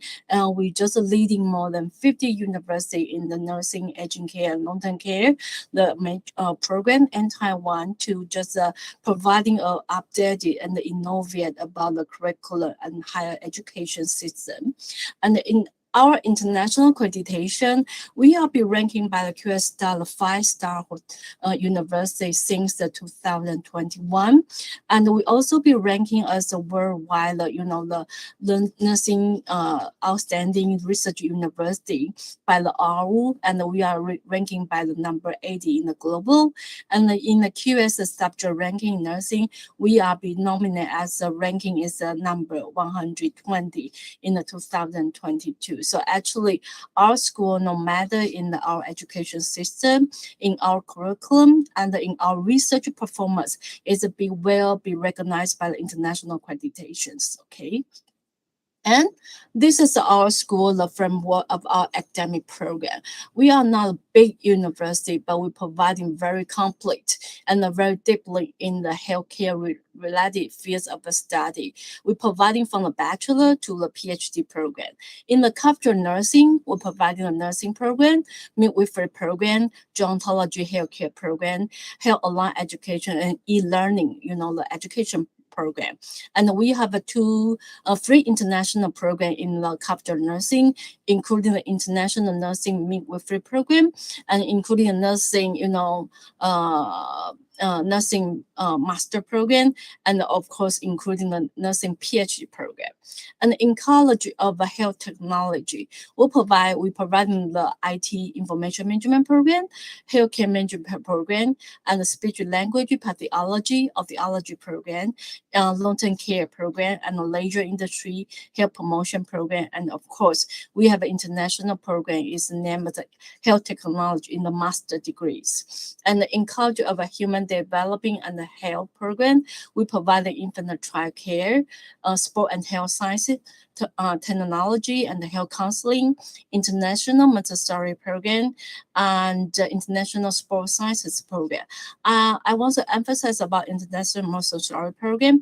This international Montessori program is a program we collaborate with the university in the USA, and we provide a dual master program in the Montessori. So the student will be complete of the two-year study at Taiwan, but get a 2 degree. And one's from the university in the USA and one's from our university. And of course, they can gather about the license as a qualified Montessori teacher in AMS and MATIC recognized. And also, we have a new program is college of smart healthcare discipline, and it is emphasized about empowerment aging care and the smart health technology just fit in about the aging issues in the global and about the health science innovate with the IT and the AI system. So always we are just the favorite in the enterprise, and we always ranking as the #1 in the medical healthcare and the sociology discipline in the enterprise favorite university in Taiwan. And just to mention, we only have a 4 college and 12 departments. So actually, we only cultivate the student. The total number is more than 5,300 more. And we have the most students, they are coming from domestic, but also we have around the percentage of the students they coming from the global and from the 30 countries. And also we have more than 400 about the qualified teaching faculty and research staff, and also the supporting staff to support the academic and the research purpose and the operating in our university. Okay, so just I mentioned, because we providing very diverse about the program, especially each of college provide international program, and this international program all teaching all the professional course in English, no matter in the lecture, in the material, in the assessment, all of their thesis study, all are complete in English. So actually we have a lot overseas students will come to study our international program. So because of that, we have a degree student is around 180 every year. And we also have an exchange program and short-term program for the overseas student. So in the past few years, every year we have around more than 300 more students. But after the epidemic, because of the border is a restriction, so actually we have a little decrease about the student number, but still keep in around the 200 more students. And this is student. They are coming from the 5 continental with the 30 countries, and some of them study degree and some for summer program. So we really just invite all the Indian student or faculty member. If you have a chance, you can just come in to join us from our summer program or our exchange program, even our degree program. And why I want to especially mention some international accreditation. Actually, our students, when they complete the study, get a degree from our university, they also can be recognized by the global. Some of the outstanding association, they can just a student complete nursing degree study, and they can be accredited as for the RN license in the Singapore, in Hong Kong, and they are qualified to take a RN exam in the USA, and or they can just complete just a dual degree study or complete a practicum in Australia and UK, and they can get a second degree and also be qualified as a registered nursing in this Australia and UK as well. So it's mean our student, their career is not just focused on in Taiwan. They can just go into the other country, going to USA, going to Singapore, going to Australia, even UK to do their career developing. Okay. This is this is all how we collaborate with our global community. For the international collaboration, we're providing diverse international model for our overseas student, for some our domestic student, and for some the faculty member and the overseas faculty member. So for what we offer to the overseas student, we're providing a degree study, short-term study, exchange program, and customized training courses, and the TCM. TCM is a traditional Chinese medicine summer program. This is what all we offer for the overseas students. And all of these courses will be delivered in English. So actually, the students don't need Mandarin background. They can just use their English competence coming to apply these as programs. And also we have some international degree programs. We have international degree programs. Some is hosted by our university. So it's mentioned we have around 6 international programs just welcome overseas students coming to study. And also we have a joint and a dual degree program collaborate with more than 7 universities in the global, and providing the 9 dual degree program for the domestic and overseas student both. And also we re-emphasize student international experience they have to get it from when they're studying in our university. So we provide a dual degree study program, international practice program, and study abroad program for our domestic student. So if you are the scholar, you are the faculty member, you are belong to the University of India, we are welcome. We can do the collaboration in providing this kind of a study abroad program for the both side of the students. So that you can see the right hand side is our 9 degree program and A28 about international practicum program. So to hang on this more, a lot of collaboration. So we have a lot of university we have a collaborate with more than 220 universities from Australia, from Japan, Singapore, Indonesia, and the UK and USA, and Vietnam, and Ireland, and South American, and even South Korea. And so, but we don't have too many from India. So we are really welcome if you have a university or college, they want to collaborate with our university, please don't hesitate to contact with us. Okay, so actually, just I mentioned, we very emphasize student internationalization. So we're providing the 12 study abroad program, 10 overseas shadow training program, and 18 international placement program, and the 9 joint degree program. So actually, from this program, we have a collaborate is more than 60 university or 60 and the industry or the hospital to providing this diverse, no matter academic, theory, or the practicum program for our students. Okay. And especially I will mention about we have one quite unique about the pathway program is we providing about the dual degree and the VET certificate training program for our students. So actually we know the student want to go abroad, they want to get an international competition. They not only get a degree, they have to get a international qualification. So we have to collaborate with the Australia VET system. So the student, no matter you study nursing, infant care, sports science, or others, you can just use your study at Taiwan, and you also have a chance to take a pathway program in Australia to get a license, get a qualification, or get a bachelor, get a dual degree when you studying our unit, and we're providing the scholarship for the student. So most of these students complete this study, they cannot just get a qualification. Also, they just open their, international, employment career in other countries. Okay. So actually, how we collaborate with other university. The first one, we're providing partnership Okay, we signed an MOU. We provide a joint course conference, and we're providing some faculty exchange in this partnership. And we also really just encourage students from overseas study our summer TCM program. It's a 2 weeks program and totally learning about traditional medicine and going to the hospital and going to doing some hands-on in these courses. And also we really just encourage our students going abroad for take some degree exchange program, offshore practice, and some overseas training. So of course we are welcome have India.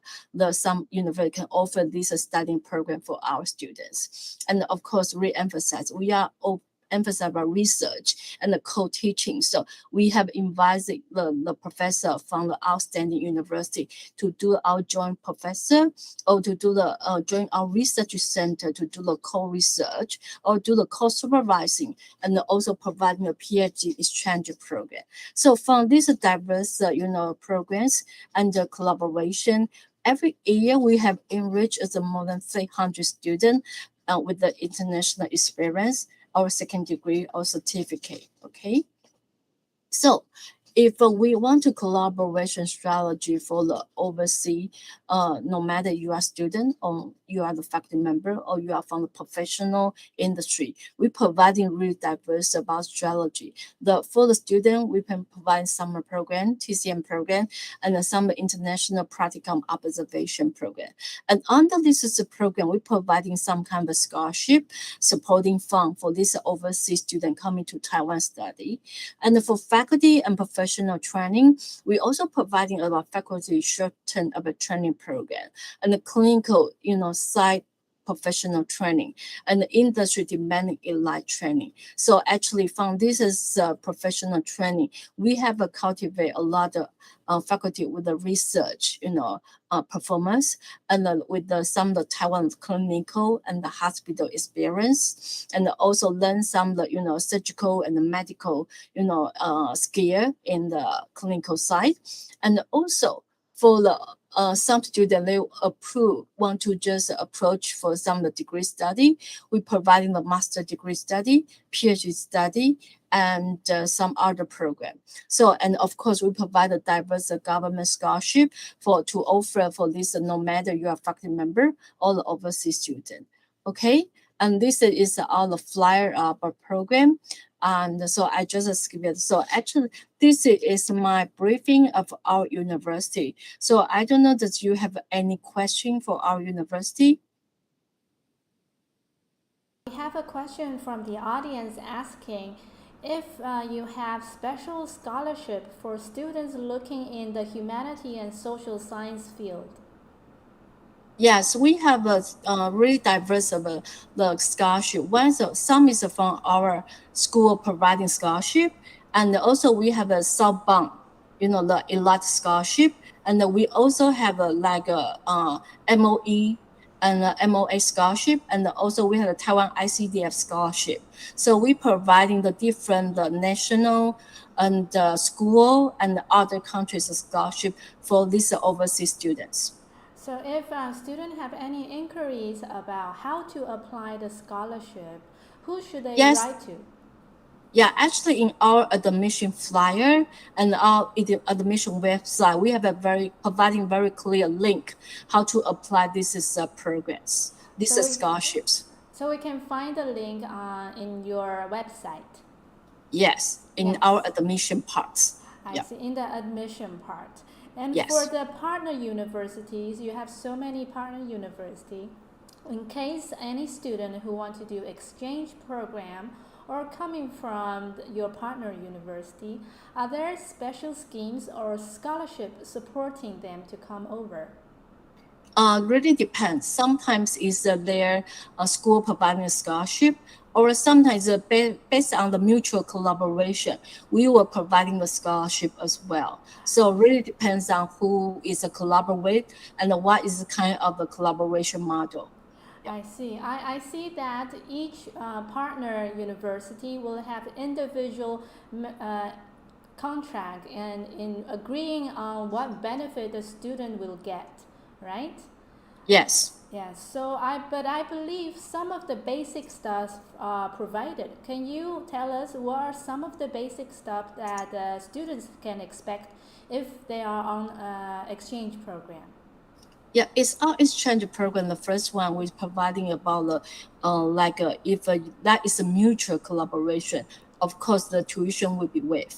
Okay, and we also providing our dormitory in the can be just living in our school or dormitory, and of course if they are providing some kind of practical training, so maybe we can just ask for some industry providing some kind of a stipend for these overseas students. I see. So basically, living accommodation and also tuition waiver is a basic.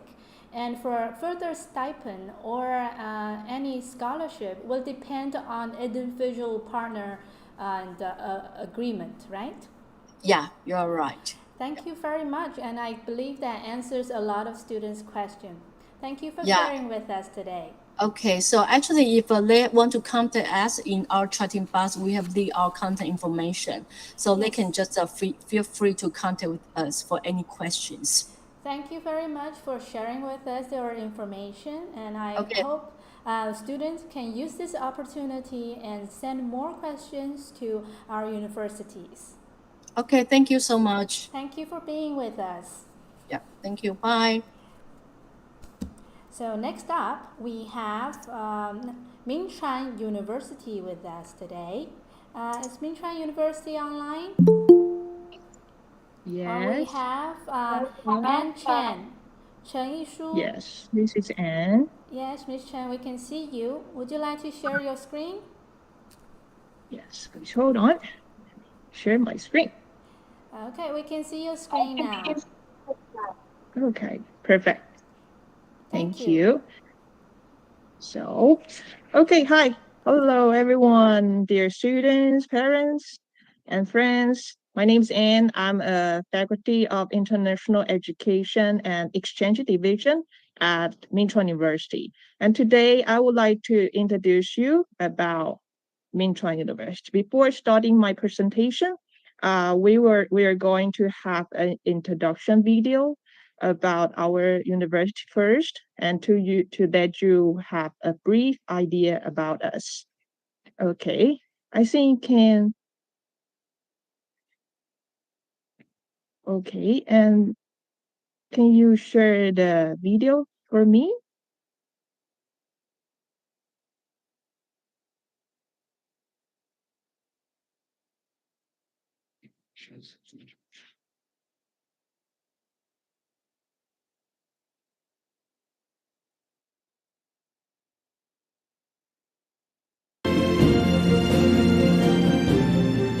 Chuan University began as a commercial college and has always adhered to the diligent spirit that our forefather Liu Ming-Chuan had in surveying and governing Taiwan, and that the Ming-Chuan founders' educational philosophy of attending to all students with parental care, support, and guidance. Localized education at MCU has cultivated more than 150,000 alumni who have devoted themselves to society. Chuan College was the forerunner of Chuan University, the first higher education institution for women in Taiwan, established by Dr. Ming and Dr. Ing Zhao Li in 1957. In 1990, it was promoted to be a 4-year co-ed undergraduate institution, and then promoted to Chuan University in 1997. Chuan established International College in 2001 to provide English-taught degree programs. To date, international students have come to study at MCU from almost 100 countries. MCU was a pioneer in establishing higher education on outlying island locations. Executive master's programs on the outlying island of Matsu were established in September 2004 with approval by the Ministry of Education. The Chuan Jingmen location was officially established in 2012. MCU then first earned accreditation from the Middle States Commission on Higher Education in 2010. Making it the first U.S. accredited university in Asia. Chuan University, Michigan, located with multiple campuses across national borders. MCU has signed more than 100 sister school agreements with higher education institutions in the United States, China, Australia, France, Germany, Japan, Korea, Malaysia, England, and more.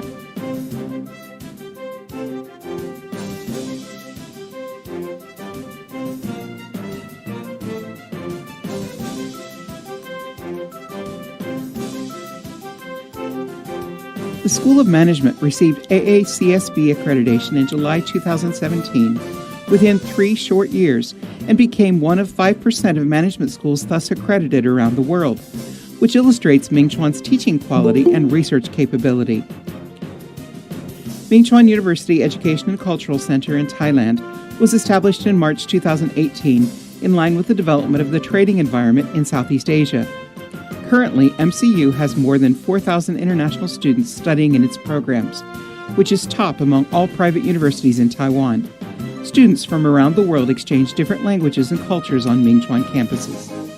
MCU has stepped forward to become an internationalized university.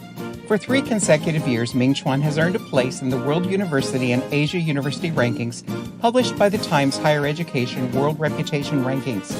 Plus, it is continuing to attain good results in QS Asia University rankings and has earned AACSB and IEET accreditation in business management and engineering fields. Furthermore, Ming Chuan's high teaching quality is proven through University Affairs accreditation and departmental accreditation administered by the Ministry of Education and Higher Education Center. Meantime, funding for more than 100 most student projects has been granted to Ming Chuan, top among private universities in Taiwan for 10 straight years. Facing the era of high technology and network innovations, MCU is actively developing an intelligent campus, connecting big enterprise projects through VR, AR, and MR, providing integration across disciplines and multiple professional assistants via the combination of Meeting Place and Intelligent Academy for cultivating more talents and promoting students' employment competitiveness. MCU provides situational practicum environments for students by developing more than 80 situational classrooms, such as Chinese and Japanese tea classrooms, British Tea Culture Lab, American Culture Center, Coffee Lab, VR Tourism Situational Classroom, VR Leisure and Tourism Lab, VR 360 Digital Tourism Research Room, In-Flight Service Simulation Classroom, Cooperative Travel Agency, Gaming Classroom, Golf Range, Paintball Course, Maker Classroom, AR/VR Lab, Food Lab, Smart Ward, Crime Prevention Lab, and so on. There are 5 high-level AI classrooms, teaching hotels at 3 locations, 3 virtual studios, integrated VR research center equipped with 4 labs, and internet television station. Ming Chuan has promoted big enterprise projects with academia industry cooperation to further develop teaching methods that realize the industrialization of knowledge and the inculcation of knowledge into industry through the cooperation between Ming Chuan Network TV, Integrated VR Research Center, Digital Education and Internet Research Center, Robotics Research Center, and FinTech Big Data. This creates the MCU Intelligent Campus for the university to implement its new educational model. Flipped classrooms create more interaction between faculty and students, resulting in more efficient learning.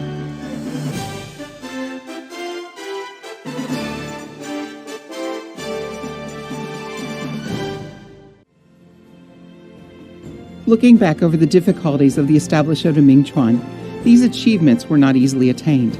Ming Chuan has shown its determination to be an international university with re-engineering for steady transformation of university affairs on the path to establish a fully intelligent campus. Through this, we promote teaching quality through effective situational learning. MCU regularly incorporates new educational thinking through the understanding of learning for the next generation, integrating teaching, administration, and learning through the involvement of faculty, professionalism, and diversification to ensure a good collaboration between teaching and campus administration for a student-centered approach. Keeps learning as the axis of the institution. MCU continues to make teaching more interesting and assist students in learning more, learning better, and learning quicker to meet the challenges of the future.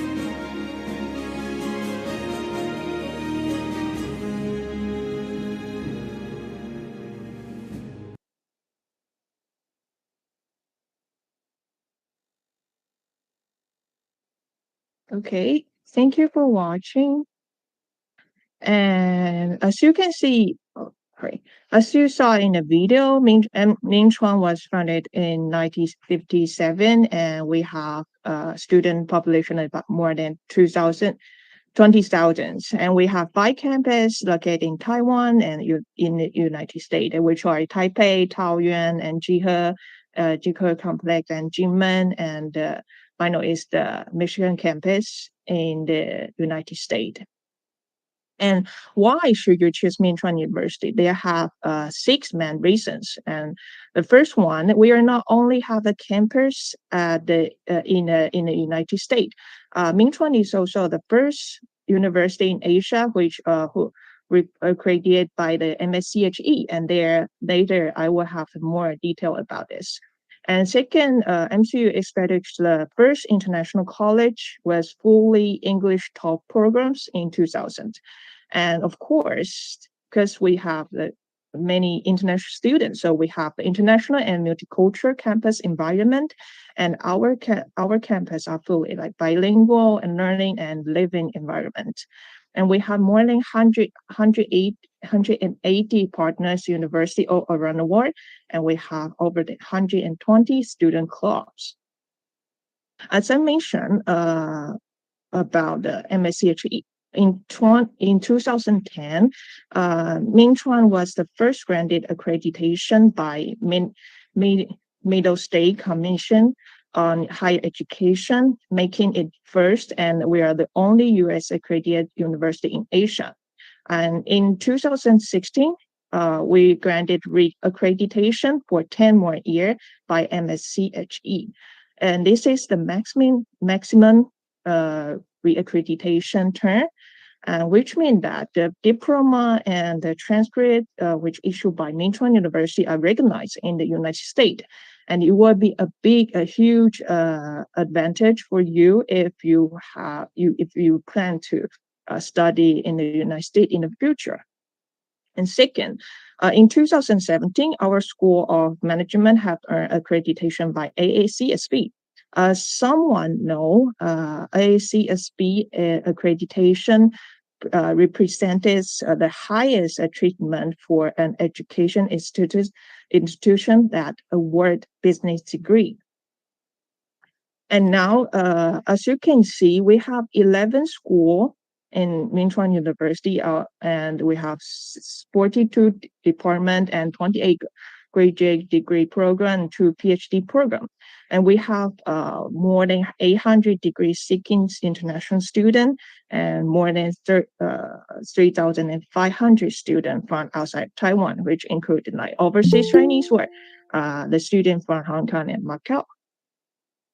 And here is the programs that locate at our Taipei campus. And as you can see, they have a red mark, and which means that the program is taught fully English taught program. And here is the programs located at our Taoyuan campus. And you can see that we have more programs at Taoyuan campus. And here we list the programs on the international college and English taught program. As you can see, we have 7 undergrad programs and 3 in Taipei, 3 in Taoyuan. 4 in Taoyuan, which are international business and trade, journalism and mass communication, and fashion and innovation management are located at Taipei campus. And the other 4 are information technology management, travel and tourism, and international affairs and diplomacy. And the applied English are located in Taoyuan, and there are undergrad program. And of course, we have a graduate program, and 3 in Taipei, 1 in Taoyuan, with the international affairs and diplomacy, international business, and business administration are located at Taipei, and applied English program, graduate program is located in Taoyuan campus. Because of the time limits, if you would like to know more about the scholarship information, you can scan the QR code and you will receive more information about the scholarship at Ming Chuan University. And next, I will introduce you about the facility around the campus. Ming Chuan have achieved our educational aim of emphasis on teaching, focus on application and research, and devote to internationalization. Through our journey of promotion from junior college to the comprehensive university. So as you can see, we have the cultural classrooms for applied language programs, and which are Chinese cultural classroom, American classroom, and Japanese classroom. And student will have have a lesson in the classroom. And for the School of Law, we have course simulation room. And then for the School of Tourism, we have training hotel and travel agency and the flight simulation room to let our student not just learn theory in a classroom, but also like learning by doing, have a practical experience. And next here, you can see this is our school activities that we will have a cheerleading competition and freshman chorus competition every year, and the exchange experience with Taiwanese students. And then, as we mentioned, we have over 180 sister university all around the world, and all Ming Chuan University have right to apply for the exchange program. So, and you can see that we have many students who applied it to exchange to the US, Mongolia, Korea, Japan, the Europe, and UK, and to experience different culture or different educational model. And then after you arrive in Taiwan, Mandarin will be in your daily life. Therefore, you might need to know some Mandarin to buy food or shopping, or of course your main mission is study, right? So Ming Chuan also have Mandarin Center, and you can register the Mandarin course if you want, or you can join the club, and where we have a buddy program, you can meet the Taiwanese friends. And also, if your program is under international college, and you will have a credit awarded Mandarin course, and of course you can have more way to learn the Mandarin. And the last, how to apply. And you can see the 3 QR codes, and you can scan it to have more information.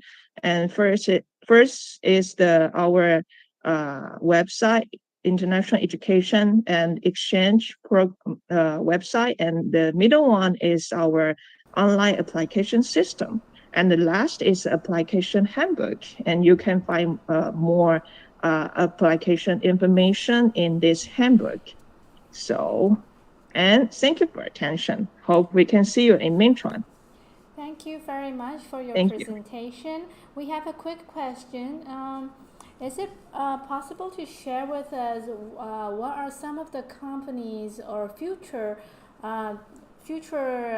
job opportunities for your alumni? Can you share about that?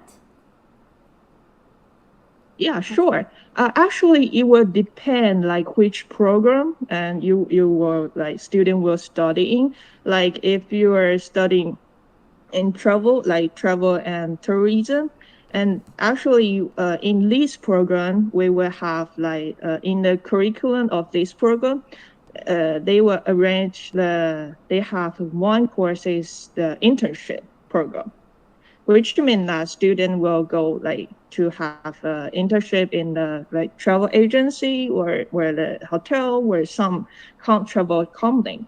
And if students are studying in the international business and trade, and it will be different. They will work in the business area, company where the agency or some. Yeah, it will depend. Thank you very much for sharing with us. and being with us today. Very informative, and I hope students find Ming University an interesting place for you to pursue your further studies. Thank you very much. Thank you. Thank you. Thank you very much. To answer one of our audience questions from Utkarsh Shukla, what are some future that you may have after graduation if you study for humanity or a language-related field? For example, if you study in Mandarin language, of course, this will be a bright future. Taiwan will be the place for you to study traditional Chinese and also the teaching technique. And as Ming has mentioned, there will be internship for you to follow up with that. And also, if you are learning language, say English literature and language, Taiwan has a huge market for English teaching as a second language, especially with our new policy having 2030 becoming a bilingual country, which is English and Mandarin Chinese. Teaching English will have a bright future. Okay, thank you very much for your question coming in. Our next university to share with us is one of the most popular university in this field. That is National Kaohsiung University of Hospitality and Tourism. Let's welcome them. Is Anne with us? Hello. Hello everyone. Hi. Can you share your screen if you have any presentation or slides? Okay. So we have Chelsea, Christine, Tinardo, and Felicia Gondo Kosumo with us. So, hello guys, my name is Felicia. I'm from International Culinary Arts major and from Indonesia. And I'm Chelsea, I'm from Indonesia also, and we are from the same major. Sorry, did you see our PowerPoint? Okay.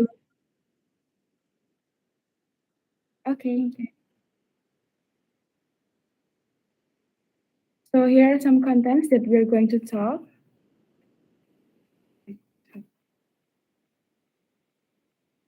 So why Ankut? For me, because I'm interested in hospitality and culinary major, and I asked my seniors who studies in Taiwan, and they recommend me about Ankut. And Ankut also provide the professional professor and also the great facilities. How about you, Chelsea? I choose Ankut because I have interest in hospitality and tourism, and then I choose Taiwan because I want to study Chinese also, but I also study what I'm passionate of. So this is our school. And we're gonna talk about schools and departments that we have in our school.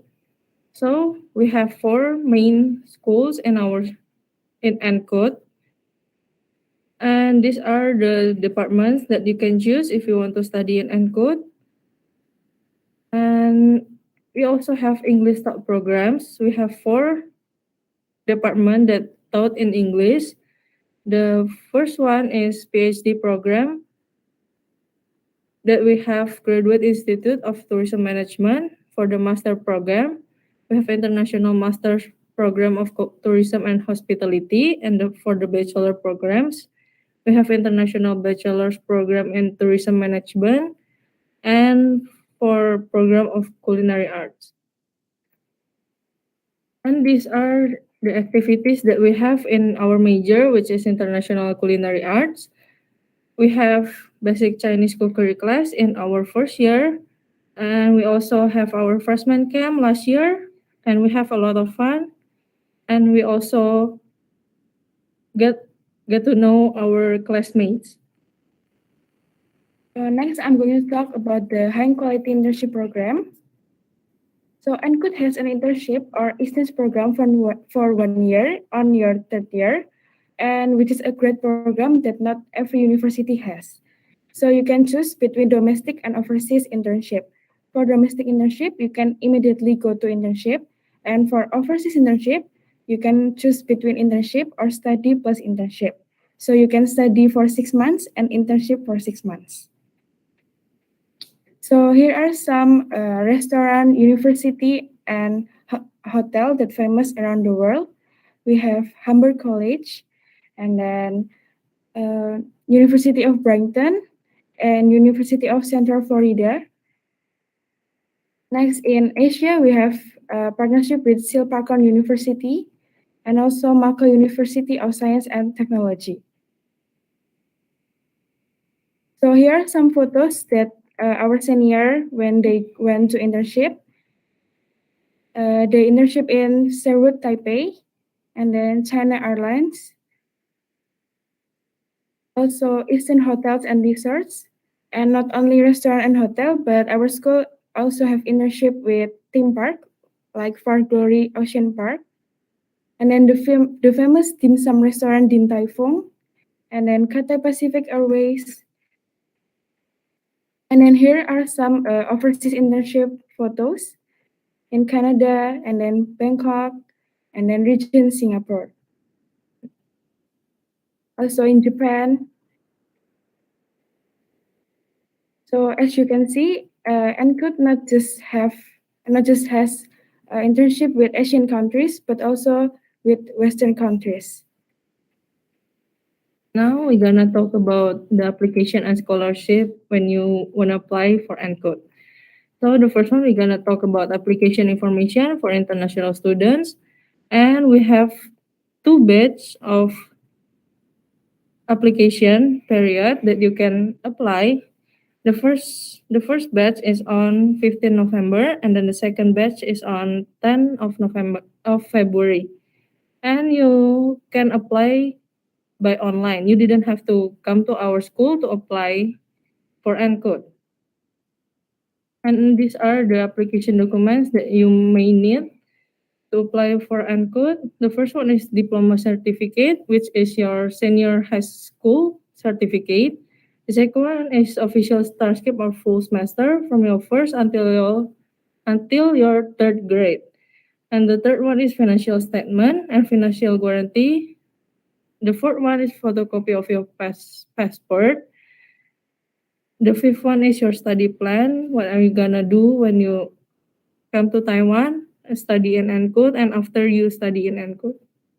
The sixth one is completed admission application form. You can fill it by online and send it to our teacher. The seventh one is TOEIC, IELTS, or other English proficiency test proof. And if you choose the Chinese taught programs, you can give us your Chinese proficiency test proof. The eighth one is other data such as declaration, international students application to study in Taiwan checklist, and affidavit and authorization. Next, we're gonna talk about the scholarship that we have in NCUT. The first one is internal scholarship. We have 2 kinds of scholarship. The first one is outstanding academic performance scholarship. The second one is scholarship for low-income family. But we also have external scholarships if you want to apply for NCUT, and we also can accept your scholarship from external one. And we have 3 types of scholarship for undergraduate, and we have 2 types master scholarship. And the last one, we have 2 types of PhD scholarships. So here's the tuition and the fees. So this is the estimate of total expenses. And for your information, every major has a different total expenses. Because like me, I'm in culinary major, so I have ingredients and uniform, like chef uniform fee. So that's why the total expenses is different every major. And next, I'm going to talk about dormitory. Here's our dormitory look like. And this is the lobby. And this is the living room. So each floor has their own living room and also water display, because each floor there is already water dispenser. We have cool, warm, and hot water. And also each floor has washing machine and balcony that you can hang out your clothes. And if you're too lazy to hang up your clothes, then you can also use the dryer machine. So here's the room where have 4 beds. And this is a room we have 2 beds and bedroom inside. So for me, the dorm is very clean and I feel safe too to live in the dorm. And you have to stay at the dorm for first year. And why I feel safe? Because when you want to enter the dorm, you have to tap your room key or room card. And also every 11 p.m. we have roll call too. That's why you don't have to worry and your parents don't have to worry if you go out late night, go outside like that.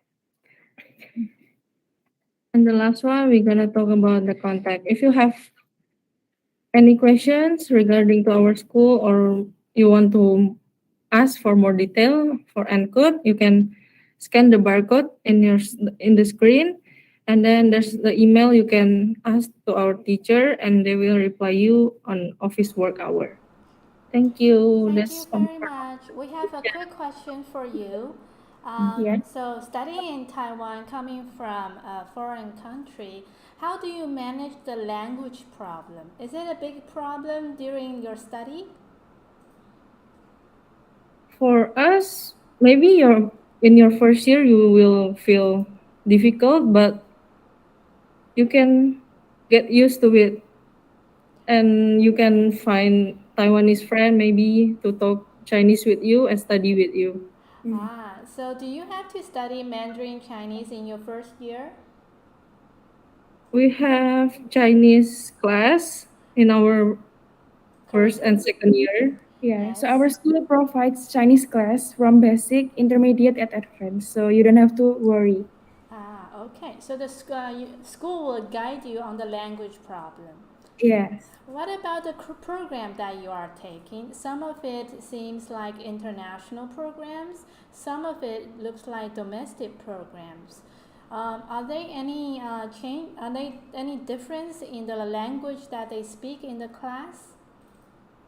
In the classes, do they speak Chinese or do they speak English?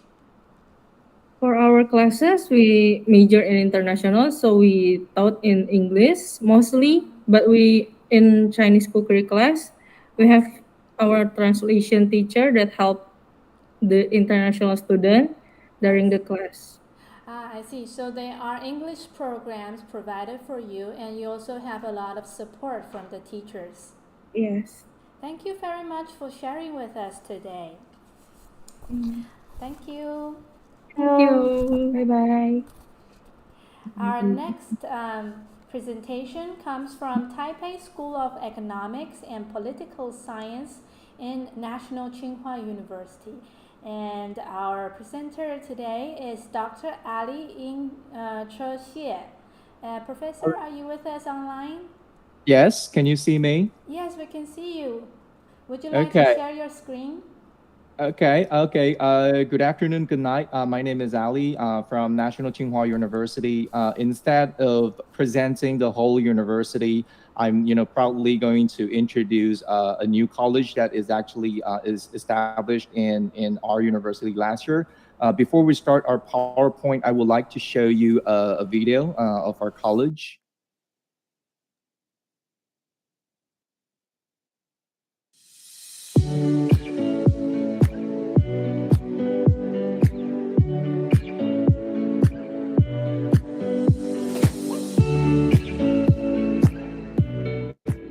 Hello, my name is DJ Chien, acting dean of Taipei School of Economics and Political Science. TSE is a new school in Tsinghua University. Our school is designed to train leaders for the future, for the 21st century. As a graduate school, our mission is really to provide interdisciplinary training. The main goal of this program is really help the student to be a leader. like no matter in the public sector or in the private sector. Sitting here in TSE, you will be able to see a world. And with the help of the professor help, we try to understand the reason of that situation and for the solution and future scenarios. The school is also designed to be international in the sense that our faculty members will be coming from different countries. We intend to provide at least 50% of the faculty members outside of Taiwan. You have the different subjects here, like you have like economics, politics combined with the engineer background, combined with the science background. So this really unique in the whole Taiwan. Also, I think you don't find any second place here. Quite a lot of professors here, they have a lot of experience, that not just in academic teaching, but also in the real life. Like they work for the government, they have been advisor for the government to develop the policy. So by sharing all this like very precious experience with us, and then we better understand like how successful a country can develop, or like what is the factors that cause the failure. Well, they're quite ambitious in their project because they're trying to be interdisciplinary. They're trying to bring in different scholars from different backgrounds. So far, TSE's main campus will be in Hsinchu. Hsinchu is a great city. I mean, this is the Silicon Valley in Taiwan. There are a lot of high-tech companies located here, and there are also a lot of job opportunities for our TSE students that could pursue after they graduate.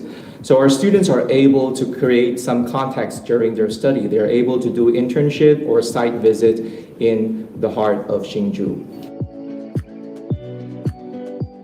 In TSE, we offer 3 different programs from political economy, economics, and Asian political economy. In TSE, we offered quite a flexibility in terms of taking our courses. So in each of these programs, you could decided to take 24 credits. And because of the abundant resources in TSE, we're able to recruit the top professors worldwide. We have a very wide range of courses that offered not only TSE, also we have possibility to have courses from other departments. How TSE will help me in building my future is, I think, to establish a network in an Asian country, to have close contact with professors, to get to know the public and private sector here. I'm planning to be an international trade specialist, and I found that the professor here is really helping me to get to my professional purpose in the future.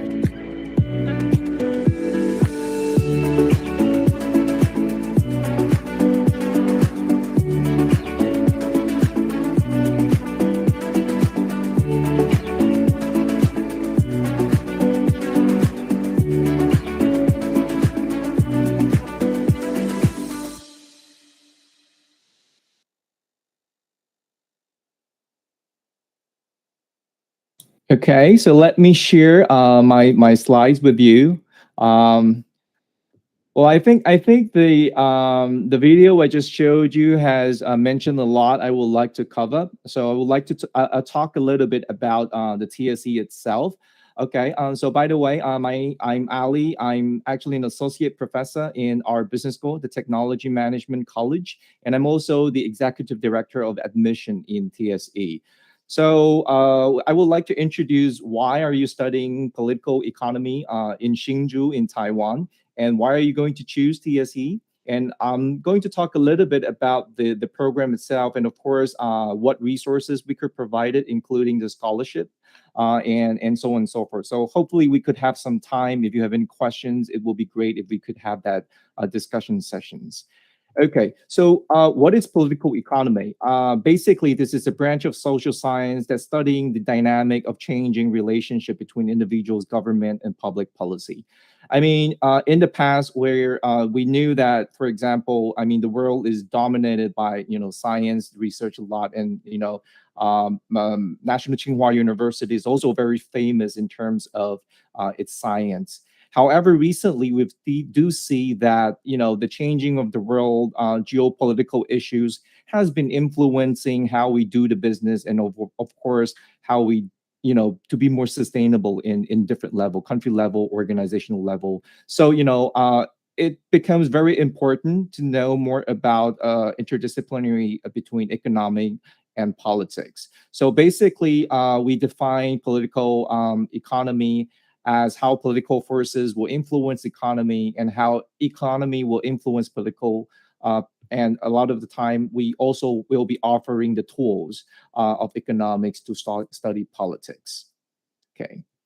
And why are we studying political economy in Hsinchu in Taiwan? First of all, we know that Taiwan is very famous in terms of high tech, and Hsinchu is basically just in the middle of that of the high tech. So a lot of world class company, TSMC, UMC, MediaTek, the cell phone you're using, all related to Hsinchu. And we're learning political economy here in Hsinchu. It really helps a lot. Second is we do have great scholarship opportunity and low cost of study. Hsinchu is a great place for a student to study. And of course, TSE offered great scholarships. Basically, if you got the full fundings, you'll be, you have the full tuition waiver plus $600 stipends per month. Okay. Third is, basically TSE is a college of National Tsinghua University. It's one of the top university in the world. We rank 180 worldwide, and we rank top 2 in Taiwan. And this is a very diverse and comprehensive university. So you could learn not only political economy, you could also take courses in business school, learn something about AI, and even and why are we going to choose TSE? First of all, TSE is a newly established college, so we don't really have the burdens of we're brand new, and this college is formed to be an English-based college. So all the official language in the forms will be in English. You will have no problem communicating with staffs or your classmates. This college is special because we do have an independent financial resources. Is established based on an endowment of $100 million. So we basically offer our students one of the best learning environment and support to our students.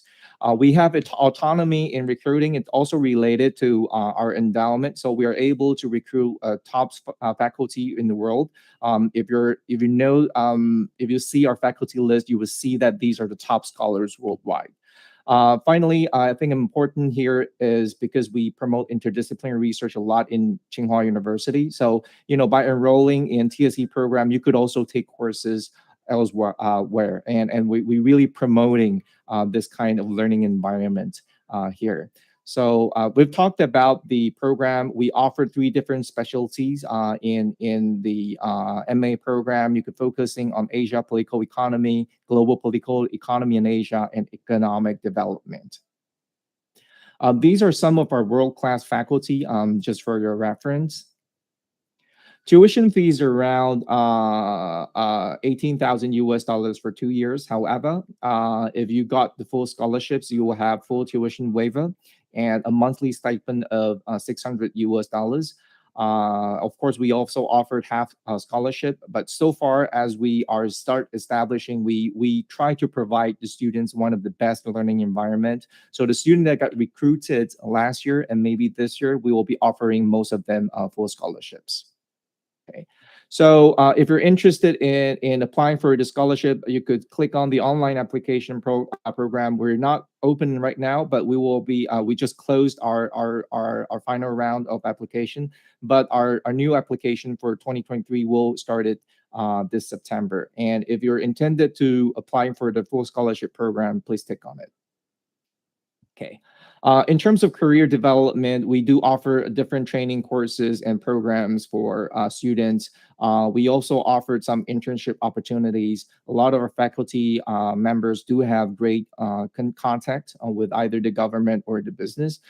So the students here, if they wanted to do internship in the summer, of course, we will be helping them. And of course, after you graduate, there will be a lot of, basically students from National Tsinghua University don't really have the problem of getting a job, but we will be supporting you to get the job you really want to get. Talk a little bit about Hsinchu. It's very close to Taipei, 30 minutes from Taipei high-speed rail. There are two top universities here in the Hsinchu areas, and if you're looking at the company between Hsinchu and Taiwan, there's a lot of most of the important companies in Taiwan, some of them are Fortune 500 companies, are actually located in Hsinchu and Taipei. And in terms of the venue of TSE, our main campus will be in Hsinchu, but I think in the future, maybe in 2 or 3 years, we're going to have a site in Taipei as well. Okay. We're intaking 40 students, 28 international students, and 12 local students. Qualifications, it will be okay. You don't need to major in social science. We have a lot of students majoring in science area. For example, Maggie, she got a PhD from Oxford University and decided to did another master program with us. Okay, so it's really up to. We do accept students from different areas. Okay, so hopefully you'll be able to join us. We are a new college, but we've been very ambitious, and we do have the abundant resource to fulfill your dream. Okay, thanks a lot. Thank you very much, Professor. We have a quick question for you. What are some Okay. prospects for students graduating from your program? Sorry, you mean what? What are some prospects for students graduating from your program? You mean the locations, like placement? Prospect. I mean like future career or Okay, further development. Yes. There's a lot of possibility. It really depends on initially what you've been learning. So because we've tried to be very interdisciplinary. So for example, if you've been studying like science and after you're having this kind of training, you could either work in the public sector or in private sectors. In terms of replacement, we're actually expecting most of our students will be working in private sectors these days. And interestingly, if you're looking at the news recently, TSMC is actually looking for analysts in political economy, since a lot of the high-tech company figure out that they need somebody who knows what will happen in the future world. So, it's not really from the past point of view, we will think that, okay, you studied political economy and then you're going to work in government. No, that's not our approach. We're actually training our students to have this international relationship, political training. And after that, a lot of them will actually be working in private sectors. I see. So for your master's studying political economy, do you have any program that, do you have any classes or course that is related to, diplomacy? Well, not focusing on diplomats, but we will be talking about, for example, the world order. We've been talking about like basic theories of politics. And we will be teaching some of the economic tool, because in the past, you'll figure out that, students studying economics will be different from students studying politics. But a lot of the time, by doing political decisions, you need some economic training to do some quantitative analysis. And we're basically trying to offer a blended area in this place. So it will be a little bit different from diplomat, but if you have this background, we also welcome you to apply for this program, as we hope this to be a place which we could nurture and put all students from diverse background and then to make them future leaders. Yes. I see. So whichever specialty that which stream they go into, your target is to nurture talents who have very strong analytical skills, right?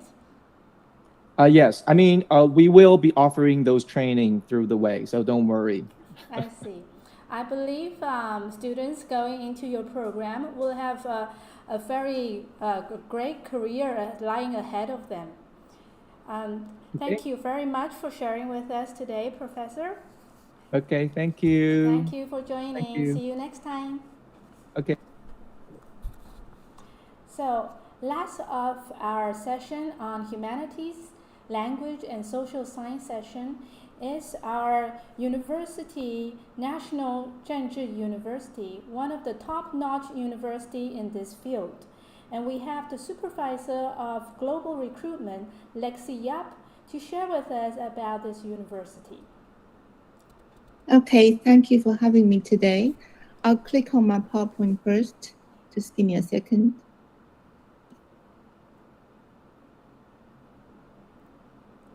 Okay, I hope you can see the PowerPoint now. Am I right? Yes, the Okay, screen is so perfect. let's start again. Good afternoon, India. I'd like to begin my presentation with a 1-minute video clip done by Dr. Manu Kumar.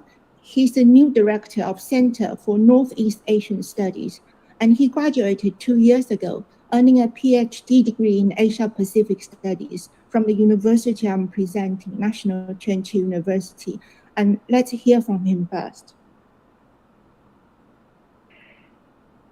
Hello everyone, those who are watching me from India, and this is Manoj, and I was a student at NCCU before, and I would recommend you to join NCCU if you're into social science, and this is one of the best places if you plan to do it on anything related to humanities, social science as such. And obviously the faculties are very good, and goes without saying, and also you'll have a very good riverside to enjoy your evenings and do a lot of exercise. And since you do have a wonderful library and other digital platform as resources for your research works. So please join and experience Taiwan in a different way, and come ahead and come with an open mind. And yes, good luck with your studies and your applications. See you next time. Thank you. And what you're looking at now, I'm sorry, it's all in Chinese, but it is a news article about Dr. Kumar using a Taiwanese TV series Like the Night on Netflix. I believe it's the equivalent of Gangu by Kathiwadi in India, to teach his course about Taiwanese culture. Dr. Kumar is also well known for having visited 101 schools in Taiwan, working with the Ministry of Education to promote India. Those school kids just loved him, his passion, his knowledge, and his amazing journey in Taiwan, studying at the NCCU. So what is NCCU like? This is the new photo of our brochure with a new slogan, cultivating talents for the world, leaders, thinkers, global citizens. All the 3 models here are our current students coming from Ukraine, Honduras, and the Philippines. Yes, every year, NCCU has international students from all over the world, including India, of course.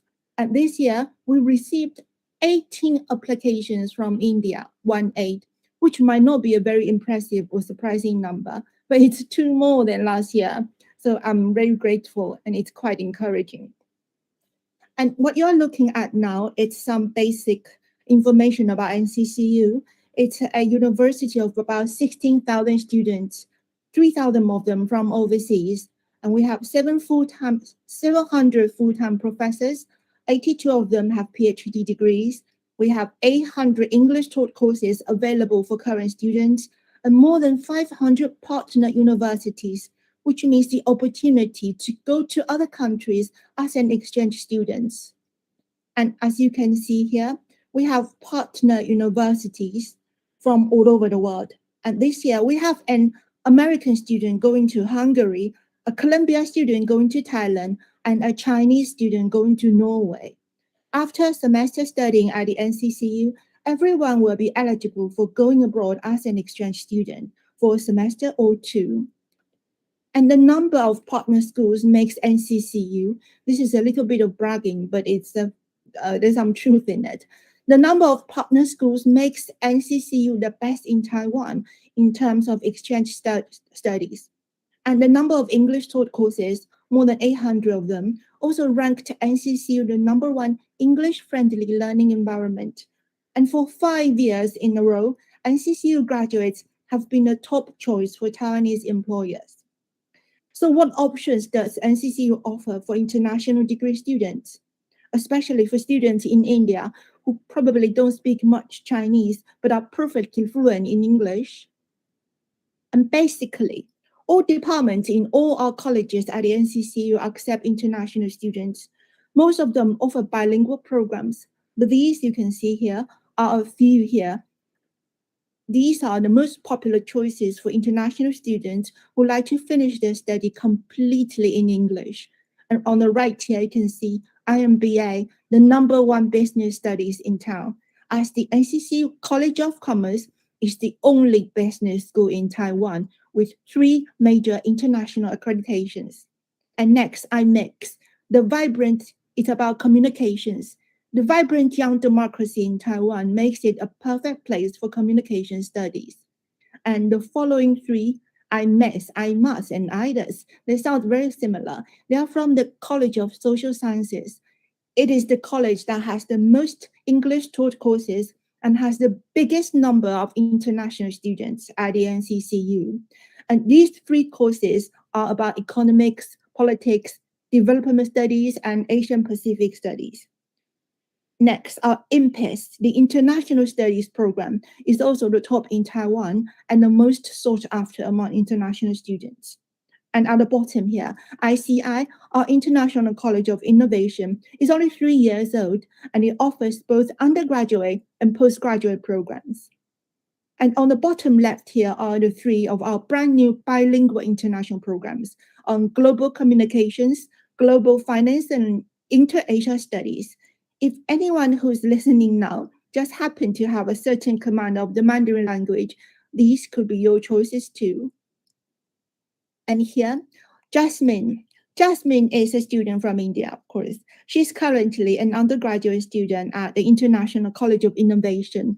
Please do allow me to read through what she would like to share with you.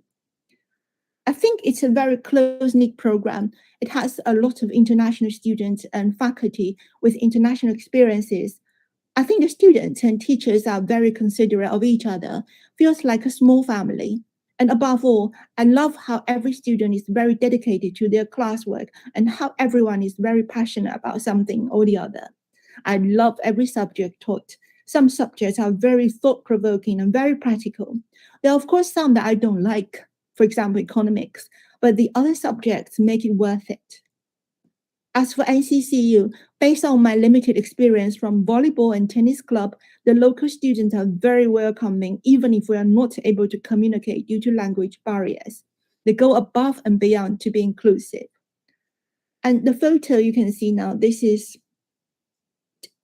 on the left is Jasmine and me, photographed about 2 months ago during a rally she is involved in, protesting against the Russian invasion of Ukraine. And next, we also have another student. This is the beautiful Aswini and her lovely son. Aswini is another of our Indian students. She is a PhD student in the College of Commerce. We interviewed her last year and found a beautiful poem pinned to her desk talking about dreaming the impossible dreams, which is just what she's doing, earning a PhD degree while being a young mother in a foreign country.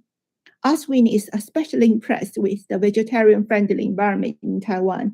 Her husband is also a researcher in the Academia Sinica in Taiwan. And as I mentioned, that most colleges in the NCCU are available for international students. Here is a list of our colleges, all 11 of them, excelling in the fields of business, social sciences, politics and law, international affairs, education, information, you name it, we have it. That's why we registered for the social sciences section today. And as most people know, to dream the impossible dreams, financial help is usually one of the deciding factors.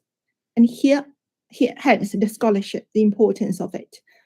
There are basically 2 types of scholarships available for international students, the university ones and the government ones. With the ones provided by the University of the NCCU, you don't need to worry about how to apply. Just send in your degree application, and the department you're applying to will decide whether if they're offering you a place as well as a scholarship. These scholarships mostly come in the form of tuition waiver or at least a one-off payment for new students. The scholarship results are usually announced together with the degree application result. If by any chance you get an offer to study, but you don't get any of the scholarships, there will always be this academic excellence scholarship available after studying here for one term. As to the bottom ones here, the most sought after government scholarships you might have heard about. You do have to, as to them, you do have to pay attention to the application deadline and send in the application to our embassies in your country. The most famous one here is obviously the MOE, Ministry of Education scholarships, because they offer tuition waiver and a monthly stipend. And there's this ICDF, the incredibly generous ICDF scholarship that's available for students from India as well. And it also covers flight tickets, insurance, and accommodations, apart from what I've mentioned earlier. So these are the scholarship choices that you have here. And speaking of accommodation, first-year students, all first-year students here at the NCCU are guaranteed a dormitory room, quadruple room for undergraduates, double room for master's students, and single room for PhD students, all at a very reasonable cost, because basically living cost in Taiwan is generally very friendly. And I hope you'll take a screenshot here. Wait, this. You can take a screenshot or just visit our website for the fee breakdown as shown here. The tuition fee, about $1,800, and we have free Chinese lessons. I heard in the previous session, someone was talking about the language barrier. NCCU does offer free Chinese lessons for anyone who wants to learn. So these are just some basic information, so I won't go through them again. And what you're looking at now, this is a beautiful piece of artwork featuring our brand new library, the Chien Library, which is dubbed one of the most beautiful university libraries in Taiwan. And that's just the exterior. The inside of the library is also mind-blowingly beautiful. It actually reminds me of a bit of the Harry Potter movies, those moving staircases in Hogwarts. But what the NCCU Chien Library really reminds me of is the Library of London School of Economics and Political Science, which just happens to be my alma mater. And I know most of you probably have never heard of NCCU, or maybe today is the first time you heard of it. But most of you must have heard of the famous London School of Economics and Political Science. Funnily enough, LSE is precisely what NCCU was modeled on when it was first established. NCCU stands for National Chengchi University, and the Chengchi in our name actually means politics in Chinese. But as previously mentioned, over the years, NCCU has evolved and become an all-round university in the field of humanities and social sciences. So let's get down to the nitty-gritty. How to apply? First, all applications are done online. Just go to our admission page, do a bit of Google, and create an account in our application portal. And then secondly, you have to bear in mind, you have 2 opportunities to apply every year. Early applications begins in late September. Regular application begins again in February. Most students will start their academic year in September. But some postgraduate programs offer students the opportunity to start their study in February. It will all be in the application brochure.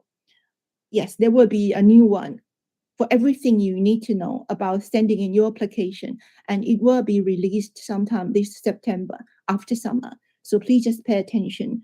Keep an eye on our admission page. And if you have any questions, we have an overseas office in India. It's a virtual office. It's a Facebook page where you can send in your questions. And Uma on the right here, she's our PhD student doing Asia Pacific Studies, will be there to answer your questions regarding the application procedure. And at the end, I'd like to mention that the NCCU celebrated its 95th birthday last week. And there's a special slogan we came up with for the anniversary. NCCU Crème de la Crème, 95 years of glory and fame. So we sincerely hope that you will be part of our future glory and fame, being the crème de la crème in the field of humanities and social sciences. And thank you very much for today, and have a pleasant. Thank you very much. Thank you very much for bringing us this excellent institution. and a prestigious university in the field of social science and humanities. And we hope more talented Indian students can join National Chengchi University and make good use of our new Facebook page, especially set up for Indian students. Thank you very much for that. Thank you very much. Thank you very much for joining with us. If we have any more questions, feel free to inbox our professor or write to their website. Leave a question in their Facebook page or leave a question for us. Thank you very much for joining us on a full day of online exposition on Taiwan career and higher education for Indian talents. And our spring session, our spring program is to an end today.